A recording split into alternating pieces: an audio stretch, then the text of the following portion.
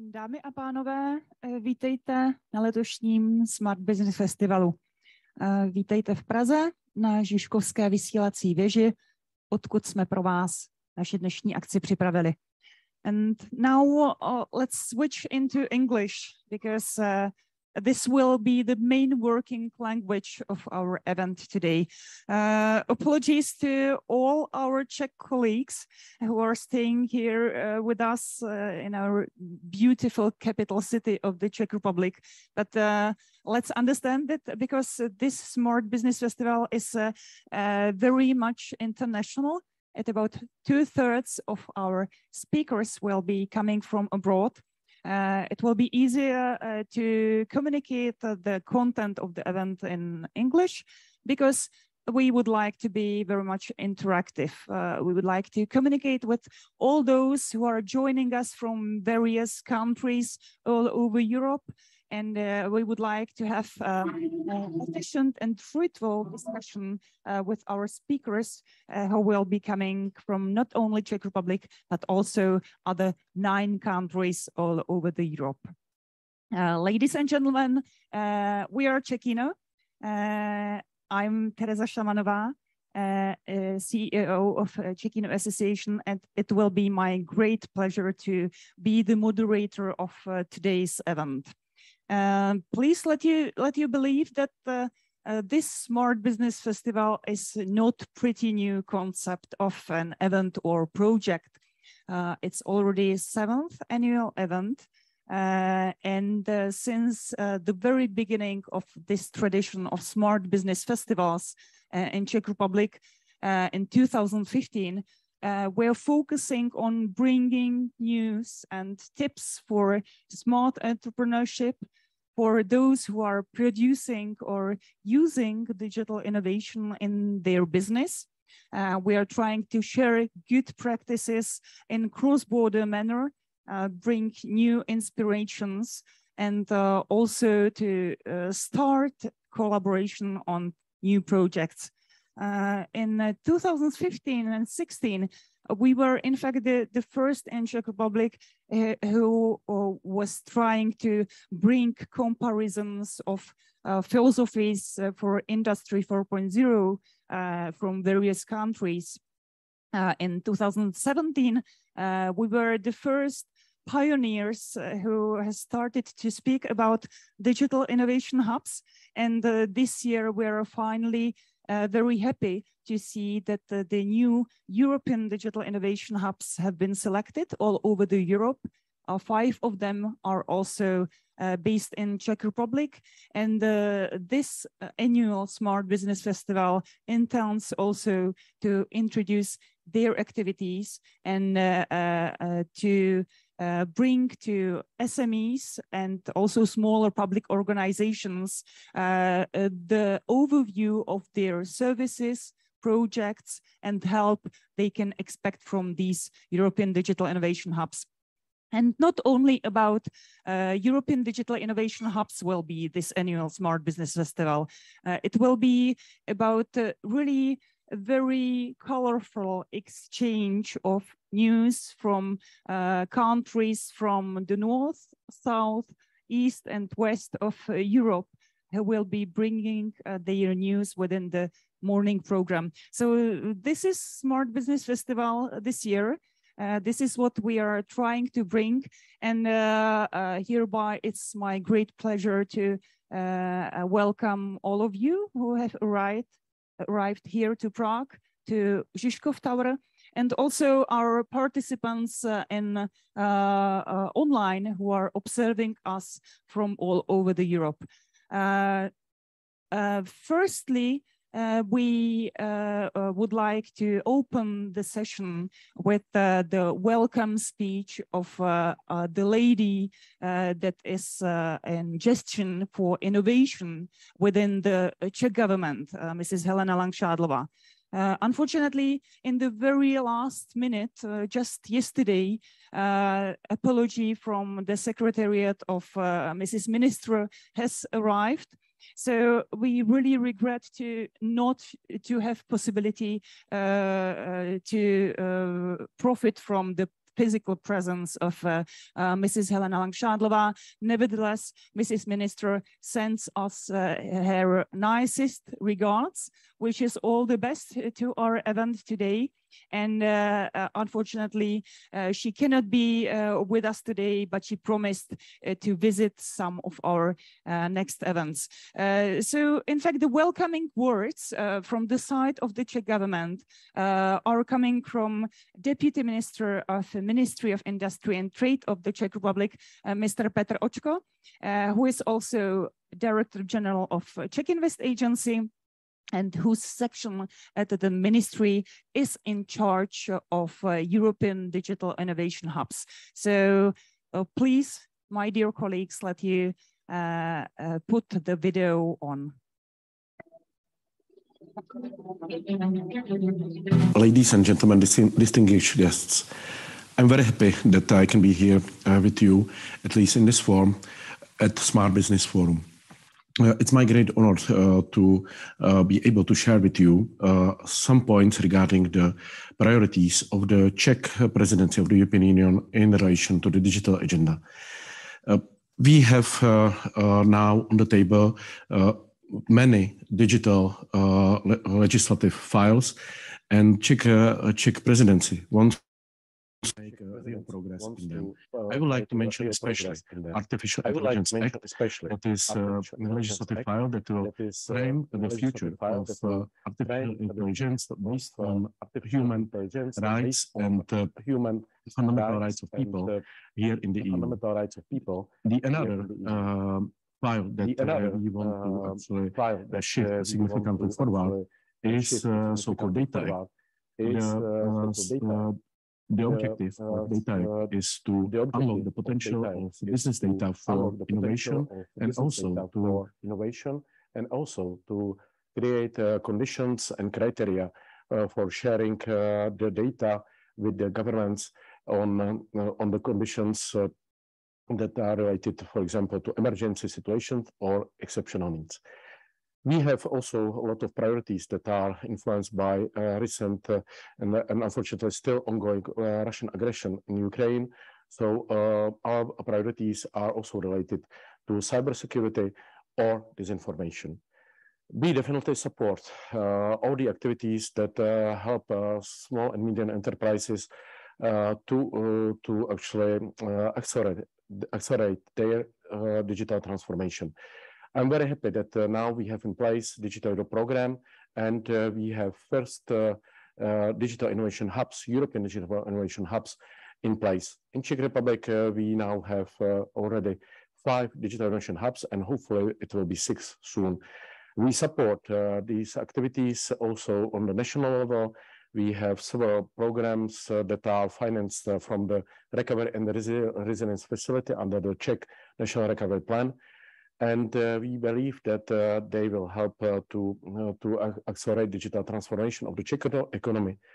I would like to mention especially the call called Digital Company in Czech, Digitální podnik, that will support hundreds of SMEs in their digital transformation. We have also other activities. For example, we support innovative projects under our program called Country for the Future. We support research and development of new applications based on 5G. We support pilot projects in Industry 4.0 using 5G and many other activities. I believe that during Smart Business Festival, you will have possibility with my colleagues and with all the experts to discuss the details of these measures and other activities. And I will be very happy to listen to the feedback from your conference. I wish you a very fruitful day and enjoy your stay in Prague.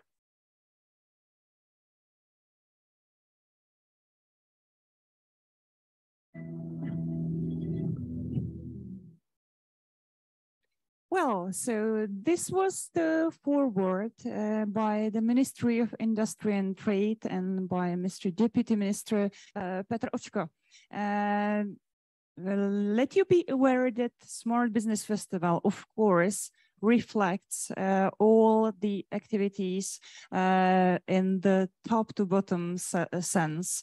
It reflects the legislative files and the strategic work done also under Czech presidency in the EU Council. But it is more about bottom-up approach, about sharing good examples, shareable experiences, and offers to collaborate immediately on various projects, also in cross-border manner. And who will bring some more European perspective is our dear guest from Brussels, from European Commission, from DG Connect, representative of A2 unit of DG Connect, dedicated to systems for artificial intelligence, and in fact the liaison officer for European digital innovation hubs at the European Commission, Mr. Matthias Kuom, who is with us just now online. Mr. Kuom, I hope you can hear us, and I hope you're ready for your initial input. We're very much looking forward to it. Okay, good morning, everybody. I also hope you can hear me. I can hear you well.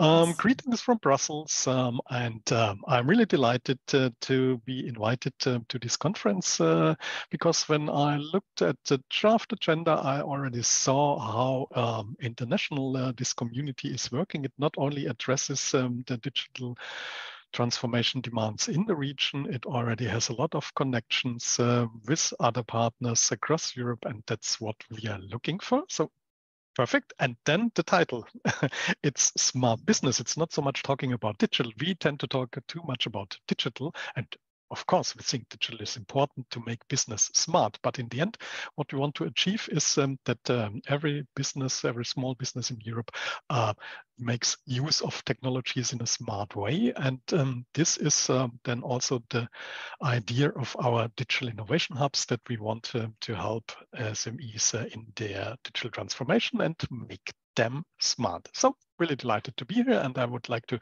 share where we are now in this process to develop a network of European digital innovation hubs. And here I brought along some slides that hopefully better explain what we are doing here, because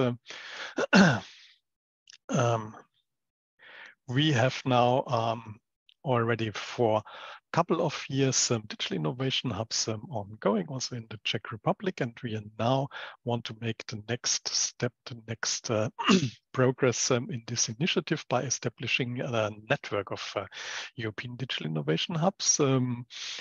We still have the same portfolio as we had from the beginning, and that these European digital innovation hubs will provide a portfolio of services, consist of course of this test before invest idea. This means SMEs can come to a digital innovation hub and test technology before they invest in them and see how this technology fits their business demands. And then also the hub can be helpful in finding the right investment support, either by funding programs or by helping getting the bank loans that are needed for these investments. So this is the set we have already developed now for several years. And what's also important is that hubs not only offer this test before invest opportunity, which is maybe more for mature SMEs that already have a clear idea what they want to do with digital technologies, but they also offer skills and training to put the digital awareness to a higher level. And there we see that many hubs have developed good programs for such initial trainings. It's not that it's intense, long ongoing seminar or progress, but that they really give this first step training that is necessary then to use the other parts of the portfolio. And what we now want to strengthen with this European network of European Digital Innovation Hubs is this innovation ecosystem and networking, meaning that the hub not only connects the different players within the region, but also connects with other hubs across Europe and also is able to identify solutions that come maybe from other European SMEs that may fit the demands of the local SMEs in their region. And also this networking will help to share best practices. This is what you also will do with this conference today. So that fits very well our concept. Where we are now, we have selected 136 candidates for European Digital Innovation Hubs in the first call. Currently, we're preparing the grants for these 136 digital innovation hubs, and in parallel we have the call 2 open, with which we want to fill gaps that we still had after the evaluation of the first call candidates. And as you can see on this slide, we also expect additional hubs that are 100% funded by national or regional support.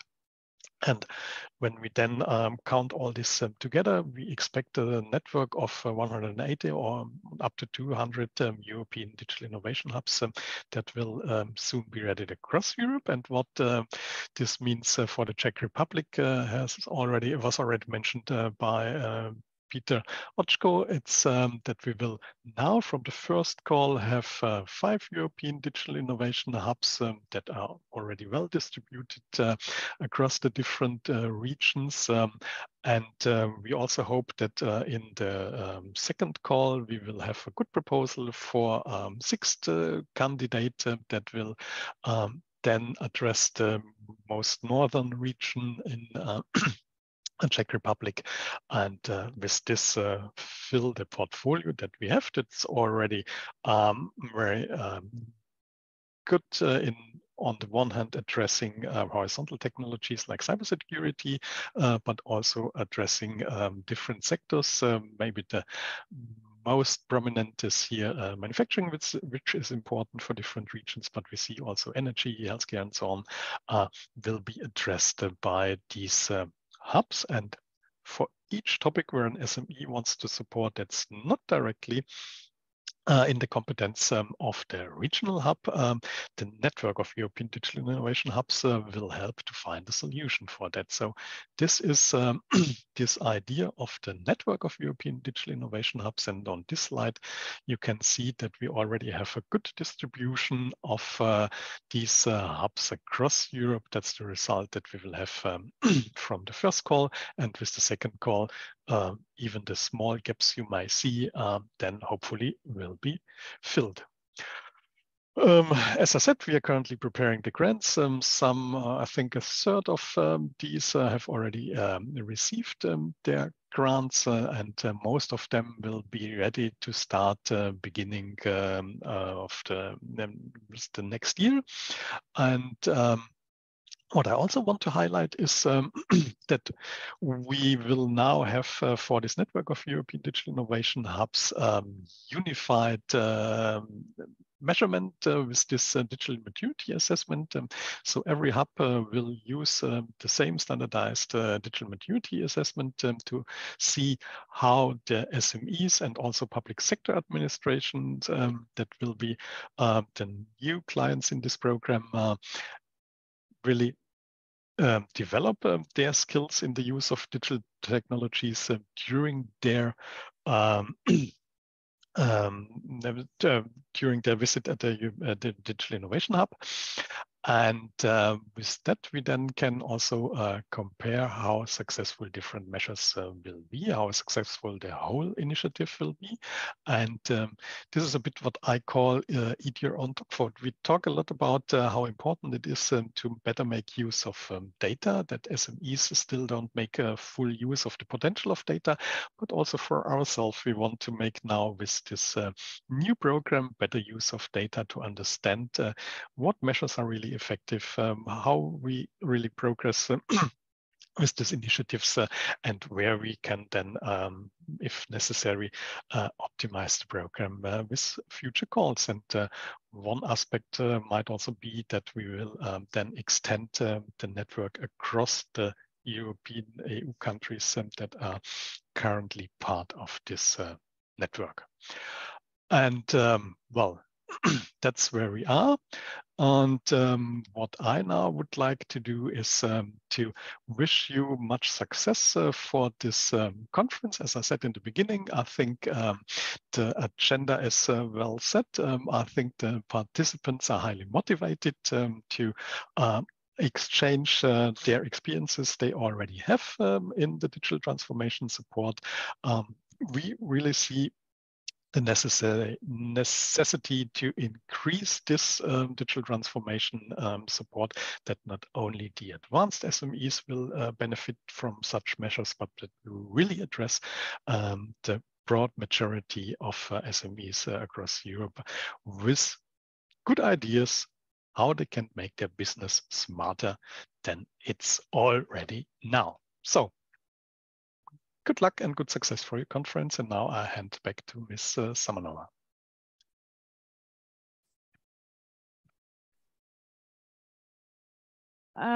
Dear Mr. Combe, I hope you have heard the hands clapping here at the Tower Park Prague, the Žižkov television tower, from where we are streaming this year's Smart Business Festival.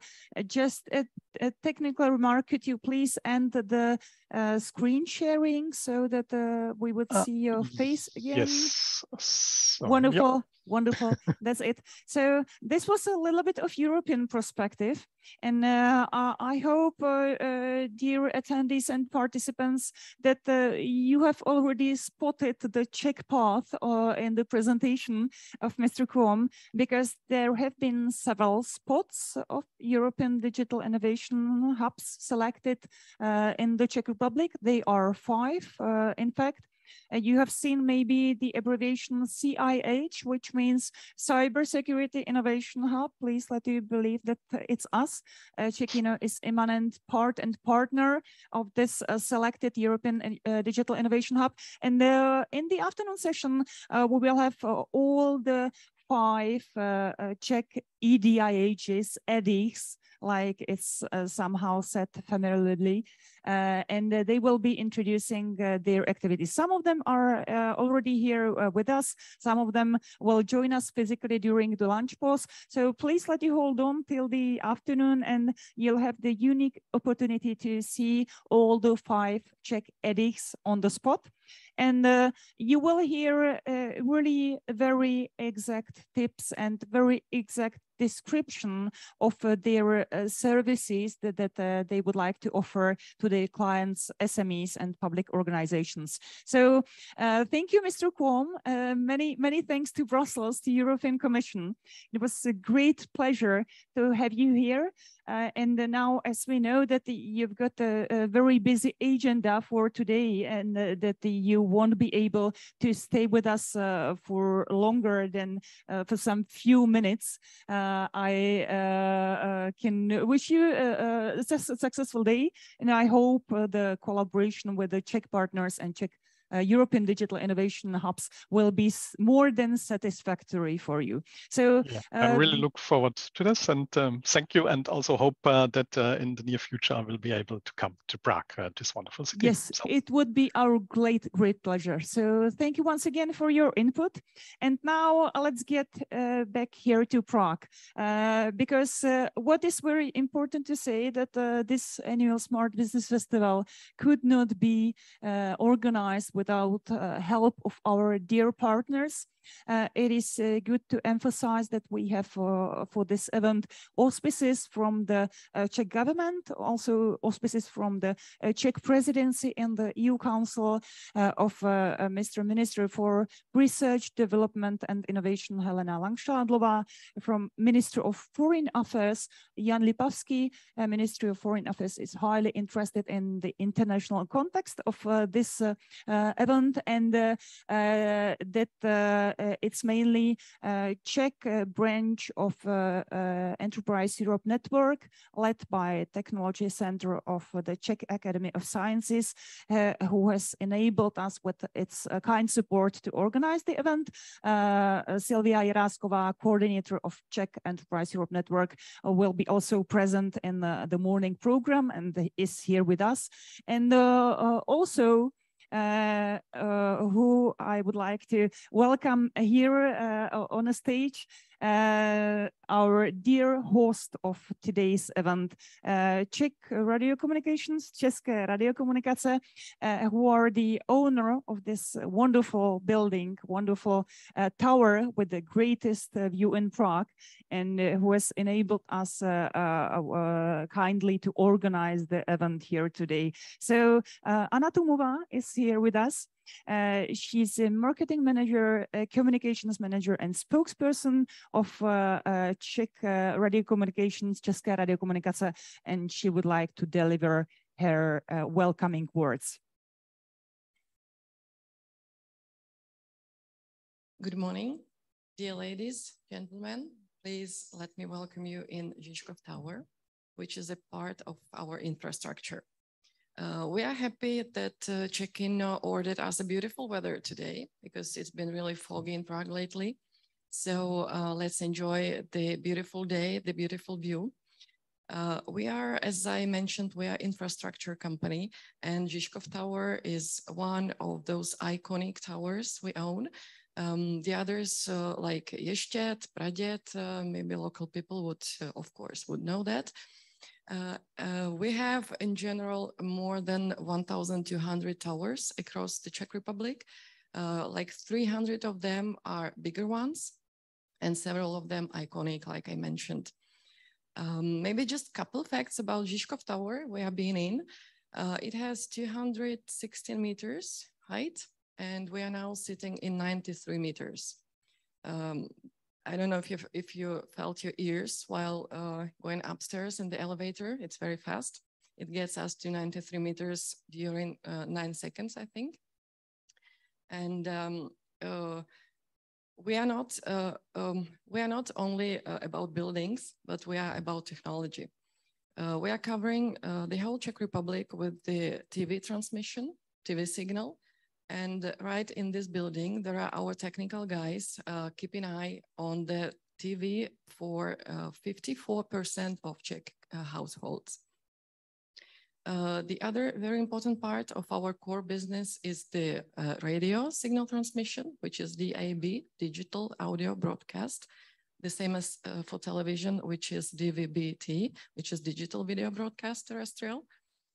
We also cover 89% of Czech population with LoRaWAN technology, which is for Internet of Things.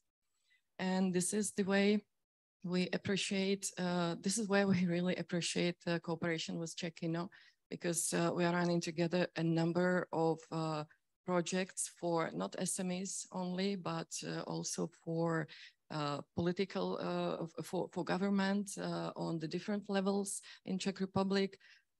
These are projects about digitalization of, as I said, not only companies, but other subjects, and it's about Internet of Things a lot. For example, we are cooperating with Czech Magistrat, running the project on emission, measuring the emissions from the cars. It's in the beginning now, and it is in a cooperation with the Czech University, Technical University. And there is the number of other projects across the Republic. We are traveling a lot to the regions, educating also about the technology in regions and in smaller companies, and transforming them into digital subjects. As I was talking about Internet of Things, it could not be without clouds. It could not be without the data center. So on the ground floor in the next building next to the tower, we are having one of the biggest data center in Czech Republic. And we're providing the wide spectrum of cloud services for companies bigger companies, smaller companies, doesn't matter, because we are very flexible in that, and we do cloud on-premise and on measure. So this is our core business mostly. And as I was talking about the tower itself and some interesting facts, so we are on the 4th floor, just some more information. We are on the 4th floor, and there are 3 observatories here. We are sitting in one of them. So I hope we're not going to turn the tower on one side. No, that's not going to happen. And another fact is, but practical fact and information, enjoy your coffee carefully. There are no restrooms here. No, I'm joking. There are restrooms, but in the other floor, it's on the 3rd floor, not joking. So yeah, this is a specific of the building. It is really a technological building. It was not mainly built for public. It was built for technology use. So this is some inconvenience, but let's say it's not inconvenience, it is exclusivity. So let us enjoy today. Thank you again for having me here. Thank you for being here in this building. And I'm looking forward for the program of today because it is really astonishing. Thank you. Thank you. Thank you, Anna, for your nice words. And I would only like to conclude with 2 tips we would like to bring together with Czech Radio Communications. Maybe within some of our next events, it would be very nice to organize an excursion to the data center here. So it's more like challenge for Czech Radio Communications to invite us. And second point, I would like to mention, our collaboration with Czech Radio Communications is really very close. This year and also last year, we have been several times in Czech regions, as Anna has mentioned, educating SMEs and also smaller public organizations, bringing them news and tips, how can they be more efficient in their daily life using digital technologies. And for sure, we will continue in this work during the next year. So it will be a great pleasure to visit your region in the Czech Republic as well, and to welcome some of you at the occasion of these regional events. And to finish the thanking to the partners that have supported us, that have supported Smart Business Festival, it is of course necessary to mention Association of Innovative Entrepreneurship, which is one of the founding organizations of our Czech Association, Association of Czech Science Parks, whose President Pavel Švejda is present here with us today as well, and our media partners, Business Info portal, and the magazine Innovative Entrepreneurship and Transfer of Technologies. So this is all related to the beginning of this Smart Business Festival. And now let's move to the first panel that is intended to introduce really very geographically distant, but hopefully they can find some few common points, tips and tricks how to collaborate in the field of implementation of digital innovation into public sphere.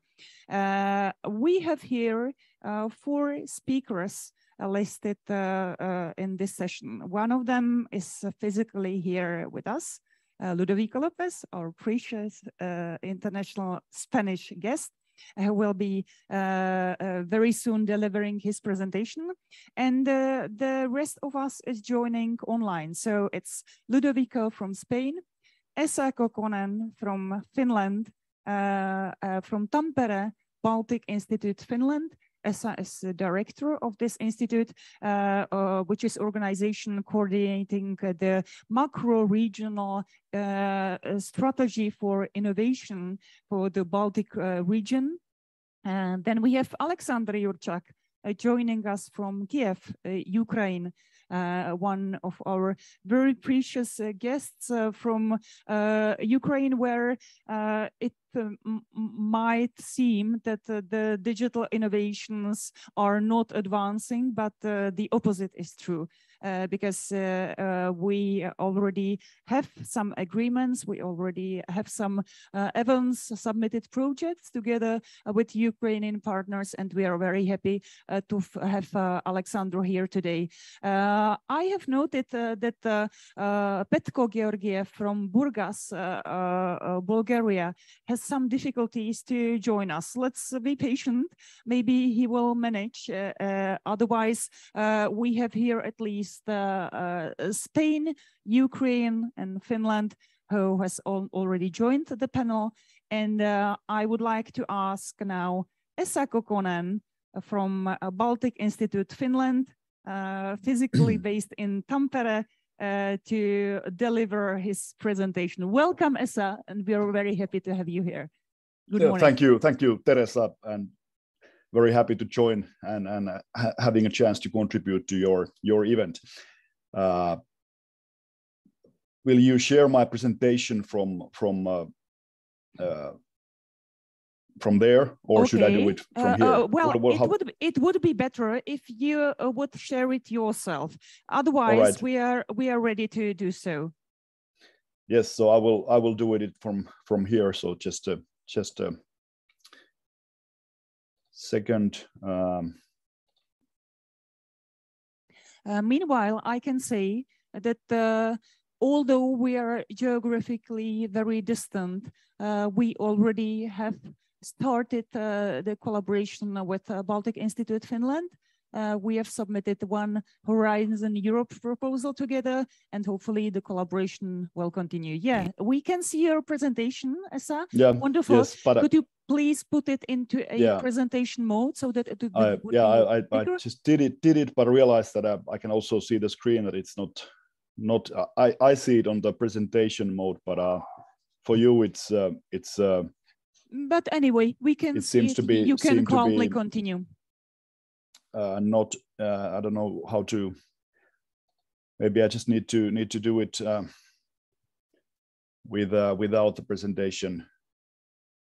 No, it's good. It's moving. We can see it. You can calmly continue. Good. Right. So starting all over again. So good morning. My name is Esa Kokkonen, and as Teresa introduced, Director of the Baltic Institute of Finland, and also Policy Area Coordinator of one of the macro regional strategies of EU strategy for the Baltic Sea region.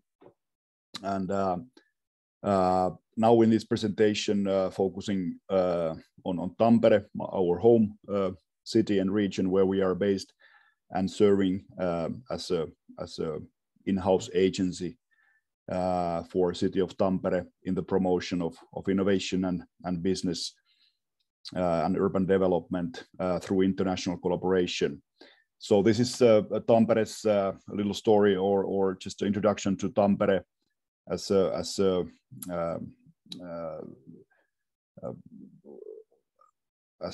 innovation city, and as regards its SME development and promotion of digital economy related activities. So some basics about Tampere, where we are. We are second city of Finland after Helsinki, very fast growing city, 250,000 inhabitants. It's a traditional industrial city of Finland, the place where industry in Finland was born in 19th century. Then later, especially based on a strong presence of Nokia company here, we have become a important hub for ICT, and the region is investing quite a lot in R&D. Of course, the figures have come down in recent years. We are a bit worried about that. So a big goal for us is to increase investments in RD&I in the region. And regarding our approach to innovation policy and business development, we've been active and already for 15 years developing open innovation platforms and ecosystems, and we'll tell a few words about those as well. As city is growing, it's investing heavily in urban infrastructure, and this using of our urban investments, growth investments, also as a platform for business development and innovation promotion is very important element of Tampere's innovation and business development policies. Here are the key business ecosystems, innovation ecosystems in the regions listed. Imaging automotive, mobility, circular economy, safety, security, IoT, connectivity, intelligent machines, health and well-being, and then also on creative side, Film Tampere as a new very important initiative. So here it represents nicely kind of our focus on and strongholds in industry and ICT and in related new technologies and opportunities. Yeah, as mentioned, we are a kind of a cradle of industrialization in Finland, and Tampere's story is very interesting, kind of a story about tradition in innovation and about related changes and how we have tackled the different kind of a transformation period during these 200 years. And again, of course, we all in Europe are in new kind of a transition period, and it's of course it brings challenges economically, but also it brings opportunities when we are together working for greener Europe and towards energy transition and digital transformation. And Tampere has experience of really managing various structural changes during its more than 200 years of history, and we hope that we are able, together with you, our European partners, to again in this current situation find new opportunities for growth and sustainable development and digitalization. Yeah, and then in the latest stage, when after the change of not very heavily Nokia-led ICT cluster and Nokia-led kind of economic growth in Tampere, so we kind of also responded that time to the challenges by changing our kind of approach and paradigm to this open innovation platform and ecosystem-based policy. And it has meant also that focus has been shifted more from traditional industries and large companies to smaller firms, new digital economy, and also urban development related innovations and smart city solutions. We are growing fast, and we are then tackling our growth related and other like sustainability challenges through our platform-based innovation policy and its activities. Climate neutral city goals are important, so we are one of those 100 cities of EU mission for smart and climate neutral cities. We have various campus area or urban district-based open innovation platforms where universities, companies, authorities, communities, and citizens co-create, interact, learn, experiment new solutions and business opportunities. Here's our illustration of our regional economic development strategy. So as seeing that kind of it pays attention to these trends and global and European challenges and opportunities dealing with a twin transition and very much focusing on data-driven kind of development and approaches.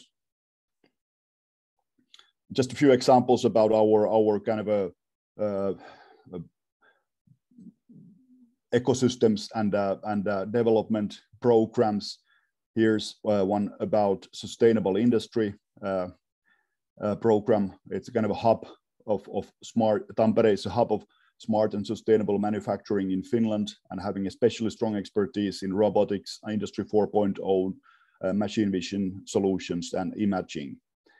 And a lot of companies in that cluster in the region. And then there's Tampere-led Sustainable Industry X initiative, a Finnish national initiative focusing on promoting digitalization and sustainable growth in the Finnish industry. Then smart mobility, another important topic for Tampere, innovation policy. And we've been active in really promoting intelligent transport for a long time already. And we are kind of a suitable, small enough, compact enough test environment for experimenting intelligent transportation. And then there's Tampere-based ITS Factory as a key operator and key platform for innovation, testing, and development in smart mobility topics, and some 40 member organizations in that community. And then AI, of course, a big topic everywhere. We have a quite strong AI ecosystem in the region. And especially we are strong in industrial AI applications, in intelligent machines, imaging, automotive, and then also emerging urban development or urban services related AI. So human-centric public services driven by data and AI. And there's also AI transformation hub established in Tampere which deals with related research collaboration, R&D, smart city development, and where our university, business development agency, Business Tampere, and companies and City of Tampere work in close collaboration. And then as regards the policy framework and for data-driven or digital urban and regional development, we have two important strategies or programs. City of Tampere has a data-driven city for citizens, kind of a flagship program facilitating human-centric AI transformation and development of AI-based services for citizens in close collaboration with our companies in the field. And then on the regional level, we have maybe as a first European region developed our own regional digital compass based on the EU digital compass. Some examples here about agile experiments and platforms regarding 5G, IoT platform based on street lighting. In our new residential area under construction, there are drone test area, and our new investment on tram line has been also utilized as an innovation platform for development of smart mobility services. Business Tampere is our regional business development agency serving Tampere, City of Tampere, and neighboring municipalities and its companies. Not going into details of their services, but they are the key operator and responsible of facilitating many of the ecosystems and providing business development services in the region. And we in the Baltic Institute of Finland, we are also as Business Tampere serving the City of Tampere in its innovation and urban development, but with an international cooperation focus. So our focus is on EU project development and serving and supporting City of Tampere and the region in its European cooperation and projects, and working in close collaboration with Business Tampere. So that's all from my side. Here's my contact information, and thanks once again, Teresa, and all the organizers for the opportunity to present Tampere and our activities on digitalization and SME development. Thank you.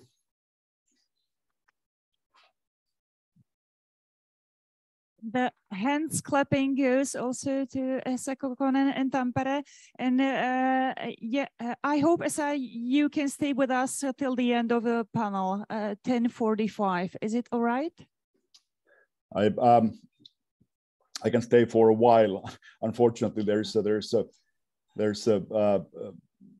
was this overlap that I'm going to Brussels, traveling to Brussels, actually in connection with one of our digitalization related projects. We will have a final seminar in Brussels tomorrow, and I need to catch the train soon. But I will be as long as possible here, and actively, of course, following. And my colleague from the Baltic Institute is also joining, and we are happy to learn about your and from the other speakers, and then definitely will be available to provide further information or answer questions also after the event. So we have to be quick with the questions right on you. And I see your colleague Johanna Vanes among the participants. I have just invited her to the panel, so she can possibly answer the next questions. But my first question, and very simple, goes to you, Esa. Is there any space for collaboration for the Czech companies that are active in the field of smart transport, smart construction works, or other topics that you have mentioned in your presentation, like, for example, IoT solutions and so on? Is there any possibility to join you, or maybe to reach you also in collaboration with the Embassy of Finland here in Prague, who is very keen on collaboration between the Czech Republic and Finland in digital? So yes, definitely for all these mentioned programs and platforms and ecosystems, of course, international collaboration and the promotion of international collaboration is one of the key objectives. And especially they are focusing on of course, European collaboration in the framework of EU programs and financing, and in different European innovation networks. So they are actively, of course, for us, especially as a small Northern European region and country, of course, this is we need to invest heavily in the really building the connections. I don't have the details here that how much there has been already collaboration with the Czech partners in connection with those different platforms, but there has been, even ourselves, we have been working with some Czech partners in our projects, but there's an opportunity, and smart mobility is one interesting topic. AI is and then digitalization of industry. So we are definitely interested in hearing about your expertise and discuss cooperation opportunities, and welcoming also you to visit Tampere, and happy that we have now this connection with your organization, Teresa, through our joint project development work, and we hope that we can together promote business cooperation opportunities for our companies. Great. So I'm noting my first homework for us, because we have here on a spot or in our Central European Platform for Digital Innovations many handsome companies that are working on the topics you have right now mentioned. Let's make some plan. Let's collect those who would be interested to collaborate with the Finland and Tampere region, and maybe I will connect you with the companies directly, or we can organize a kind of a exchange of offers or requests for collaboration of the possibilities that could be open also for the Czech companies, because this is Smart Business Festival about to collect what is being happening abroad, and to attract the Czech companies and the other players to the cross-border collaboration. So thank you again, Esa, from this introduction from Baltic Institute Finland, from Tampere. wish you a good trip to Brussels, and hope at least Johanna Vanes can stay with us till the end of the panel to answer the possible questions and to contribute at the conclusions that we would like to formulate. And now the microphone and camera goes to Kiev, because Alexander Jurčák should be ready to bring his presentation. Alexander is president of Ukrainian Cluster Alliance. It is a very broad initiative in Ukraine, formed right at the beginning of this year, when the Ukrainians realized that maybe it won't be possible to meet physically for some time, but that it is necessary to join themselves and to form a strong alliance that will create a counterpart for foreign partners of the Ukrainian innovative ecosystems. So Ukrainian Cluster Alliance currently groups, maybe Alexander will correct me, but if I'm not mistaken, 39 clusters. And many of them are focused on digital technologies, including Alexandra's Home Association, APAU, the Ukrainian Association for Smart Automation. We have met Alexandra and the Ukrainian colleagues within BOE project, which is one of our European projects supported from Horizon 2020. And as they are for us really reliable partners, there is already some shifting of this collaboration. We have signed a memorandum on cooperation. We have submitted several European projects together. We are planning visits of the Ukrainian delegations to the Czech Republic last year, and we've already had one this year at the occasion of engineering fair trade in Brno. We have organized a Czech-Ukrainian Smart Export Forum focused on topics like cybersecurity, smart cities, Industry 4.0. So Alexandra is joining us again. Welcome, Alexandra. And this time it will be more about smart cities, regions, and communities, where we already have a Czech-Ukrainian working group set, and where we are really keen on the current news from you and Kiev. So the floor is yours. Yeah. Thanks, Teresa. Hello, everybody. Do you hear me well? Yes, we do. Okay, and we great. can see you as well. So thanks for this invitation, and thanks for your support. In fact, you have already done my short presentation. Maybe I will complete by a few slides.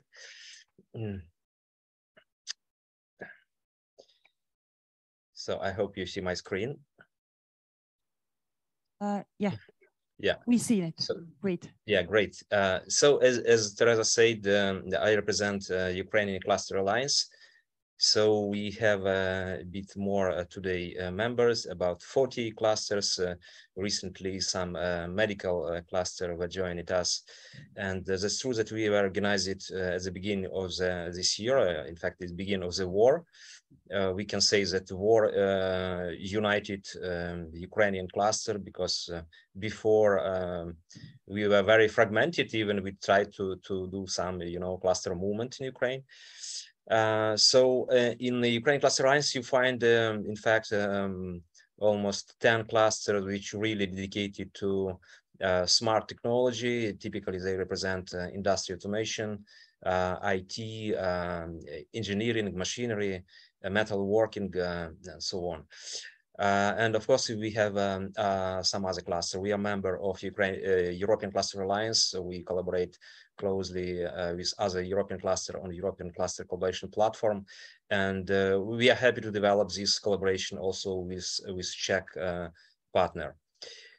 So as Teresa mentioned it, I manage as well APAU. This is Association of Industry Automation of Ukraine. We exist more than 10 years, and we unite more than 300 members, mainly in advanced manufacturing or industry 4.0. And in terms of innovative ecosystem, we play the role like orchestrator. We try to build, common some collective assets like tools, mechanism, different kind, what was mentioned today, like network of digital innovation hub or innovative clusters, but also some digital tools like matchmaking platform. We have a special program of internationalization, integration into European Union and so on.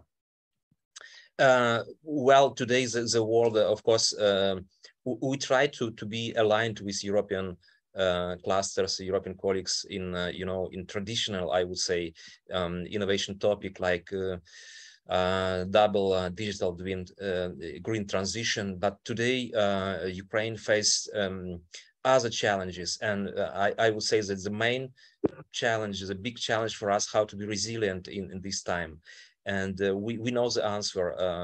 This slogan, "Professionals for Ukraine," was proposed by our Italian colleagues, which from the first week they supported us in this war.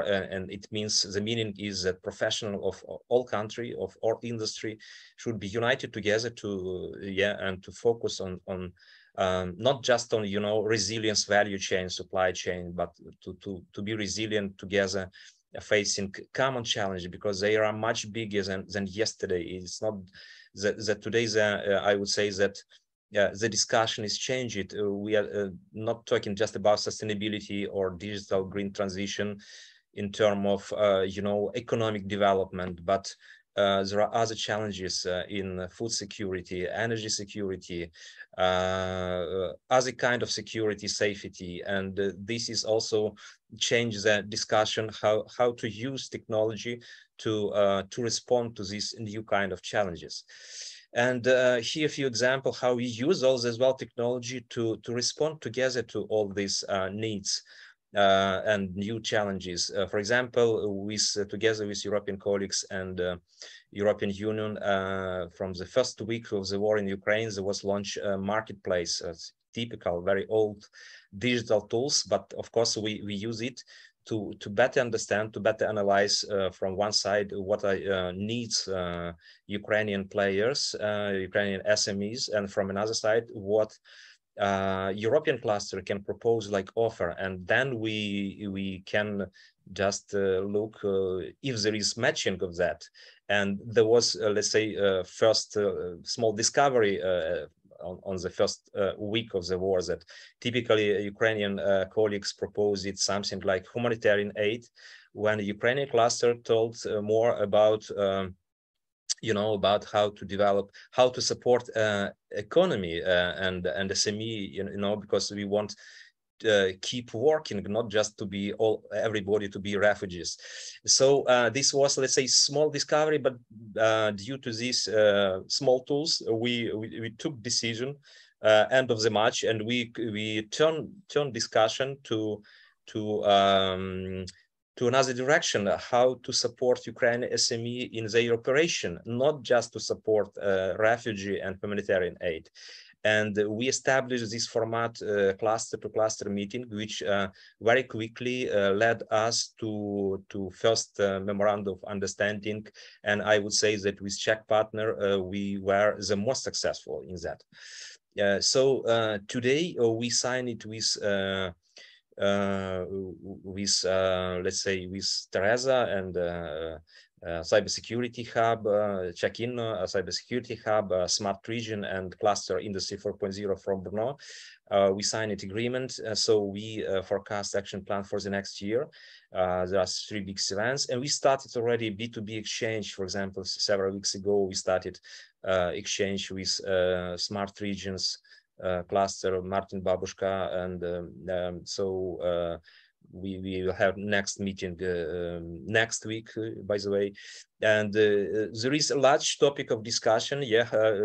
First we discuss about status state of this approach in both countries, and then we start to find a touch point, what project we can cooperate, what best experience we can share, and so on. So this bilateral approach, today we try to extend to other neighbors countries like Poland, Lithuania, and we forecast as well a very close exchange with France. And of course, from our side, we prepare something like more, more strategic vision, how to go in this new situation, in new environment, to consider technologies. And we propose these documents that exist in English, top 10 proposal. And typically you find here something like, I would say, traditional.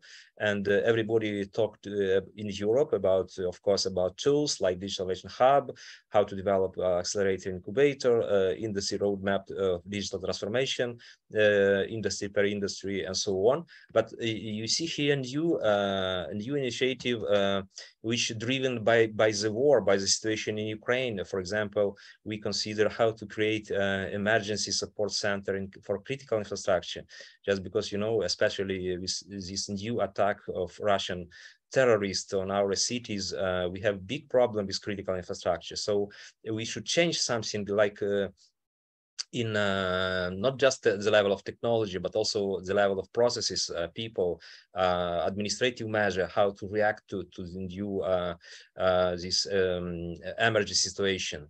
Or another initiative, it concerns it's about outsourcing industrial automation, because everybody maybe know about Ukrainian IT sector. There is about 200,000 programmers which work, which already integrated into global chain, and well, let's say 90% of Ukrainian IT sector, it's about outsourcing. But who knows about potential in Ukraine in industrial engineering? But in fact, it's enough big, because we have also many thousands of engineers which can be integrated into your project, into your value chain. And today we will launch this program of outsourcing, because it's, let's say, it's the most safe to work remotely with today with Ukrainian businesses. Another initiative, it's about dual use technology, because it's also, maybe you know that our Ministry of Economy, they started to target this sector among the target industry, yeah, just as well, because it's like response to the challenges of the war. So as well, this technology we use to support ecosystem. You can go to this marketplace created, it's called Land for Developer, and you find not just innovator, but also outsourcing database for free engineer. We start from small quantity, but anyway, it's several already, more than 400 free engineers. And you can just quickly find company, they contact and start cooperation. But I would like maybe to summarize with this, principle of 5.0, because it's not for us, it's not about technology, but it's rather about value, about how how approach to development are changing. And this human-centric approach really very close to us, because it's we are talking not about like before, competition between a big brand, international company, but we are talking about collaboration of ecosystem. And this collaboration of ecosystem push us how to be more resilient and more sustainable. And this, let's say, this vision, this value, it can be strange, but in fact, this is very close to us, to what we feel and how we act in Ukraine. So to be more practical, once again, we try to develop and build common agenda with our country. And Czech Republic, many thanks to Teresa Shamanova, because for us, she's the leader of this collaboration between Ukraine and Czech Republic. We try to build this common agenda by different lines, different axes. And well, there is something it was already mentioned. I would like maybe just to add one line. This is in red because this is quite recently, because after our visit to Brno, it was the beginning of October, but 10th of October, Russia started these systematic strikes to Ukrainian cities. So it's like terrorist attack. And in fact, we have big demand today for energy equipment delivery. There is special initiative launched at the level of European Union, like counter response to this energy crisis in Ukraine, because many Ukrainian cities today we stay without electricity during several hours per day, even Kiev, even big city.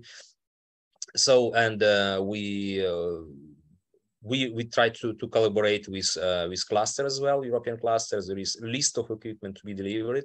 It's not obviously for free because we are talking that there is huge deficit of such equipment like electrical generator, UPS, power bank, and so on in Ukraine, just to ensure backup supply to offices and to enterprise. So all this, let's say, our vision where and how we can collaborate, and I would like to thanks again for your support and for this invitation.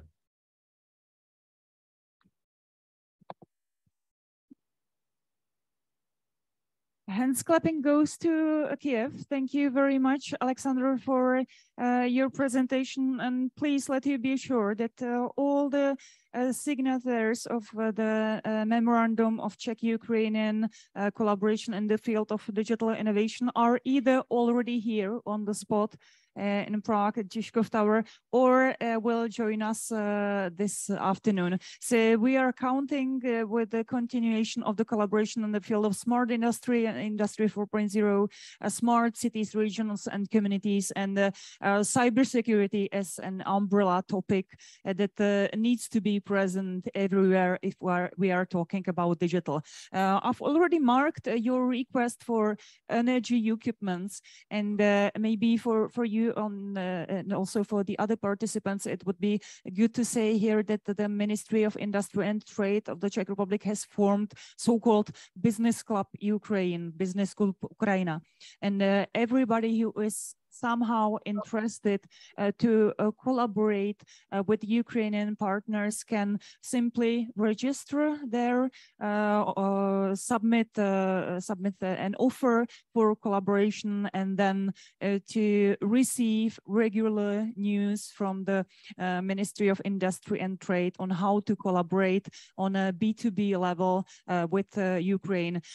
Business Club Ukraina is mainly intended for companies. So I already see here some of the Czech companies that might be interested in collaboration with you related, for example, smart construction works like 3D printing of concrete buildings or part of buildings. We have one of these companies present in the Bowie project, and the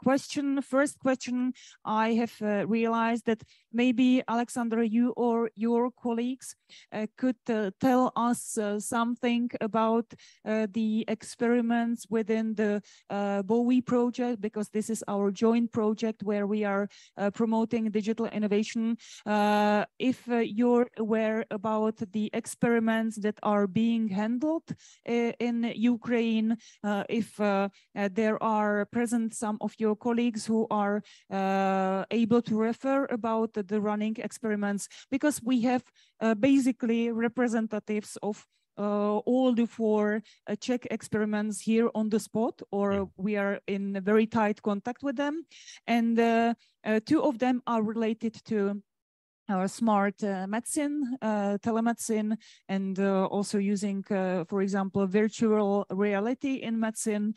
The third one is related to smart construction and the mentioned 3D printing of concrete, and the fourth one relates to smart production and simplifying the industrial production with the digital technologies and artificial intelligence. So how about the Ukrainian experiments? Do you know something about them? Yeah, I know that they are under development, this experiment. So we collaborate closely with Kiev Polytechnic Institute, which is our digital innovation hub. and they have 4 SME working on experience, but it's, they mainly in in manufacturing. So there is one experiment in asset performance management in grain storage, like elevator. Another one, it's about digital twins in boiler, heat exchange. One more is about well, it concerns of design, how to make digital copy of design documentation with using artificial intelligence. And still another one is about predictive maintenance in manufacturing. So they are mainly concerned with manufacturing, but I know that our digital innovation hub they are in close relation with they partner. I think they have a Polish Institute of Lukasiewicz. So I'm not very aware in which whether they cooperate with Czech DIG. Yeah, no problem. I just wanted to offer one concrete point for possibly to be collaboration of our companies, because I see some of them here among the participants on the spot. Nevertheless, Alexander, the same question as to Esa. Could you stay with us till the end of the panel, which will be basically within half an hour to participate on formulation of the outputs? Yeah, with pleasure. Yeah, great. Yes, then we have in front of us the presentation that will be delivered here on the spot by our dear Spanish guest coming from Andalusia, southern Spain, exactly Malaga. Ludovico Lopez is a kind of a Renaissance personality, because he's a representative of a global cloud group in Spain. He also represents a Spanish Gaia X initiative. He will talk about it a little bit. And one of very important focuses of his activities is 1,070 kilometers hub, which is basically the length of the coast of Spain and Portugal that is somehow related to the transatlantic internet connection, which is also a challenge and possibility how to collaborate. So Ludovico, it's completely yours. Here is the microphone. The presentation is ready and we are keen on listening to it. Thank you. Works. Thank you. Yeah, it is. Hi. Okay. Hi, everybody. This is a pleasure for me to be here, to be hosted by Teresa. And also I would like to thank you, Teresa, and all your team. And obviously, Martin Babuska from the Smart City Cluster, which we've been collaborating for the last 12 months on different initiatives. Well, as you said, Teresa, yes, I'm involved in a number of initiatives on the Spanish side. Obviously, we are far away from Prague, but this is a magnificent city really to discover the possibilities on the region. And basically, I think that the pandemic has bring us together. I mean, today we don't have any limitations in terms of locations. And the south part of Europe, which is Spain, which today I'm representing not only my company, but also I'm representing Gaia X Spain in terms of SMB. I'm a member of the board of directors in the board members of Gaia X Spain, which we do represent all the development of the startups all across the territory. In the other side, as Teresa was saying, because of the pandemic, we have been developing different initiatives because we understand that there was quite a number of issues in terms of digital transformation.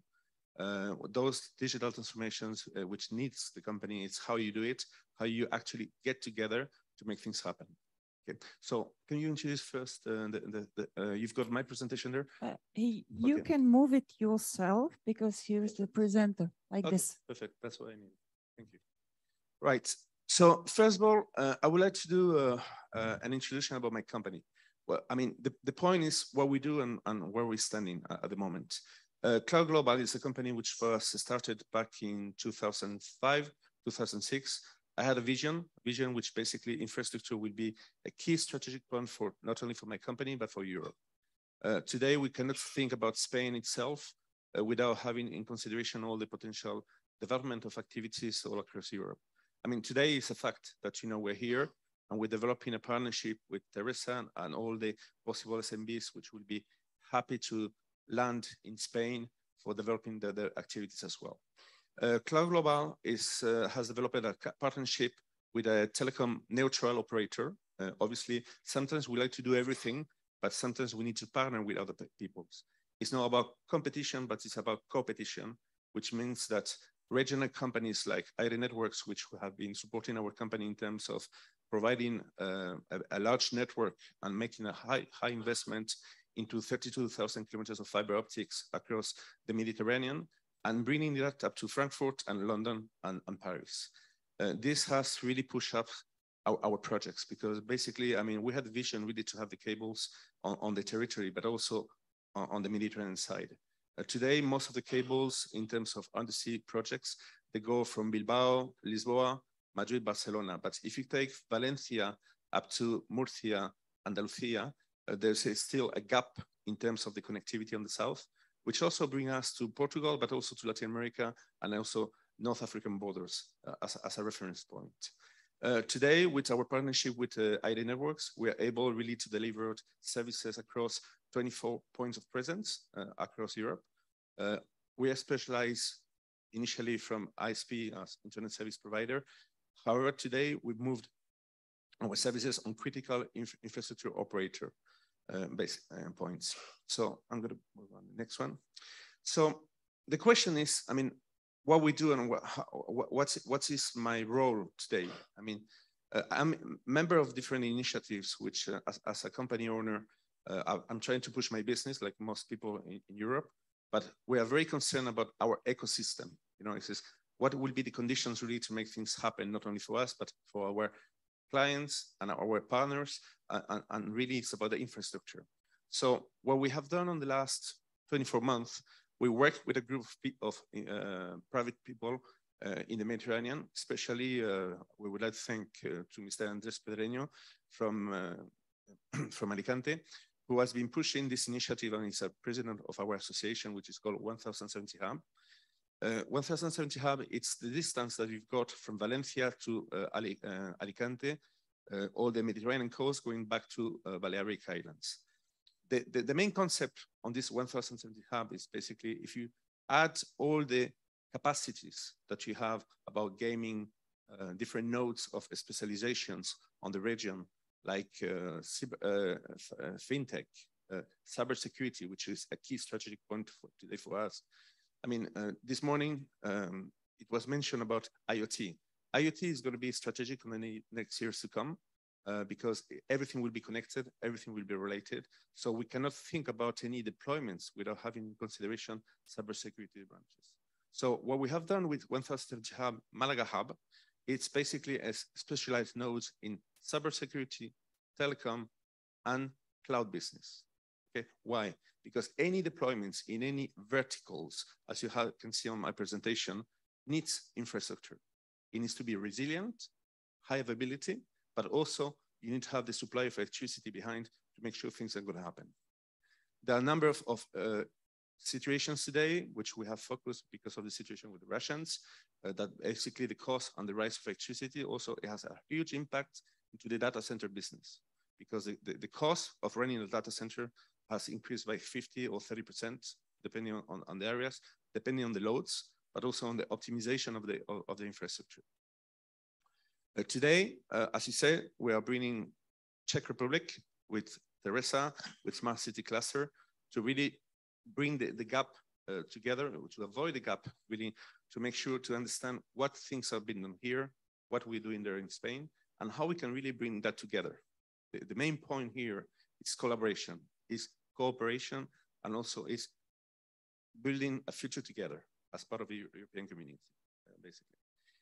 I'm a member of the Gaia-X Hub Spain, which is one of the initiatives that's been done basically through the Secretary of State, Mr. Carmen Artigas, who's been promoting and supporting that. The location where it's based, the Gaia-X Spain is Talavera de la Reina in Spain.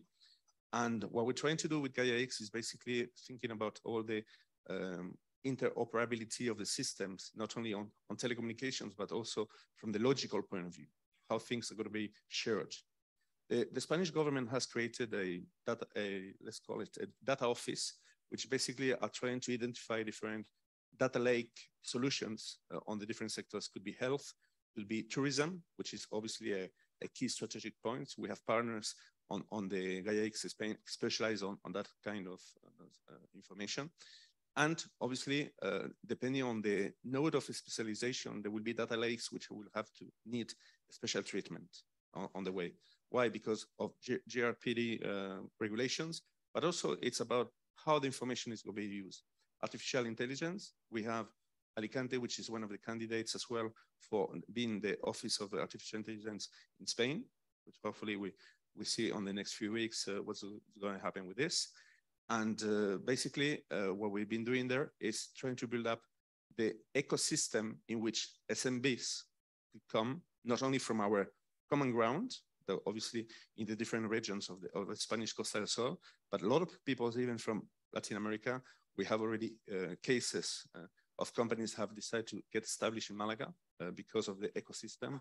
We have a Malaga Tech Park, which has got about 650 companies, 23,000 employees of technological companies, as an example, and it's pulling really a lot of capacities on. It's a good location because of the cost of life, because of the weather conditions, and also because of the environment, which is really pushing up the startups. In addition to this, I would say also on the ecosystem of 1070 Hub, we have developed, and we are in the process of developing with different universities, an Institute of Digital Transformation. Actually, it's not about technology, it's not about money, it's about people and organizations and business models. So obviously we are very open to discuss with the Czech Republic and all the different members of the smart city clusters and the different associations. What are the possibilities, to collaborate, to see, understand what are the best practices done here or back in Spain, see, to compare what we're doing and what can be improved. Because at the end of the day, we should not double things in one place and the other. We should really optimize the money which is delivered by our regional governments, but also by the European community. This will save money in a long run. It will require an effort to understand exactly what's going on in every region. And then together we'll be able to build up a better future for us. In the other side, well, from GaiaX Spain, I would say that GaiaX is a lighthouse project. When we talk about hubs, digital innovation hubs, it's really the key point on what we're talking about. On the initiatives, they've been elected, Teresa, which congratulations to you as well. I would say that is the key point is what are the specialty in every node, in every region? What are the industrial capacity or the technological capacity? If you bring that together, what is going to happen is going to be the initiative and the market development is going to be there. Together, GaiaX, it's really the hub of the lighthouse of the projects, which means that we are trying to settle down what we can do, what are our capacities. We should not rely only on tourism, for example, in Spain. Should we start with railways? Should we start with artificial intelligence? Those new initiatives together with the digital innovation hubs are really putting the value of this proof of testing before you invest, to make sure that the things are going to be working on that point. As Digital Program Europe, I would like to share this link. This video is basically where we're standing because, okay, thank you. I'm going to share with you this link. Let's see if it works. Yeah. Unfortunately, it's not. You got it here? Okay. I need help. Excuse me. It's not. Yeah. Can you get back? Yeah. Okay, so my colleagues will get back to the presentation. Yeah. Could we do that? Yeah. Yeah, there's a link there, if you can send. Well, it's a PDF version, so. Okay, so you had it. Okay, fine. Don't worry. So we move on the next. Yeah, my colleague is trying to do so, but yeah, sorry, we didn't know that there's some video. Okay, that was the last version. Sorry, don't worry. It's been a mistake. Okay, so basically, it's about where we stand in Europe. When we talk about data cloud and sovereignty, mainly the point here is when we're talking about infrastructure and telecommunications, we have to talk about data location, data center sovereignty, and how we could build up really a European hyperscalers, especially because we have critical information from administrations, and we have also from private sector. Today, what we're trying to do with Global Cloud Group, our company, basically, it's partner with different companies across Europe, in which we can really build up these federated data center networks, in which basically we're going to be able to have the security that the data is used in a proper way, that if you've got medical information or you have any kind of other information which is critical, like for cybersecurity, is treated by the right people and the right organizations. So this is really fully aligned with the targets that the European Commission has got on that point. So Gaia X, at the end of the day, what it's doing, it's regulating the way things should be interact at different levels. You know? And what we're doing in Malaga, in Spain, with the Gaia X in Spain, is we're trying to build up these use cases on the different sectors with the data office. From there, we will be building up a real case which could be shared with other countries across Europe. I mean, the Gaia model, most people know it. For those that don't know it, I mean, we have it here. This has been shared by our data officer from the ministry. So he's been very kindly to share that with us. But Teresa, you will be able to share that as well with the opponents. Anybody would want to have a look to that. And I'll be very happy to answer any question you have on the general technical side. Obviously, I mean, I don't really want to bother people, you know, about technical points, but at the end of the day, today we are a lot of challenges from the technical side, which are make things happening also because we have 27 countries or 26 countries, depending on how we count that in Europe, and everyone's got its own way of thinking things. So in Europe, North Europe, you have one cloud in a way. Spain sees a different way, France sees a different way. So what we're trying to do with the Gaia X Spain is basically trying to get this common ground for everyone. Basically, you've got the Gaia X architecture, which could be federated architecture. It could be centralized or decentralized. If you talk about databases, it could be centralized system. If you want high availability, you will be able to replicate maybe in Czech Republic and Spain, data center capabilities. And then we have a layout of higher security, first of all, because of the locations, and also because of the distance, which will be the data in terms of security. When we talk about Gaia Spain, as I said, EU federated networks and data centers. I mean, today, we should not think about only ourselves as a single country. We should think about Europe in a whole. I mean, if we talk about that, as I said, you could have a center node, or you have a node which is fully redundant, and then you'll be able to share it in different areas. The integrated fully data models for public and private sector are fully fundamental for the next years to come. In the way the software is designed, the way which is delivered on the systems. When we talk about edge computer, when we're talking about 5G, it's not anymore like a server client solution, it's microservices. And this is going to make an implication of a lot of changes on the technology side from the software development side, basically.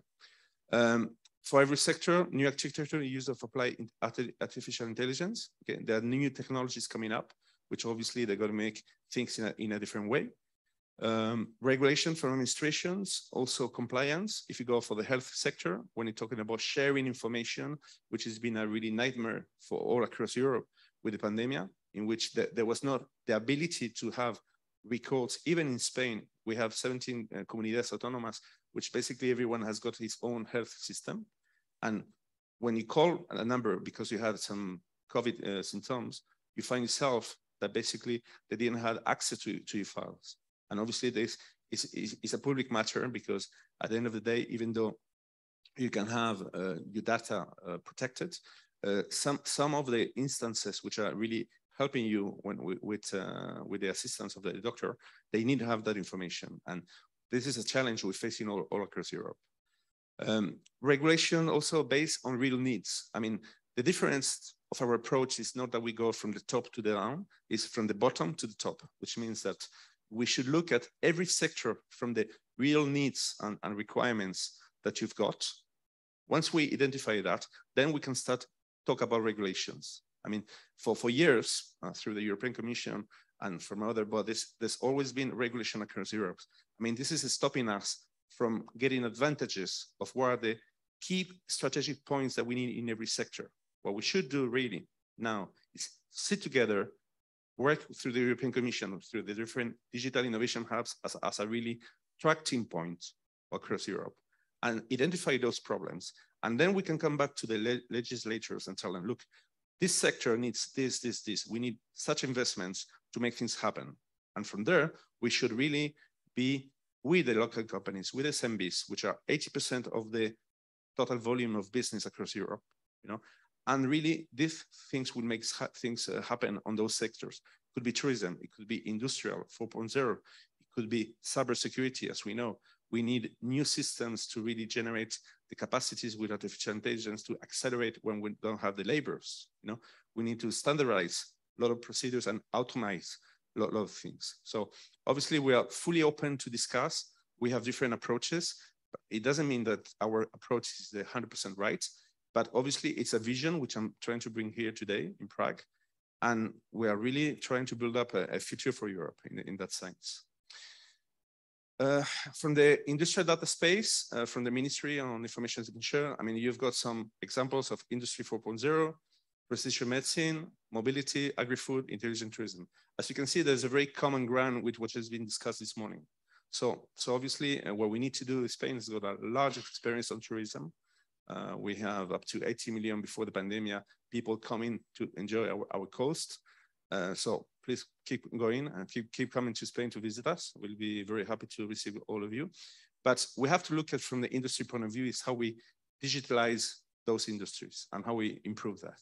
So those are an example, but obviously all verticals, even new verticals that we're not considering now, in the future will be generating employments. From the European point of view, today there's been 3 points that's been treated: data, infrastructure, and energy. We have a huge problem. We have a huge problem from the energy security and energy sovereignty. We are fully dependent on gas, as you can see. We expected really, we'll talk about green technologies, but we're not using green technologies to support our industries. So today we have the opportunity to really start to think over how we will build up our security with maybe a future European cybersecurity agency, maybe the possibility to build new infrastructures in a new concept with those IoT protections.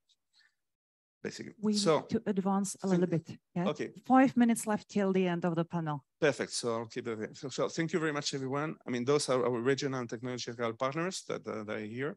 And I'm open to any question you may have. And thank you also to Alberto Palomo, from the data officer from Spain, to support our presentation. Thank you. So this was the offer of collaboration from Spain. And dear participants, dear Ludovico, let you be aware that really the Gaia X initiative in the Gaia X Hub in Czech Republic is underway and under preparation. And that we're in contact with all the at least 5 industrial sectors that have been mentioned as the very important elements of the shared data spaces within Gaia X. Very simple question. What can Czech SMEs take from all this? How can they approach the collaboration?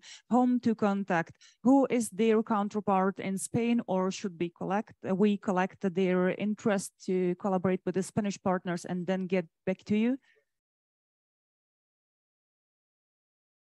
Yeah, so basically, I mean, they could do either through the embassy, but also through you or through Martin Babuška from the Smart City Cluster, which have been working with us on this collaboration for the last year and a half.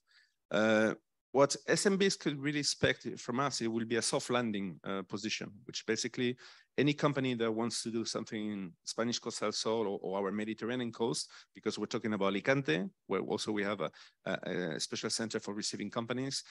We have different initiatives in all our Mediterranean coast. We'll be very happy to go with them, support them, help them on setting up the companies, looking for banks, looking for possible locations where they can develop their activities, and also their counterpart on the regions, which means that in somehow it's not only about making business ourselves, it's really to support your business and make sure that you be successful on the way you run your business here in Spain. And there will be open bridges really to see, even with universities, research centers. I mean, we'll be very happy to support all those companies that be willing to come as a soft landing, especially SMBs. Thank you for that. 1 minute left for the comments of our dear panelists joining us from Ukraine and from Finland. Johanna Vanes is still with us on behalf of Baltic Institute Finland, Alexander Jurchak from Kiev, Ukraine, and Ukrainian Cluster Alliance. And unfortunately, last minute apologies came from Petko Georgiev from Burgas, because he's experiencing some acute health problems and could not join us today. So it will be just among Spain, Finland and Ukraine. Does Alexander or Johanna, on behalf of Baltic Institute Finland, want to say some last concluding words related to this panel? Please feel free to do so. Yes, this is Johanna. Can you hear me? Yes, we do. I'm afraid my camera doesn't work, but I guess you see my Zoom picture, so I'm almost there. Thank you for all the presentations. A few comments. I was listening carefully to what was said by Ukrainian and Spanish colleagues. And to Mr. Jurchak, I think the industrial background of Tampere that was presented by Esa earlier in his presentation, it opens up a lot of common ground. We have advanced manufacturing that was mentioned is very important to us, and all aspects of industry renewal. We are also a part of a network called Vanguard Initiative, which is a network of about 40 industrial regions in Europe. And we have also been running some projects related to industry renewal, and digital innovation hubs are important for us. And when it comes to energy, we are starting very quickly and hope to advance quickly with the sector of hydrogen, because the ongoing energy crisis is, of course, crucial to all of us. Then at some point, the fact of skills and talent was mentioned, and talent attraction is very important for our region. We, like so many other countries in the world, are suffering from the demographic crisis. So we definitely need foreign talent, interregional talent from somewhere outside Finland. And this is where we hope that our European networks can help us. Then in the Spanish presentation, Gaia X was mentioned. I don't think Esa said anything about it in his presentation. Gaia X Finland has been established, and it's working under several working groups, which include industry, health, circular economy, mobility, skills, smart cities, and a couple of more. So that's also a good opportunity for all of us to join forces. And what comes to, if you're interested in working with Tampere or Finland, Esa and I are open for any questions or suggestions, and we can act as a one-stop shop for all of you. We're not directly working with companies that much ourselves, but we have a lot of good networks both in our region and also nationally. So feel free to email us. Teresa has our contact information. Thank you. Thank you, Johanna. Unfortunately, we are out of time. So thank you, Ludovico, and thanks goes also to Alexander Jurchak to Kiev. We're definitely staying in touch. And dear ladies and gentlemen, this was our first expert morning panel of Smart Business Festival that has presented some tips and tricks how to collaborate in the field of digital innovation, with some coincidences also with the public sphere and regional development all over the Europe.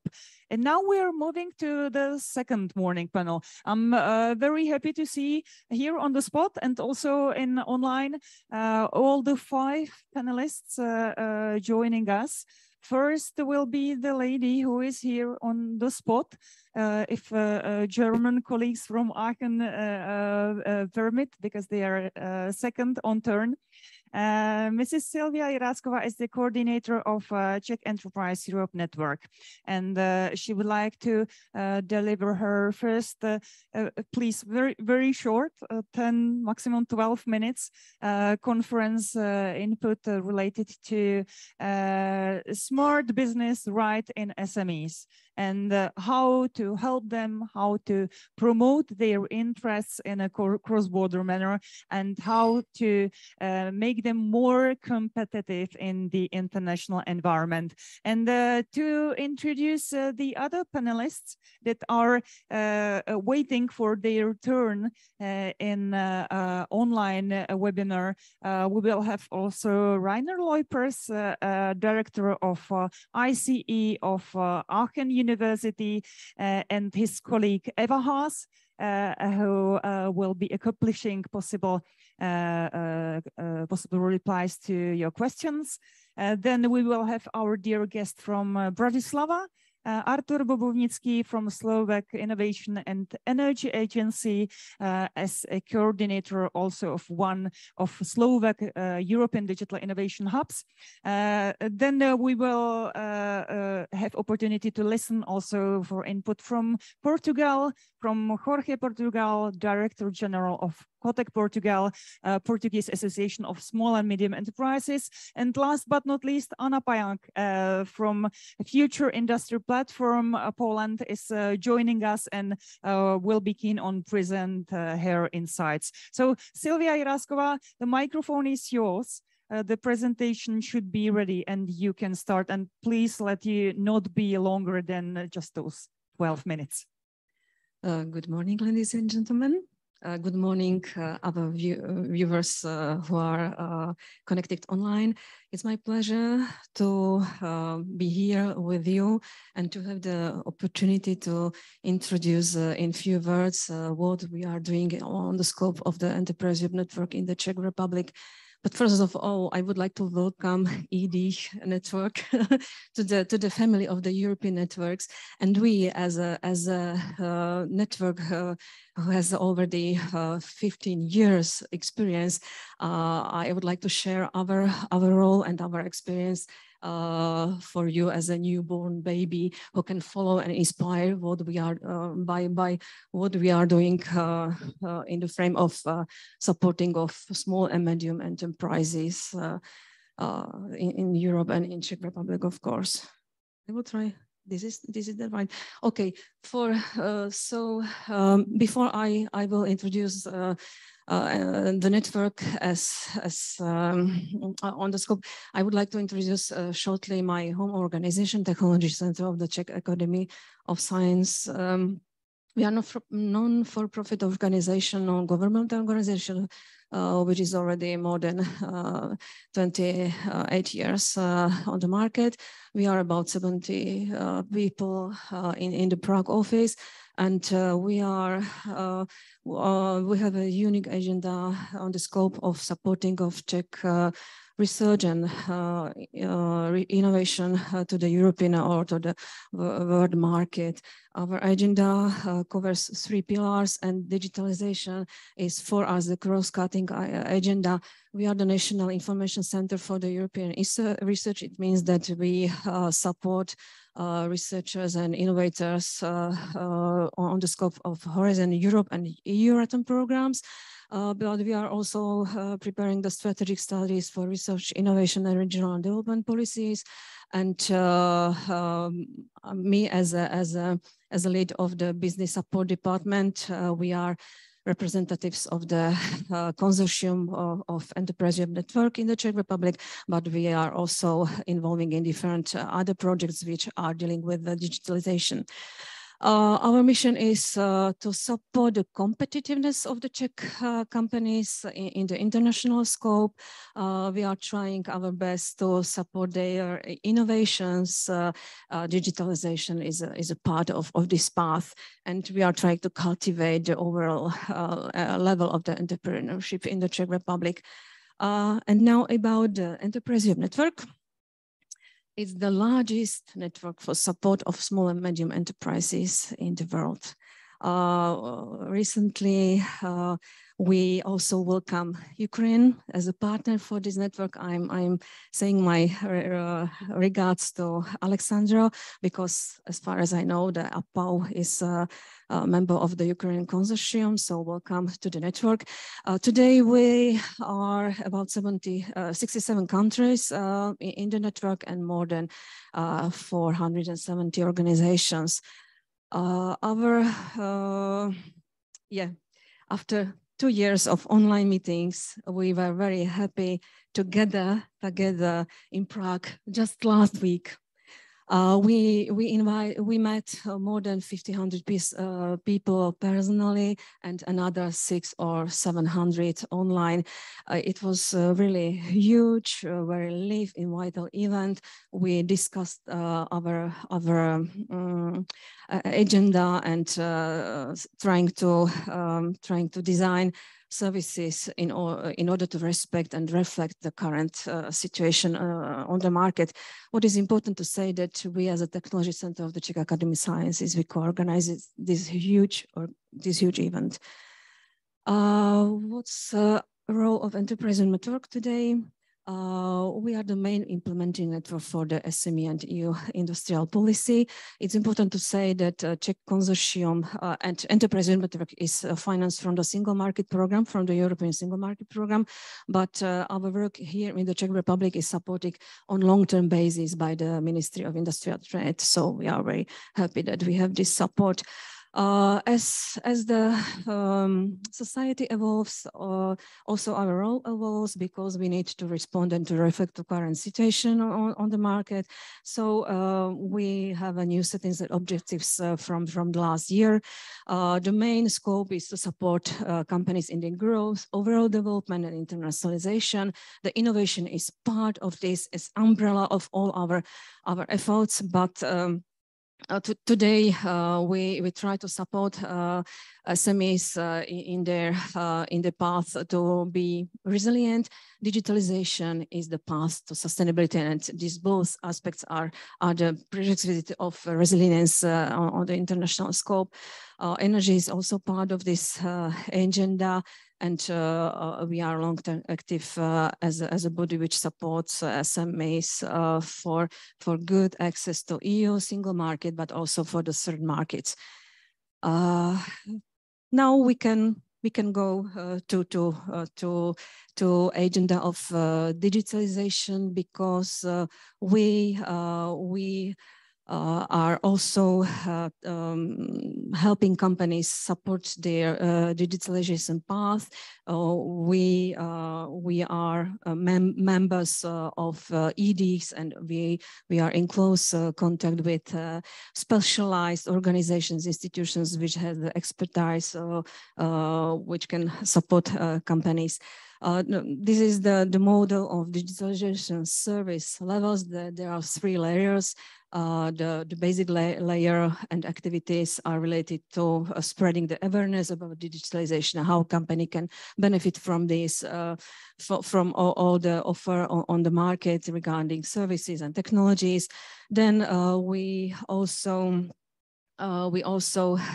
do assessment of digital maturity and identification of needs. We are focusing on consultation of business models, and also trying to identify providers of expert services. And on the advanced level, we search for experts, for expert knowledge and institutions.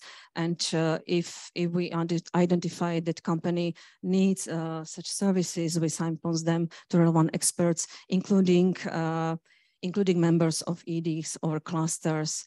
I tried to identify or define the basic synergies we can find between EN and EDs. What is important is that a lot of EN members are members of EDs. EN partner is also in the coordination office of the EDs network. You mentioned the Digital Transformation Accelerator. A lot of EDICs are associated partners for EN consortia, so there is a huge potential for service level cooperation. EN can enhance the SME outreach of the EDICs and also can match businesses with EDICs in a cross-border context. So this is just to show you the ecosystem of the EN Czech Republic, Czech Consortium, and you can see that all the nominated EDs, including some specialized projects, including BOWI and ADMA Transformers, they are member of our ecosystem. So maybe I hope that I made your time need. So thank you very much. And I will stay here with you to absorb all that information and to think about other potential synergies for the future. Yes, Sylvia, thank you. Yes, you were wonderful related to the timing of your presentation and also related to its content, because you have mentioned that we are in tight contact with all the 5 European Digital Innovation Hubs in Czech Republic. I need to mention that together with your home organization, Technology Center of the Czech Academy of Sciences, we are partners of one of the Czech Cybersecurity Innovation Hub that will be represented later this afternoon by Tomáš Bittner. And you have also mentioned the BOWI project, and this is in fact the bridge to our next speaker, Rainer Leupers from Aachen University, because we have met right within this project. And while consulting the cases of Czech SMEs that are supported in a BOWI project and BOWI support program, I have realized that Aachen University has got a very sophisticated system for working with their SMEs, spin-offs and startups, and that Rainer Leupers personally was a coordinator of a very big European project called Tetramax that has successfully ended its implementation quite recently. So Rainer is here with us, joining us from Aachen. Welcome, Rainer, here in Prague and Žižkov Tower, and we are keen on your presentation. Please, it's your turn. Yeah, thank you, Teresa. Thanks for the kind invitation. I hope you can see and hear me.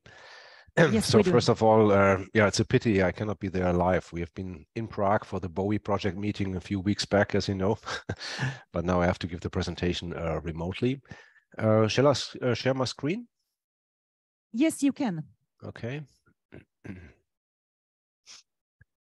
Yeah, I was asked to report a little bit about what we do at Aachen University, specifically in our RCE Institute.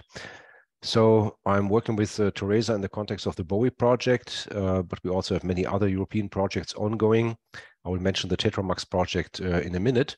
I will not present many slides because I hope that we can enter a bit in some interactive discussion mode, because I want to tell you a little bit how we do technology transfer from our university into industry, especially SMEs and also startups, hoping that this can also stimulate a little bit your activities on the Czech side.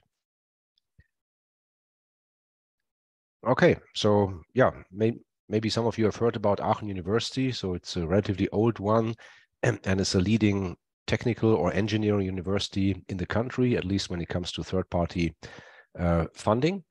And our institute focuses on communication technologies and embedded systems and consists of 2 chairs, 2 groups. One is on distributed signal processing, and my own chair is on software for systems on silicon, which maybe indicates already where we are working on the boundary of hardware and software design. So altogether, we are like 30, 40 people in the institute.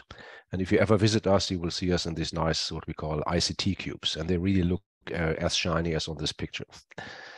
Okay, so what we are looking at in research is application-specific systems or embedded systems, very often originating from the telecom domain, mobile radio, mobile base stations, smartphones, but also the automotive sector, which is pretty strong in Germany.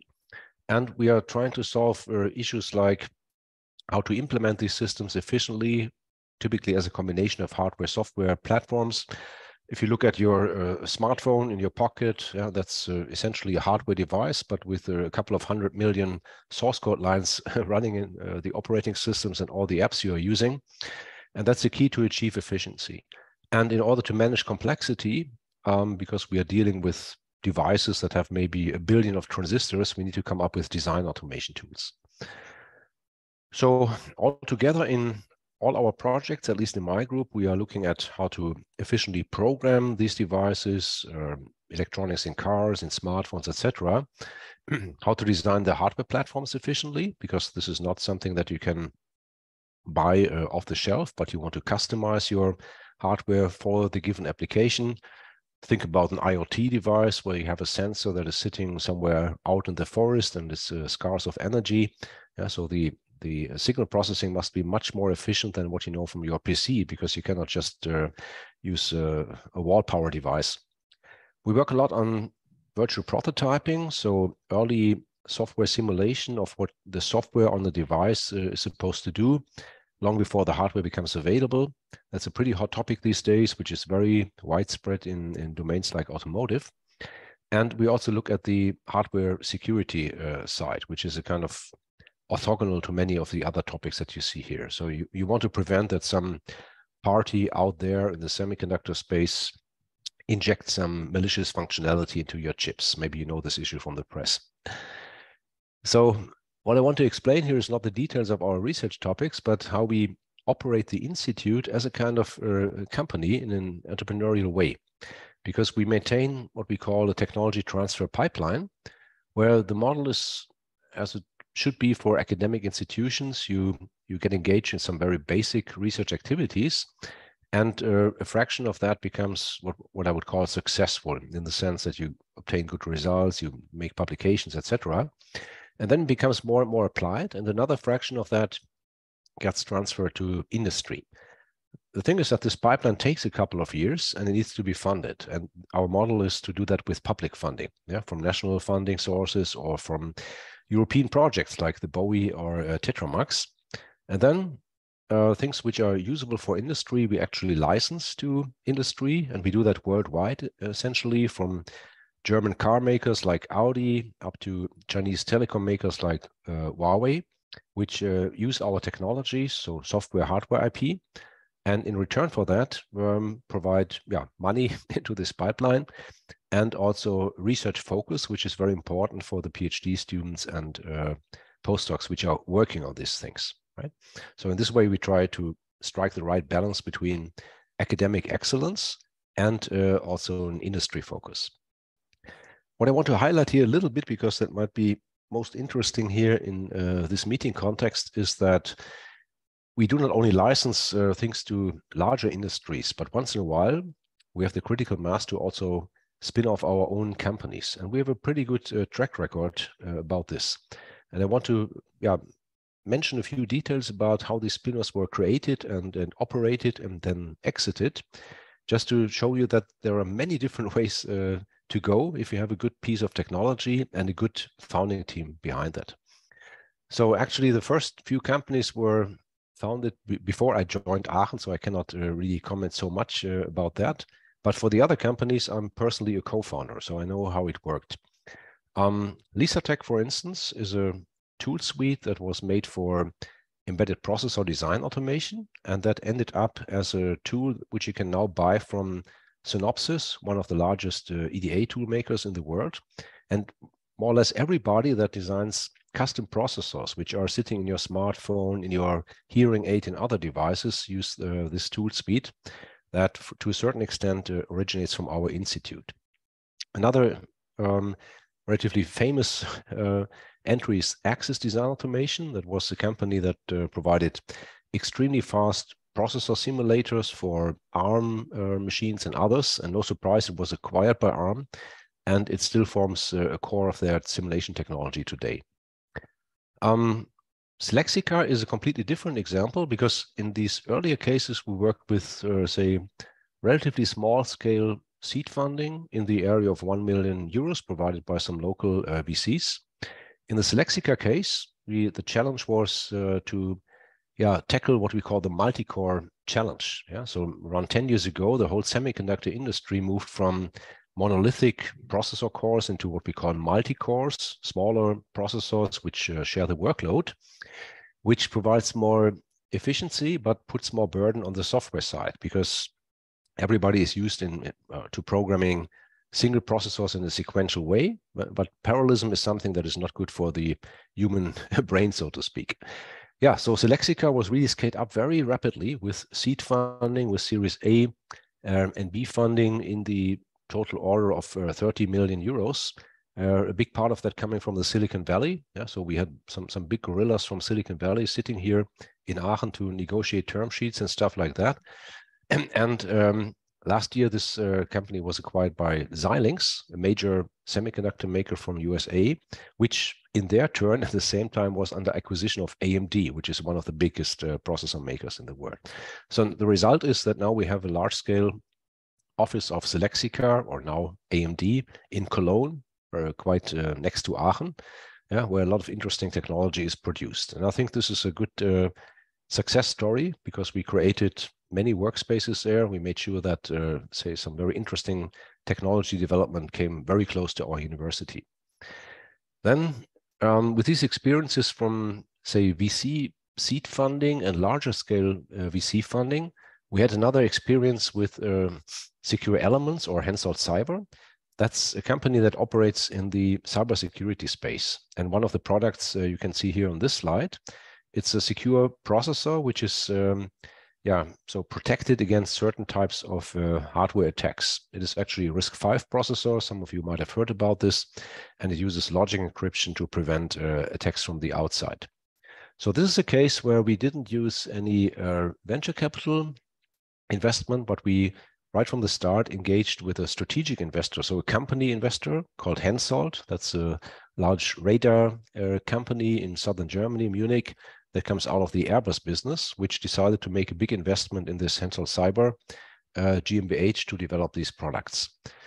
And just to complete this story, earlier this year, we founded a company called Machineware, which again focuses on the simulation topic like Axis, but with different focus domains like this RISC-V processor, for instance. So in short, it is interesting to see how you can transfer technologies from academia to industry, not only by what I would call point transfers to these companies when it comes to a certain piece of IP, but once you have the critical mass, you can actually consider also founding your own business and then grow it with different metrics, like or different measures, like VC investment, strategic investment, or ideally no investment if you want to keep the entire control. Okay.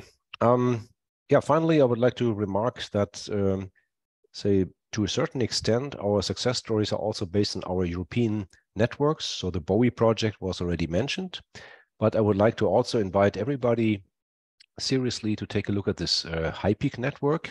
So that's a large-scale ICT network in Europe. Formally, it's a series of European projects that started from a so-called network of excellence. And this is actually where all the major players in European ICT come together. We had a big event of this network, for instance, in Prague a while ago. There will be the next big conference in Toulouse in January. And this network provides a lot of benefits and services for free. So if you want to become a member, just please visit the website. You can apply for membership with a very short email. There's no paperwork involved. There's no membership fee involved, and you can enjoy a lot of benefits and get better network to the European ICT actors in academia and industry. And if you want to see how things get a bit more practical, just a pointer to this Tetramax project that Teresa already mentioned. So that was an innovation action which I coordinated, relatively large one, where the main focus was actually doing technology transfer experiments from academia to industry. So this project was concluded end of last year, but the website is still alive and evergreen. So you can still take a look at all the experiments which we did there, and you can still benefit from our technology brokerage portal, which tries to do some matchmaking between parties that supply certain technologies and others which are in search of certain technologies. Okay, that was actually the end of my presentation, and I'm glad to answer any questions. Hands clapping. Yeah, because thank you, Rainer, for presenting this. I am already collecting first tips for further collaboration coming, for example, from Spain. And the Spanish colleagues would definitely like to get in touch with you. So maybe let's organize a kind of a introductory telco or something like that. This same question as it will be to the other panelists. We have heard about HiPeak network. We have heard about Tetramax project and about its outcomes that can serve as inspiration for Czech SMEs how to experiment with digital technologies and what to take out of it. Some other tips for Czech enterprises how to get in touch with ICE Institute of Aachen University, how to become a valuable and active part of your networks, and maybe also how to get foreign investments into their ideas and plans that they are working on. Yeah, okay. If I need to summarize everything, I would again point you to the HiPeak network, because that's actually the origin of many joint activities, companies, projects, etc. So the first point is to really get in touch with those communities, mostly in the old European member states. And that happens simply at events like the HiPeak events that we are organizing. Yeah, I can tell you a few examples of partners from new European member states. Martin Palkovic, for instance, is such a case, which we met at local workshops that we did in Czech Republic, which made them being connected to the HiPeak network. So they are able to come together with other people and discuss how a new project could be generated. And on these occasions, of course, you can also get in touch with larger scale ICT industry players where new projects can be generated. Yeah, some of this tech transfer pipeline stuff, the projects which I showed you, actually had their origin at one HiPeak event where I got together with some industry manager that was by chance interested in some of our technologies. So it's all about meeting the right people. And in case you're interested in coming to our events, HiPeak also provides sponsorship for travel grants, in case that is an issue. Okay, good. Thanks a lot. So one more smart tip how to get connected in a cross-border manner, let you come to HiPeak network and let you contact them to become member and to take part in this kind of cross-border collaboration. We need to run to another country, and this time it will be Slovakia. Artur Bobovnický is joining us from Bratislava. And Artur is Director for Innovations at the Slovak Innovation and Energy Agency. And in the same time, his institution is coordinating an selected EDI called Expandi 4.0. So most likely the news from Bratislava will be right about it. Artur, welcome here with us. And we regret for not having you here personally. And you can also regret for missing this great view we have all over the Prague and that you can't see in online. So hopefully next time you could be with us, or we can visit you in Bratislava. But now let you share your news with us. We're keen on it. Okay, perfect. So you see my presentation. And yes, good morning to everybody. Please let you put it in a presentation mode so that it would be bigger. Let me do that. Like click on presentation. Yep, I know. Okay, here we are. Okay, so I'm really sorry as well that I can't join you physically, but today morning I was on another presentation or workshop which has been held physically in East Slovakia. So I'm sitting in the middle between East Slovakia and Prague. So 350 kilometers one side, 350 kilometers another side.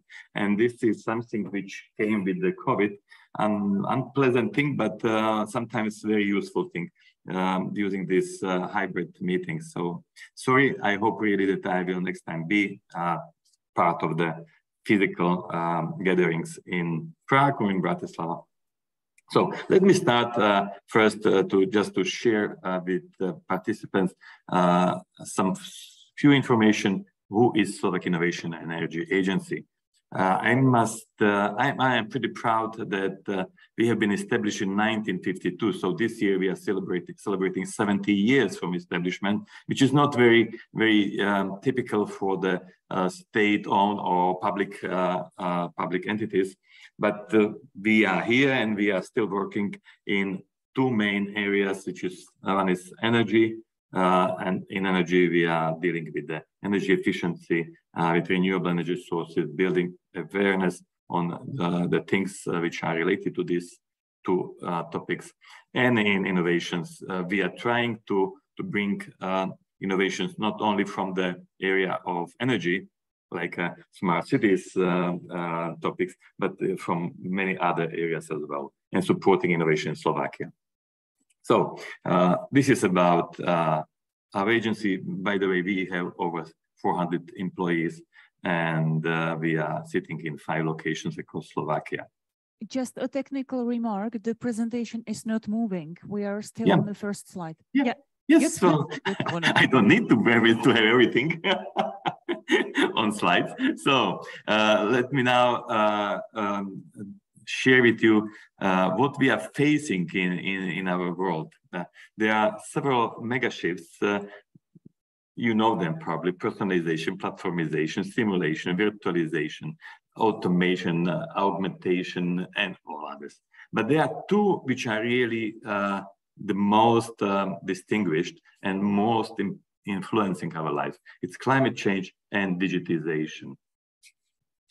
Digital transformation among Slovak small and medium enterprise, but this is not valid only for Slovak small and medium enterprise. I think it's valid for the probably whole Europe. Is by all of our analysis one of the critical weaknesses, and therefore it could be that this mega shift for digitization could create for Slovak small and medium enterprise, Slovak economy, but not only Slovak, but even EU economy, a nightmare if it's not handled properly or appropriately. So that's why European Commission has created 136 funded 136 digital innovation hubs, European digital innovation hubs, which should deliver tangible results in various aspects of digital transformation in our economies. In Expandi, we believe that our hub, with use of the financial support of EU and national resources, the tools and measures provided by Digital Technology Accelerator, and the collective knowledge within network of newly created edX, will help numerous Slovak companies to, first of all, stay globally competitive, resilient, and environmentally sustainable, develop competitive manufacturing skills of digital age, and become part of the powerful innovation ecosystem. I would just shortly stop at the second point, competitive manufacturing skills of digital age, as it's probably clear from the name of our idea. We are focusing on Industry 4.0, 5.0. So in simple way, on digitization of manufacturing. Who we are? We are 6 partners spread across Slovakia, like here.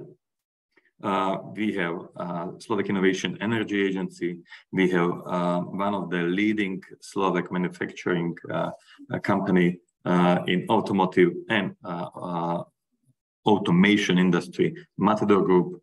We have Soitron Group, which is one of the leading companies in the ICT and cybersecurity.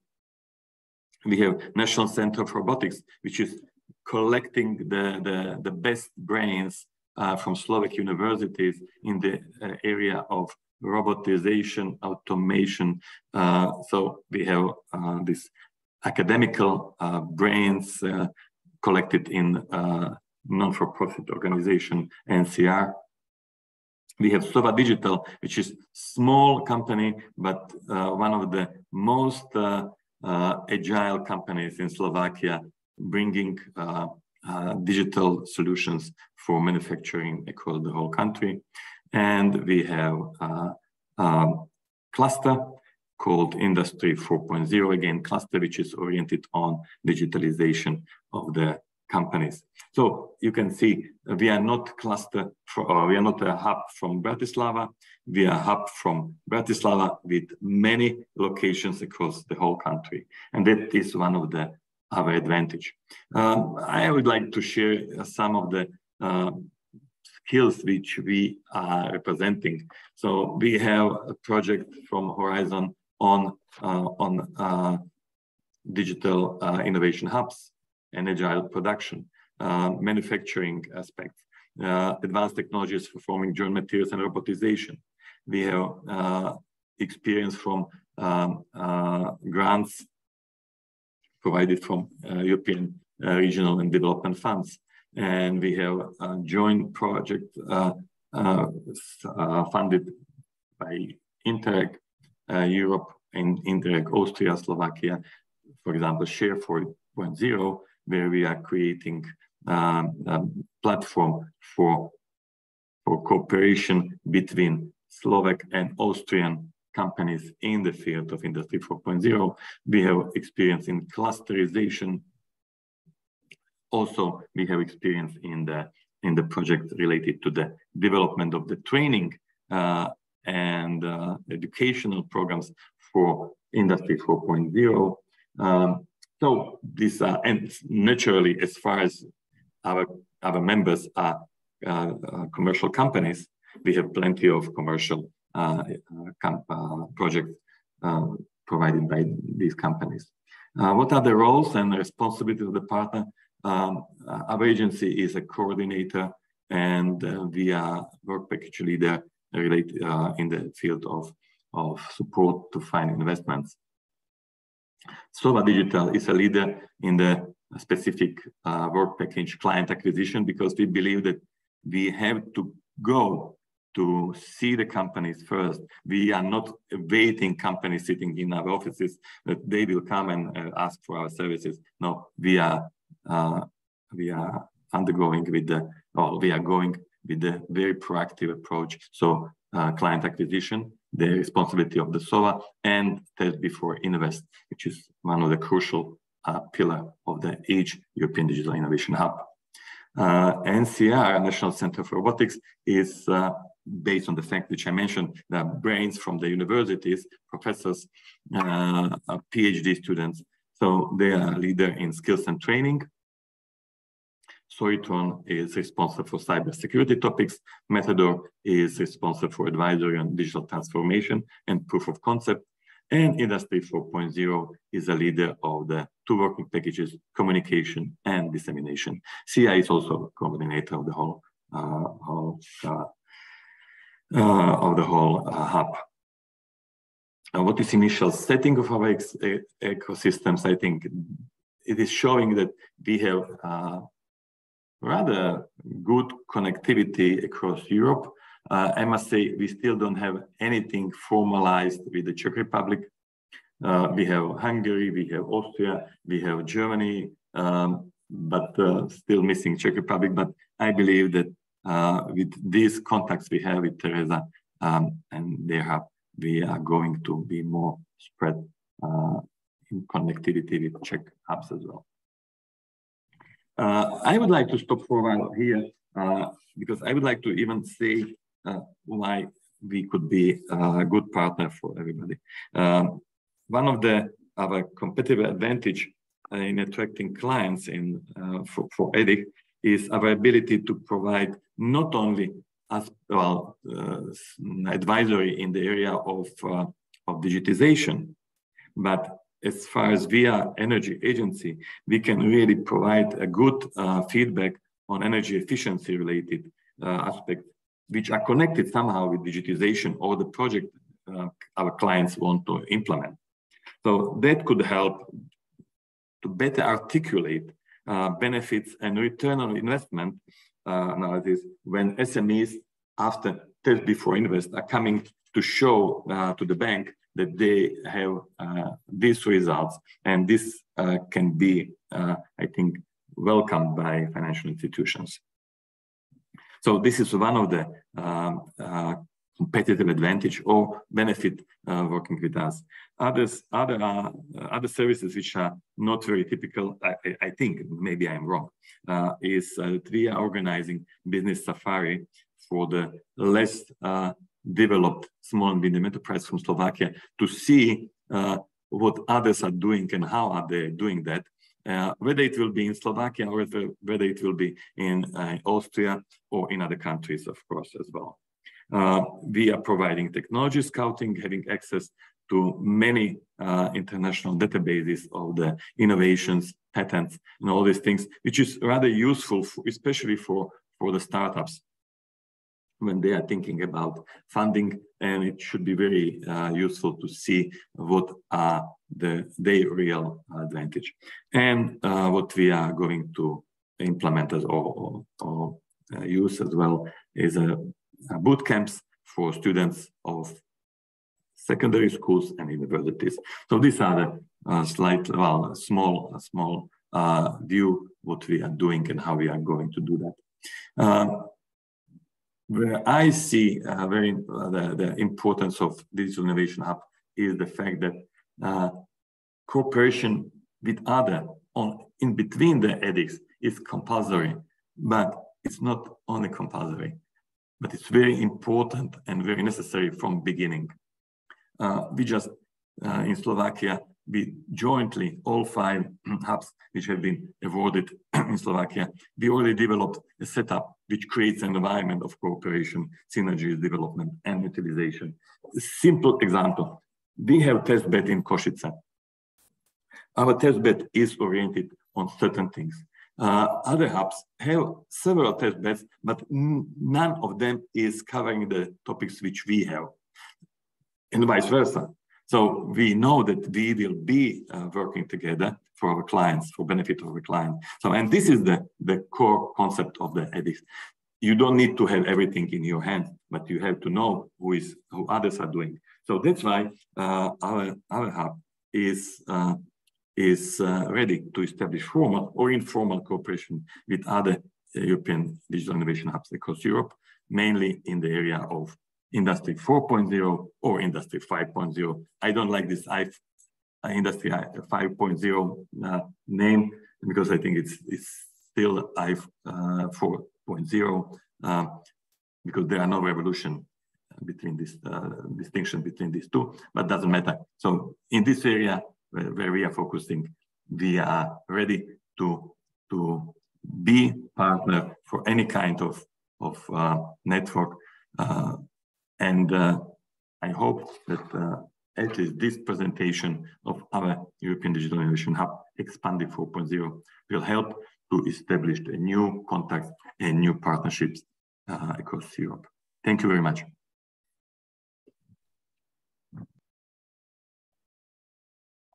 Yes, our thanks go to Bratislava or elsewhere in Slovakia, where you're currently right now, dear Artur. Thank you very much. And ladies and gentlemen, this was the first tasting about how the real functioning and composition of a European Digital Innovation Hub, the one called Expandi 4.0, existing in Slovakia, can function and how can it look like. First point, I have not noted any Czech partners in your collaborating networks, dear Artur.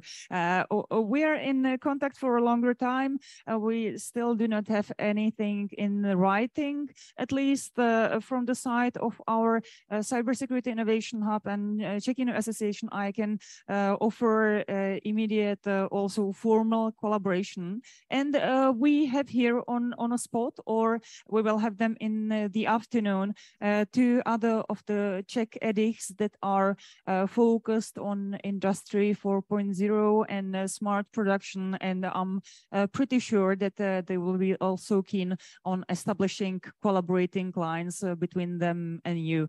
And yeah, as we are agreed, maybe let's form a kind of a Czechoslovak communication and collaboration in this sense, because as you have said, it will be very useful, not only for us, but especially for our clients, because basically there's no language barrier between Czech Republic and Slovakia. And here I would like to come to my first question to you. Please, could you give some few examples? How are you working with your SMEs? How are you attracting them? How are you explaining that it is worth to collaborate with you? Or are there any exact examples of your collaborations with SMEs, because this is important for our audience? Okay, thanks for encouraging words on cooperation. And I said, I believe that our participation at this event and our previous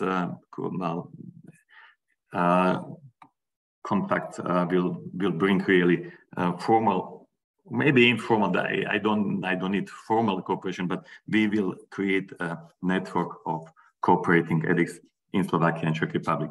And regarding the working modus operandi of our hub, first of all, I must say we are alive only a few weeks, and we just signed the grant agreement 2 weeks ago, no, 1 week ago, on last Friday. So honestly speaking, we are only starting.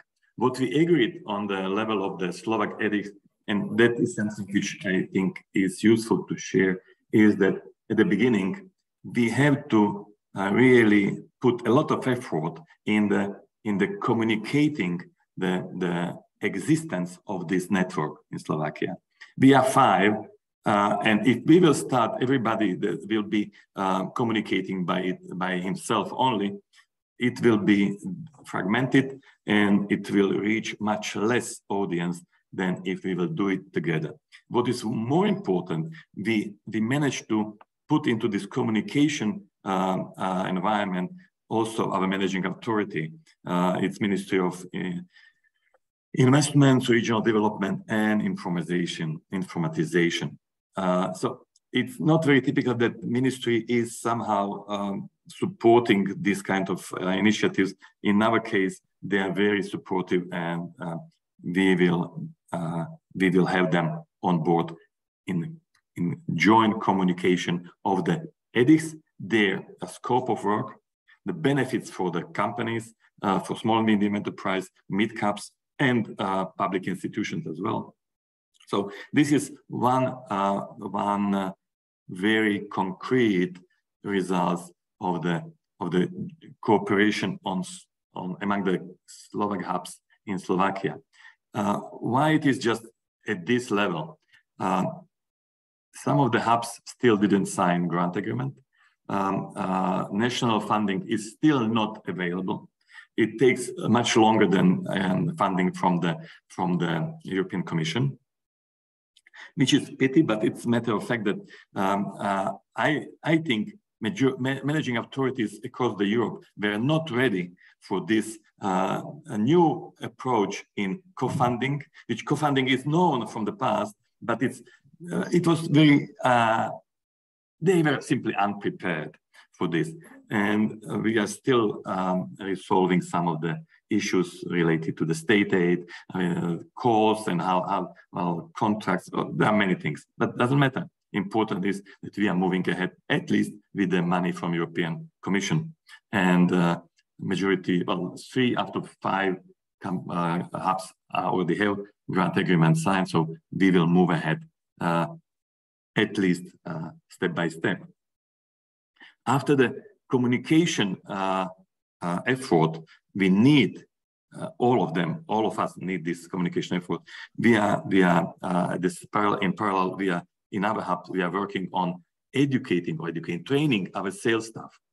I'm saying sales, we are not selling, we are providing services, but it's still client acquisition staff. Because they are coming from one partner, but they should cover services of all partners. That means they have to be aware what is just behind the title. What is technology scouting? If you never experience that, you will be, well, not secure when offering this. So we are training our acquisition sales staff in these days, and we will be ready to move ahead with client acquisition at the end of November. But I must say, based on the already 3 joint initiatives or conferences in Slovakia with all hubs, we already have companies which are interested in our services, and not only companies, even public institutions. So it seems that once the message is delivered, then the interest is arising. So we have to be more proactive, share what we are doing, how we are doing, and what is very important, to share the fact that this is the service provided for free in Slovakia. By all hubs, we are not charging our services. And for SMEs, this is one of the crucial aspects. Some can say for free is sometimes very superficial or mean, but in our case, the companies which are partners are simply not mean, and we stay well, and we want to show that the high quality of partners will mean high quality of the services provided. So I hope I answered you, Teresa. That's what we are trying to do also by this event, to raise awareness, to attract the attention to the services of European Digital Innovation Hubs, and not only in Czech Republic, but also abroad. Thank you, Artur, for your initial input. And now we are moving already to the 3rd time zone, which we are visiting with today's Smart Business Festival. We are moving to Portugal. And the general manager of Cotec Portugal Association, whose name is as his country of origin, Jorge Portugal, is here with us, has joined us online. So Jorge, welcome here. And please let you tell us, what are you bringing from Portugal? What kind of messages would you like to present? And what are you bringing to our SMEs as smart tip and trick for collaboration? Yes, thank you. Good morning, everyone. Very happy to be in the Smart Business Festival. Greetings from Portugal and from Cotec. Just a very brief introduction of what is Cotec. Basically, we are a business network in which we connect businesses from all industries, ranging from agri-food business, manufacturing industry, but also software, electronics, robotic producers, and services. So we have actually our, I would say, our differentiation from all the other business networks or associations. Actually, we are an association. It's our ecosystem, because it's not only small and medium enterprises. So we represent about 250, and we call it them innovative, because innovative SMEs, because most of them they have strategies in the market for growing through innovation and technology. But also we include in our business ecosystem, we include also institutions from the state and from the government. So we have our national as business partner as our national innovation agency, our business development agency, our trade agency. So it's and we have also some academy partners. So we have a very complete and wide range of partners in our ecosystem, which provide us the conditions to focus on our main mission. Our main mission is to increase capability of business to grow through innovation. And I focus the word innovation, not only knowledge or scientific knowledge on technology, because actually it's the innovation capabilities that from our point of view make the difference between the ability to adopt technology and the ability to grow on the market. So we have both in our ecosystem. We have both from the demand users, companies that they need, and specifically SMEs, they need to adopt technology to become more productive, more efficient in the shop floor, more able to connect with their customers. But we have also in the other side, the supply of technology producers that need to also to apply their products and innovations to the real world. So what we do is collectively we connect these two sides of the market. We see that in the technology area there is pretty much a lot of long way to go, because we have seen and experienced in our business, our companies, our business partners, that a very sluggish adoption of what we call the 4.0 tech, but we need to accelerate that rate of adoption in terms of gaining efficiency and productivity in the whole value chain. That's what we do actually day by day. We basically we work and we are very, very close, and a lot of intimacy regarding the business side, the business reality of the innovation and adoption of technology-based innovation, and that's where we focus. We are involved in cooperation projects in Portugal, but also in Europe, notably in programs like Erasmus+, where we act like the connector to the end user, to the application of the technology or the methodology or the practice, and we also develop as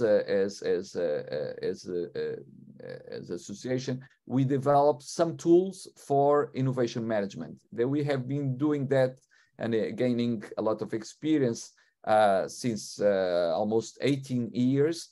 The way to look the companies, how they transform the business, and how a structured approach to innovation can bring more productivity and more innovation impact to the business. We connect to a network.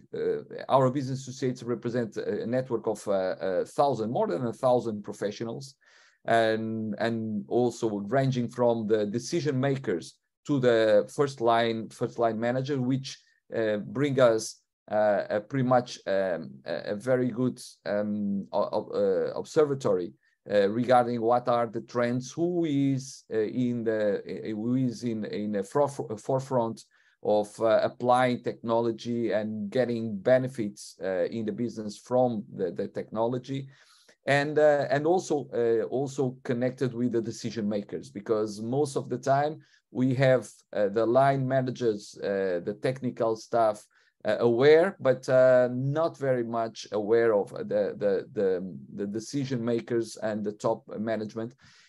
Most of our companies in Portugal, as probably in most of your countries, they are closely held companies or family businesses. So we need to be very close to the people that make the decisions and create the awareness of how the technology can be used in order to produce advantage for the business. And that's basically what we do in a variety of events, seminars, matchmaking events, And because we are cross industry, we can take advantage of looking to a specific sector or industry and what kind of solutions technology is bringing and for problems specifically, and to port them to cross disseminate these kind of solutions to other industries. And that has been happening many times. And we believe that this is one of our critical advantage in terms of our business ecosystems. We participate directly in some DHY, European DHY located in Portugal, specifically one because it's a very large value chain. It's agri-food DHY, in which we have the role for capability building of companies and maturity, innovation and Industry 4.0 maturity assessment practices. And also we are also involved in DHY, a regional DHY, which is the Azores Innovation DHY. So basically, this is our core, the core of our ecosystem, but we extend this core for a much larger community of companies. We communicate each week with almost 10,000 professionals and some other companies for connecting and disseminating what are the critical elements for in innovation value cycle. So basically, pretty much focus on capability building, rising awareness for specific areas and applications, and basically, and most of all, disseminating the best practices. We deliver each year a number of awards. We find that in one specific area, that is financing, public and private financing, it's one of the key elements of our intervention. We help the banks, by the way, most of the banks in Portugal, by most of the market, more than 90% of the commercial banking market that is responsible for financing business growth is our business associates. So we work with the banking sector and also with the public funders in terms of reducing asymmetries between what they know about innovation, about technology adoption, and what companies are actually doing. So we create what we call an innovador rating. So it's a business rating, individual business rating, which recognize the capability of companies to be robust financially, to have innovation potential, to invest in R&D and intangible assets, and to convert those investments in terms of business performance or economic performance and growth. So this we have been doing with banks and reducing the uncertainty and the asymmetry, information asymmetry between financiers and companies. And that has been also key for improving the capability of SMEs accessing to higher risk projects, so higher risk to embark in higher risk projects, and to make the bank, the financer, and also the public entity that is also financing the same project, able to understand that the company is embarking in projects with higher risk, but also with a higher reward in terms of business growth. Well, basically, I don't want to take you a lot of time, but I would like to leave you some messages. That is, first, our main advantage is definitely our business ecosystem, which is not include only the business SMEs, large companies, which we connect permanently. We connect, but also with the public administration, so public agencies involved in innovation management, innovation development in the ecosystem. We include also banks, the the finance system, and we focus a strong focus on business capability building.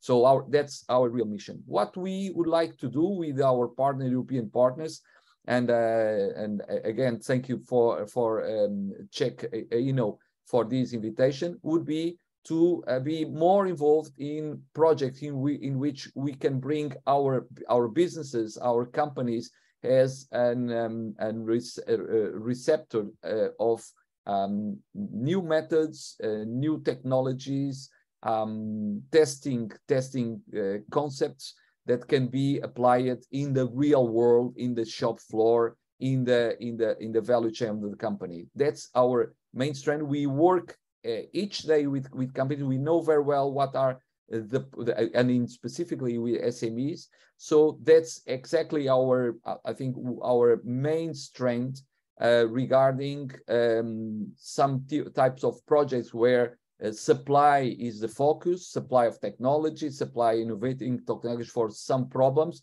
that most of the time the business don't feel or don't understand. So we work in the other way around. We work on the demand side, on the not pushing technologies, but pulling technologies, creating, understanding the business needs, the business opportunities, and the way technologies can be applied in the real world, in the business environment. That's why thank you very much, Jorge. We are unfortunately running out of time of the panel, and it would have been very interesting to listen to your experiences and with your SMEs, and to the points that you're taking from the daily work with them. This is what we have needed. Explain that there is a Codec Portugal as a business association, that there is a will to collaborate with our companies, that there is possibility to collaborate also on the EDIC level. And thank you very much for being with us. Possibly if you could put please the invitations to your events or the tools you were talking about, I mean the links to the tools or to the sources of information into the chat, it would be very, very much appreciated. We need now to move to Poland. So for the moment, thanks to Jorge Portugal, thanks to Portugal and Codec. And now we have our precious guest from Future Industry Platform Poland, Anna Pajang. Hi. Yes, she is here with us. We can hear you, Anna. Yeah, you've got a nice new haircut. I'm not mistaken. Thank you. What did I start? Thank you very much, Teresa. Great to see you also. And I'm so sorry that I couldn't join you in person in Prague. I hope we will organize it better on our side next year. So we'll be able I will be able to be in Prague because our representatives are there with you.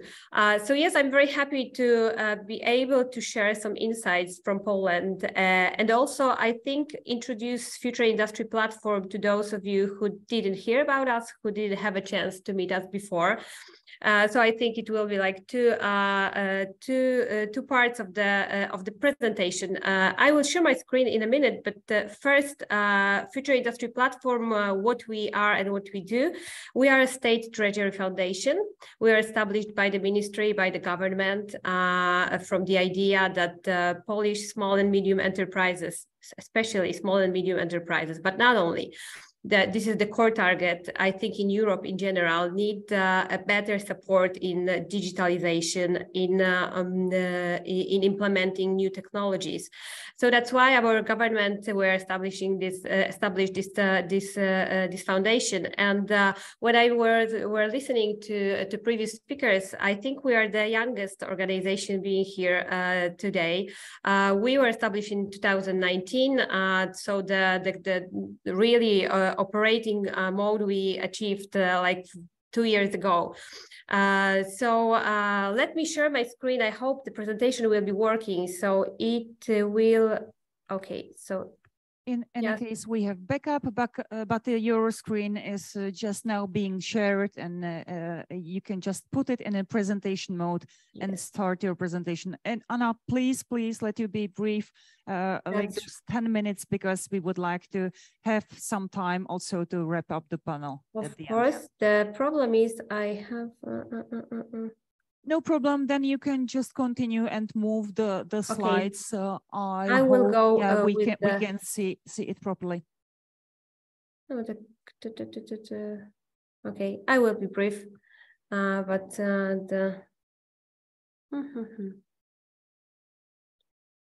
I will do it like that. So then we will be able to. Sorry.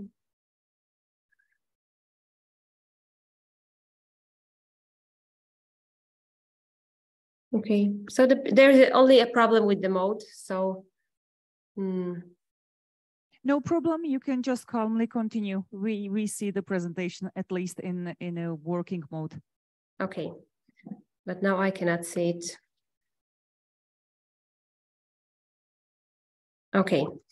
So let's start with something optimistic very briefly. Like the main message, what we've just heard, we have the DG index for the small and medium enterprises from manufacturing sector in Poland here. And 2022 brought us a really nice information that is raising pretty quickly from 1.8 to 2.4 this year. And like this optimistic thing is that comparing to the years before, we see that more and more companies are very much interested and aware of the importance of the digital transformation. We see that this market uncertainty did not have a negative impact on the attitude towards transformation, but in contrary, it deepened this interest. And I think it's not really different. It's with regard like different, like the countries in like Czech Republic, for example, or Slovakia. We also, what is really good to see that, for example, 70% of companies declare that they invest in digital transformation, almost 40% that they are going to increase their budget for the digitalization. So these differences between, for example, 2020, 2021 till 2022 are pretty big. We can say that the last years, like paradoxically, probably when we see the crisis, we see the pandemic period, and we see a lot of situations that affect negatively the business, it paradoxically made us be more aware about the importance of the digital transformation. But of course, we are not. We are very. We are trying to be not to think about it like in a too bright colors, and we are still aware that this attitude of the companies and sometimes what they think about their digital maturity is not really how it is.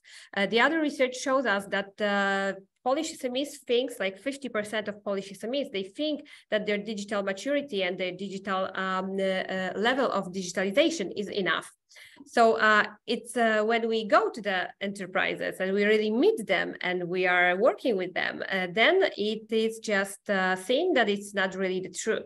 So this is actually one of the biggest challenges at the moment, like to see how it is in fact, and how this digitalization, like the processes, how they are being implemented. Because at the same time, we also know that this 70% of processes of projects of digitalization are finished with the failures.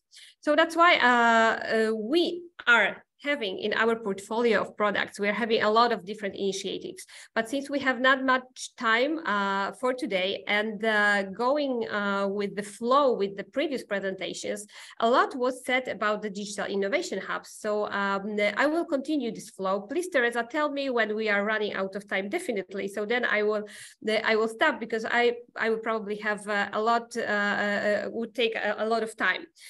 So speaking about the digital innovation hubs and European Digital Innovation Hubs Network. As a future industry platform, we are cooperating with the ministries that are responsible for representing the member states Poland as a member state at the European with the European Commission the negotiations and with working with European Commissions. So we are one of the contact points for the European Digital Innovation Hubs network in Poland. Our idea for digital innovation hubs that was born like 2 years ago is to build the national digital innovation hubs network. And of course, we know and we are very much aware about it, that we will have digital transformation accelerator that will be responsible for networking all the European digital innovation hubs, and that's great. And probably some of our activities that we are planning will be taken out from us by the digital innovation digital acceleration transformation accelerator, and we will be happy to do that. But we are also aware that at the national level and also like transnational level, it is really important to start working on the field with digital innovation hubs. So the idea is to build the brand around digital innovation hubs, around European digital innovation hubs. We are meeting, we have actually, like from yesterday till tomorrow, we'll have a series of workshops that we are working with our hubs on the standardization model. What we see is like one of the, let's say, one of the most important services that, or most popular services is like researching and measuring the digital maturity of the SMEs, of the enterprises that the hubs are going to work with. But what we just found out, and this is the message right from the European Digital Innovation Hubs operating in Poland, starting to operate in Poland, this is like their maturity level is really diverse. It's really various. It's sometimes like when we speak about the brand, when we speak about the network, we have to say that we have such different partners. So when I was listening to Artur, he was saying about the importance of the client acquisitions, and of course that's a really important thing. But when we think about the European Digital Innovation Hubs in Poland as a network, we see that we need every EDIH to be a similar or contact point for the whole network. So that's why what we are doing with the hubs is, for example, train the trainers sessions. We are working on this common brand and visualization that will be able to be presented not only in Poland, but also abroad. We are working on the web page, sub-page for the promotion. We are organizing also the joint projects. If I have time, I will tell you a little bit more about the Leaders for 4.0 Academy that we are inviting all the DIHs, so far DIHs, but in the future European Digital Innovation Hubs to cooperate with us together.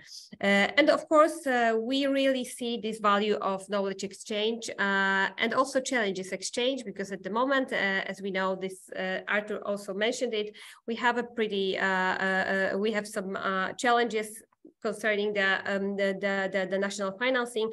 So these common challenges and common goals are really important to be shared and to build a network. Speaking about what is really needed, so now I will say I will also I can connect to what just Jorge said about that we really need success stories. We really need the lighthouses that can be showed to our SMEs how it really should work, how the successful transformation, digital transformation, but not only. When we speak about the smart SMEs, we also see this green transition. We see this green transformation, but we also see it as a human-centered transformation. So the other project that I would like to share with you that we also see really great opportunity to connect it more internationally at the European level is Factory of the Future Award. I know that many countries already have this kind of awards. So the idea is how we could put it on the level that is convergent maybe to each other, so we can not only see the good examples, success stories from our country, but also to have maybe similar methodology of assessment, that then we can build this nice network of cooperation of factories of the future in Europe. We have these links with Belgium, pretty strong links with Belgium and Belgian Factory of the Future Award, the Made Different program, and it is really, really great that we have so far the study visits from the factories of the future from Belgium in Poland, and now we are going to visit the factories in Belgium. So this is something that I would like to put on the table, let's say, for our discussion, how we could put it like more at the European level. We are using the advanced manufacturing methodology as assessment. So we have 7 categories. So as I said, we are not only focusing on the digitalization, but we are also focusing on the advanced technologies. We are focusing on the green transformation, human-centered networked factories. So these are like the two main areas that I wanted to share with you, because this is like what our industry of the future ecosystem department is covering mainly. But also at the Future Industry Platform, what we do, we are supporting our SMEs through like very regular, but I think traditional methods that are really are seen as a very important. So e-learning of the future, it's a really holistic approach, a lot of technologies, a lot of different aspects covered by our e-learning platform, and also new tools introduced like every month. I would say our department responsible for the e-learning is working on it with more than 100 experts from Poland. Then Anna, please, 1 or 2 minutes. Yeah, we're really running out of time. Great, that's enough for me. Okay, so then when we speak about, I already mentioned the Leaders Academy. So this is a really important program that we had pilot last year, and this year we are improving it much more. We have business modules, we have technology modules. We are taking our leaders, our managers that are taking part in this Industry 4.0 Academy to different EDIHs to see showrooms of technologies, to see demonstrators, and to be able to touch the technology and to speak to the experts. So this is something that we will be scaling for sure in the future. Then the development of the digital maturity self-assessment tool. So this is more basic, but we also are working with advanced methodology, advanced manufacturing methodology, which is more holistic, I would say. And yes, and it needs the assistance of the consultant. So this is this difference. Then one of the tools that we see that there is a big need for, the financial navigator that we are developing, where we are trying to cover all the different possibilities of getting financing, external financing for the digital transformation. I hope I could show you like how at least some of the aspects of what we are doing. I know that we are running out of time, so that's why first of all, yeah, I will be happy to answer any questions that you may have now today if we have time. If not, feel free to contact us to have further discussions about what we can do together, or we can how we can also help with the organization of different projects at the European level. Thanks a lot, Anna, for your accelerated presentation. Yeah, please let's be aware that we are the lucky ones, because we didn't have only Anna Pajang with us online, but we have also in-person representatives of Polish Future Industry Platform here with us in Prague. So Mr. Malaka and Mr. Buber are here present and will be able to network with the participants on a spot related to the edit topics, related to possible sharing of outputs in the sense of sharing good examples and promoting them in the field of future industry. And yeah, Anna, I have taken several notes while you were speaking, and I would like to offer to join you also with other partners on the Czech side related to Industry 4.0 and smart industry topics and so on. So yeah, thank you for your accelerated presentation. And now it's time for wrapping up this panel. Very last inputs, recommendations, very last round from Aachen University, Rainer Leupers and Eva Haas, who are here with us, from Jorge Portugal and from Anna Payak regarding to recommendations how to be more successful in international competition from the point of view of an SME. Please let you take the floor. Who would like to speak? Just the very last sentence. Rainer, Eva, Aachen University. Yeah, okay. So these were quite interesting and say colorful presentations because we have seen very heterogeneous entities which are acting in our domain. While these presentations were happening, some people from the audience already contacted me about HighPeak and other stuff, which I mentioned in my talk. That's great. Yeah, that's really acting fast, which I love very much. So in case you would like to go ahead, just drop me an email or follow me on LinkedIn also, so we can stay in touch and get this done. Okay, thanks again for having us here. That's it. Eva, joining us from Aachen as well. You didn't have, unfortunately, too much space to express yourself, so please, your input and your offer to go to collaboration.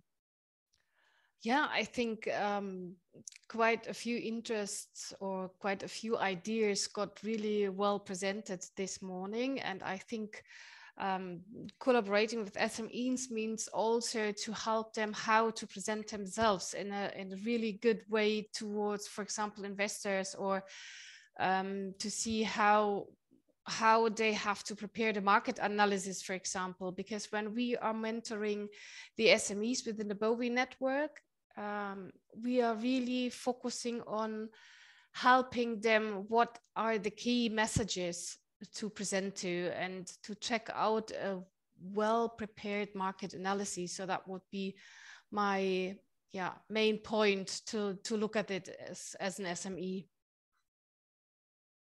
Yeah, thanks a lot. We have the tight collaboration with the 4 SMEs whose experiments are running within BOWI project, and let's continue and let's maybe make some abstract recommendations for the rest of the Czech SMEs. With Jorge Portugal and Kotek, we have meanwhile agreed to connect them with our Czech SME Association of Small and Medium Enterprises, and to organize some Czech-Portuguese collaboration on an SME level. So Jorge, your last comment related to it and your last offer to our attendees. Yeah, maybe Jorge is not with us anymore. Yeah, so he's satisfied with the things we have agreed among both of us. Anna Payak, your last words from the Polish side, also with the respect to the fact that Mr. Malaka and Mr. Buber are here with us. What could Future Industry Platform Poland offer to our SMEs? Okay, I will totally agree with what Eva just said about like this preparation and what we see. I think it's really important, yes, this the transnational cooperation, that we are closer together.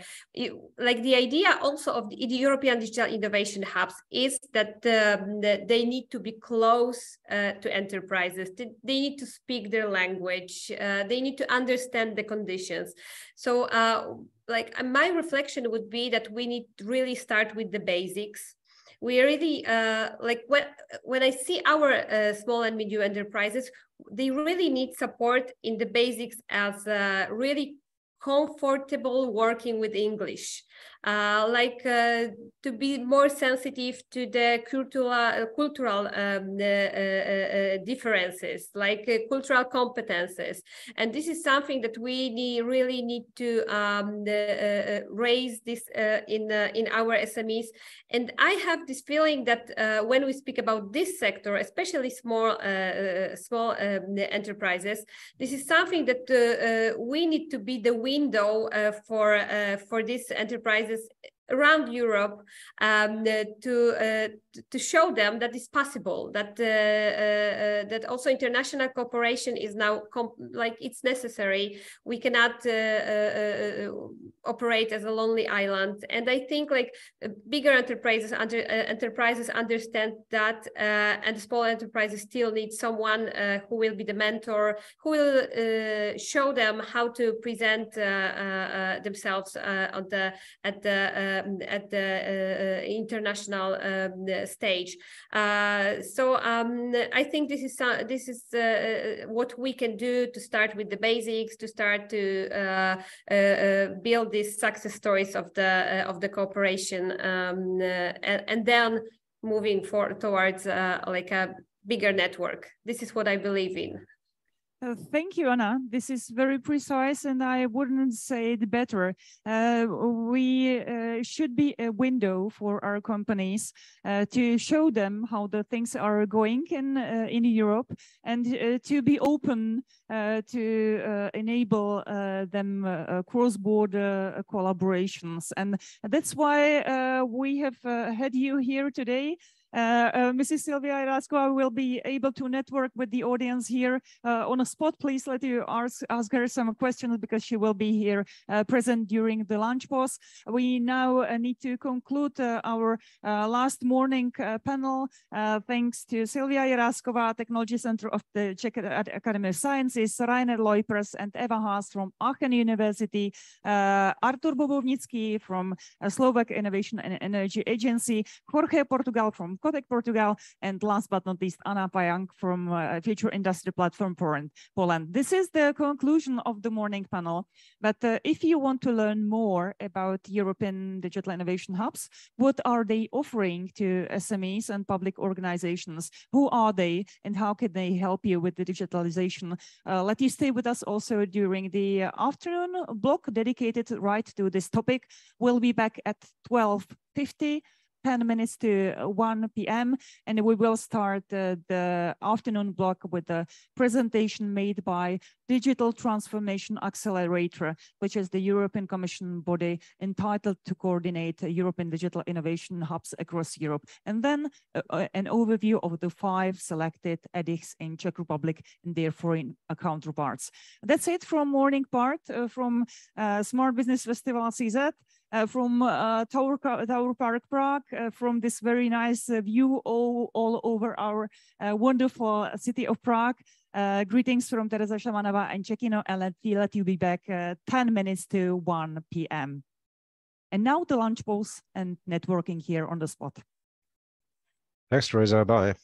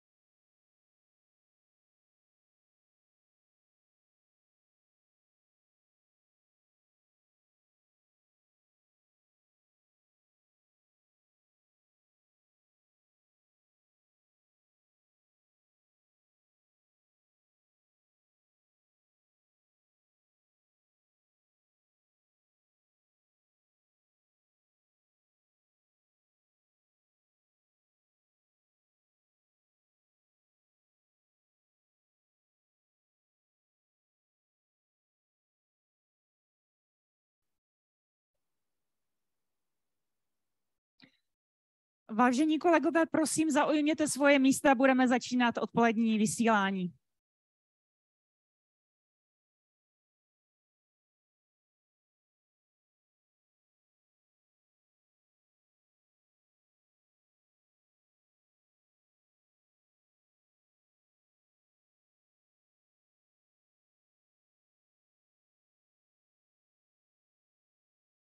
Well, here we are back again.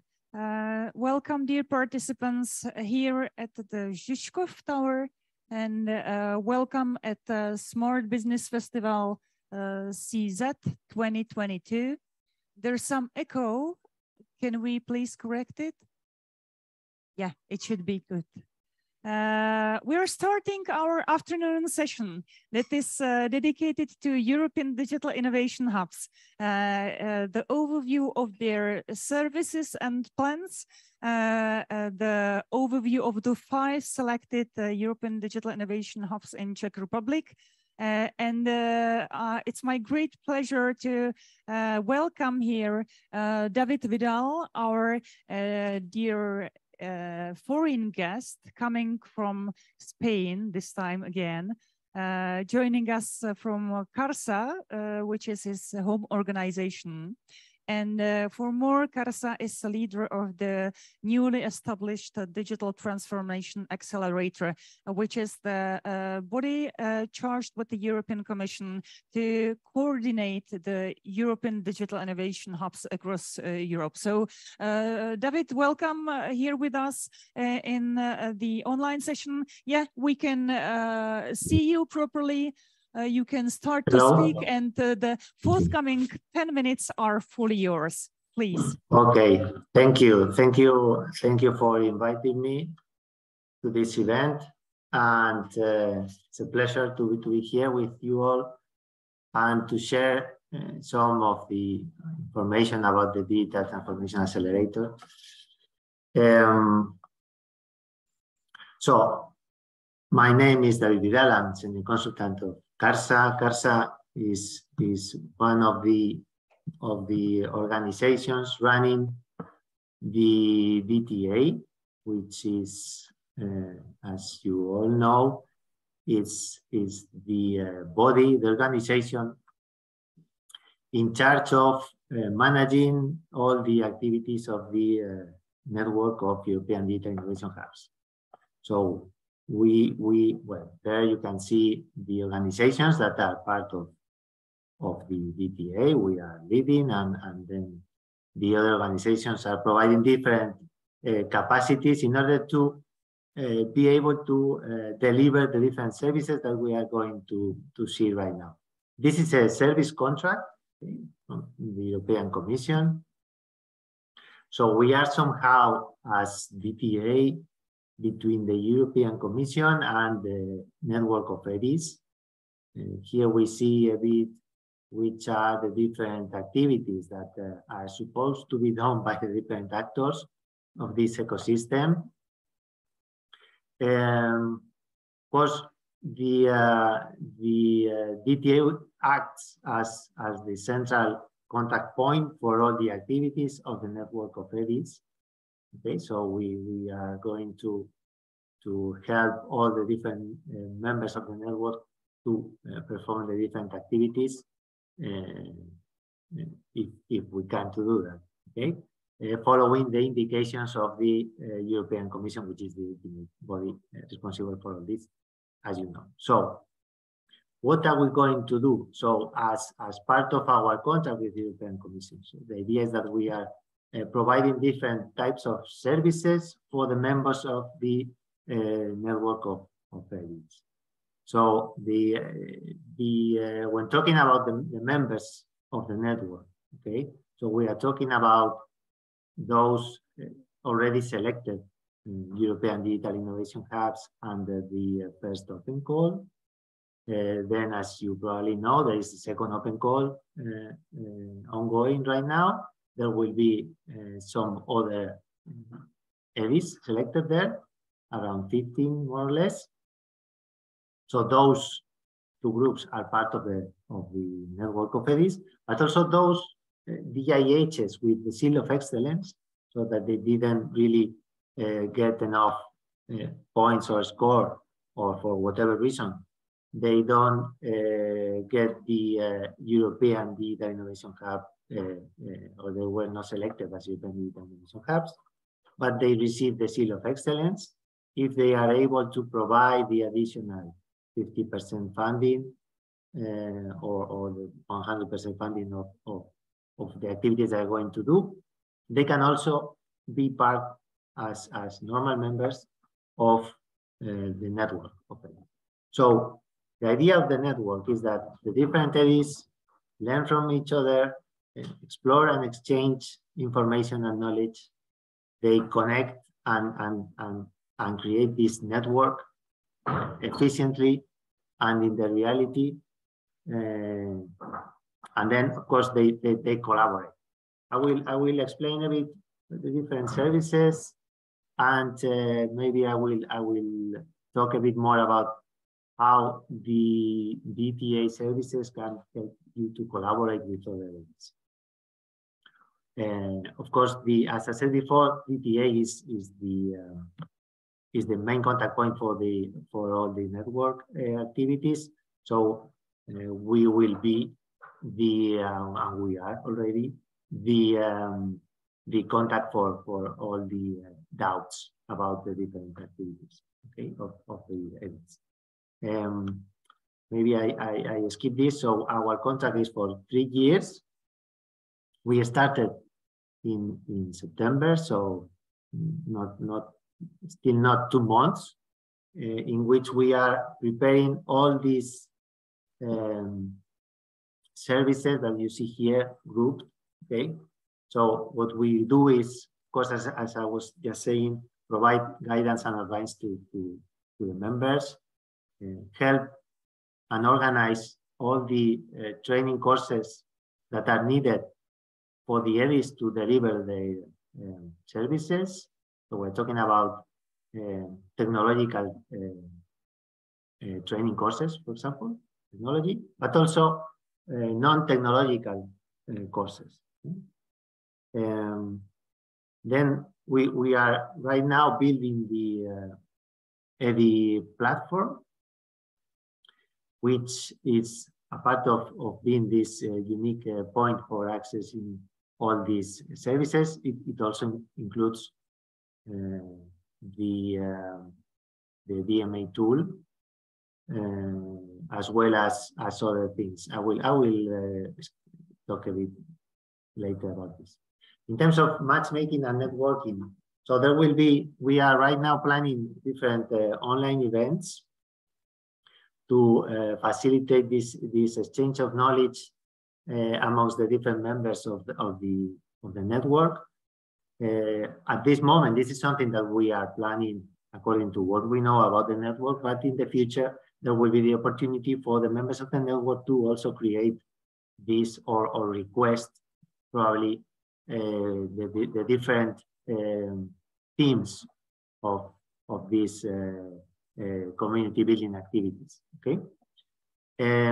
Here we see the list of services in a more, let's say, just list as it is. Here we are also talking about the EDI catalog. This is also something that is very useful for the members of the network to really know who the others are, what they can do, what they are capable to do, and to get at least as the first contact, if you don't know them, to start with this possible collaboration. Well, here you see, well, this is a bit old, the design that we see here. This is something that the very first version of the portal. Now it's a bit more developed. And right now we are developing this, which is, as I said, the main contact or an access point for everything related to the network. So here you will have access to the events, the list of events, to the EDI catalog, to the DMA tool, etc. Some maybe important aspects which are also related to the collaboration. So the annual summit, there will be one annual summit to be done in Brussels, okay? To which all the members of the EDI are welcome to attend in person, to see each other, to see and to know each other in person. So this is like the big event. We are right now closing the dates. This will be communicated very soon to all the members of the network so that you can save the dates and all that, being prepared for that. Then the DMA tool, which is, well, as I said before, maybe I'm skipping some details because I don't want to stay for long, but as since we are acting, say, on behalf of the European Commission and being the contact point with the network of EDIs, so we will gather all the key performance indicators that are reflected in the grant agreement of all those selected European Digital Innovation Hubs. Okay, so we are preparing the tool for gathering these key performance indicators, which will be used later on to, once we analyze them, also for improving or for proposing additional improvements and roadmaps on the different activities of the network, okay? Apart from just being purely, let's say, a reporting activity for you, but also for us to better understand what we are doing and what can be improved. Then we have the DMA tool, which is something that all the EDIs must use with SMEs and also public organizations when working with them. So this will be also accessible via this platform that we are creating. And as I said before, the new EDI catalog, right now there is this catalog under the JRC website. This will be transferred to our new platform, and then all the members of the network will have the opportunity to revise and change, if needed, the information in the catalog so that the collaboration can be done. So the identification, at least, of the other EDIs can be done easily. Then I have skipped a bit about the working groups that we are preparing. So we are preparing right now working groups at 3 different levels. So geographically speaking, about different sectors of activity and also about different technologies. Okay, so this will create also this, or will help to the network to create these collaborations amongst the different members of the network in those 3 topics as a starting point. Well, this is basically everything I wanted to share with you. So we are right now working on all these activities, well, this is it. I don't know if you have any questions, anything. You can contact me directly. I don't know if you have my email address. There is also one info@edinetwork.eu email that you can use to contact the DTA. And well, this is everything. Yeah, thank you for that. Thank you. And well, this was the initial overview of the way how the European Digital Innovation Hubs will be coordinated on the European level. But what will be very important for us and for the Czech edX community is how this will work also on national level, and one-to-one and in some smaller groups in the way of cross-border collaboration of the edX. So thank you, dear David, for this initial insight. And just 2 questions that I've thought about while you were speaking.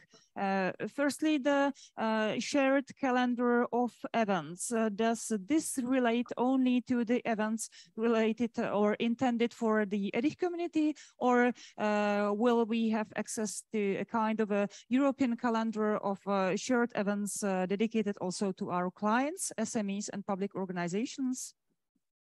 Okay, so that's a very good idea. Question. So our idea right now is, well, you know, the community is or will be quite large. So we're talking about more or less 200 members, which means, well, all the different activities that they can perform are huge.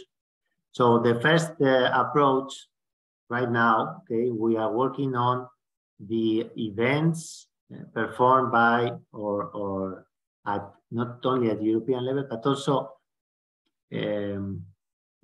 all the different events that each of these members can organize. Okay, so we want the others to know what each member is doing, but also we want the platform to be used as a communication tool to further improve the publicity, let's say, the outcomes, and the people that are reached by the different activities, the different events in this case. So both will be there.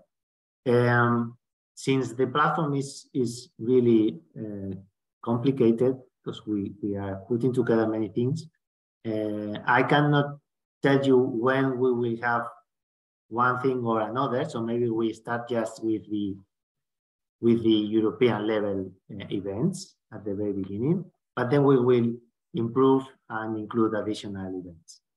Yes. Thank you. Thank you very much. Maybe there will come some other questions. So I would like to encourage especially colleagues from Czech and different European digital innovation hubs abroad to pose the questions into the chat. Thank you for this initial input, David. And now we are starting with the afternoon overview of the services of Czech European digital innovation hubs and their foreign counterpart. And the first on turn is my dear colleague from Cybersecurity Innovation Hub in Brno, Tomáš Pitner, who is a coordinator of our EDIC. And in online, there is Norbert Meyer from Center for Secure Digital Transformation in Poznań, Poland, who will be Tomáš's Polish counterpart. So the floor is yours. Here's the presenter. Just a minute. So, welcome everybody.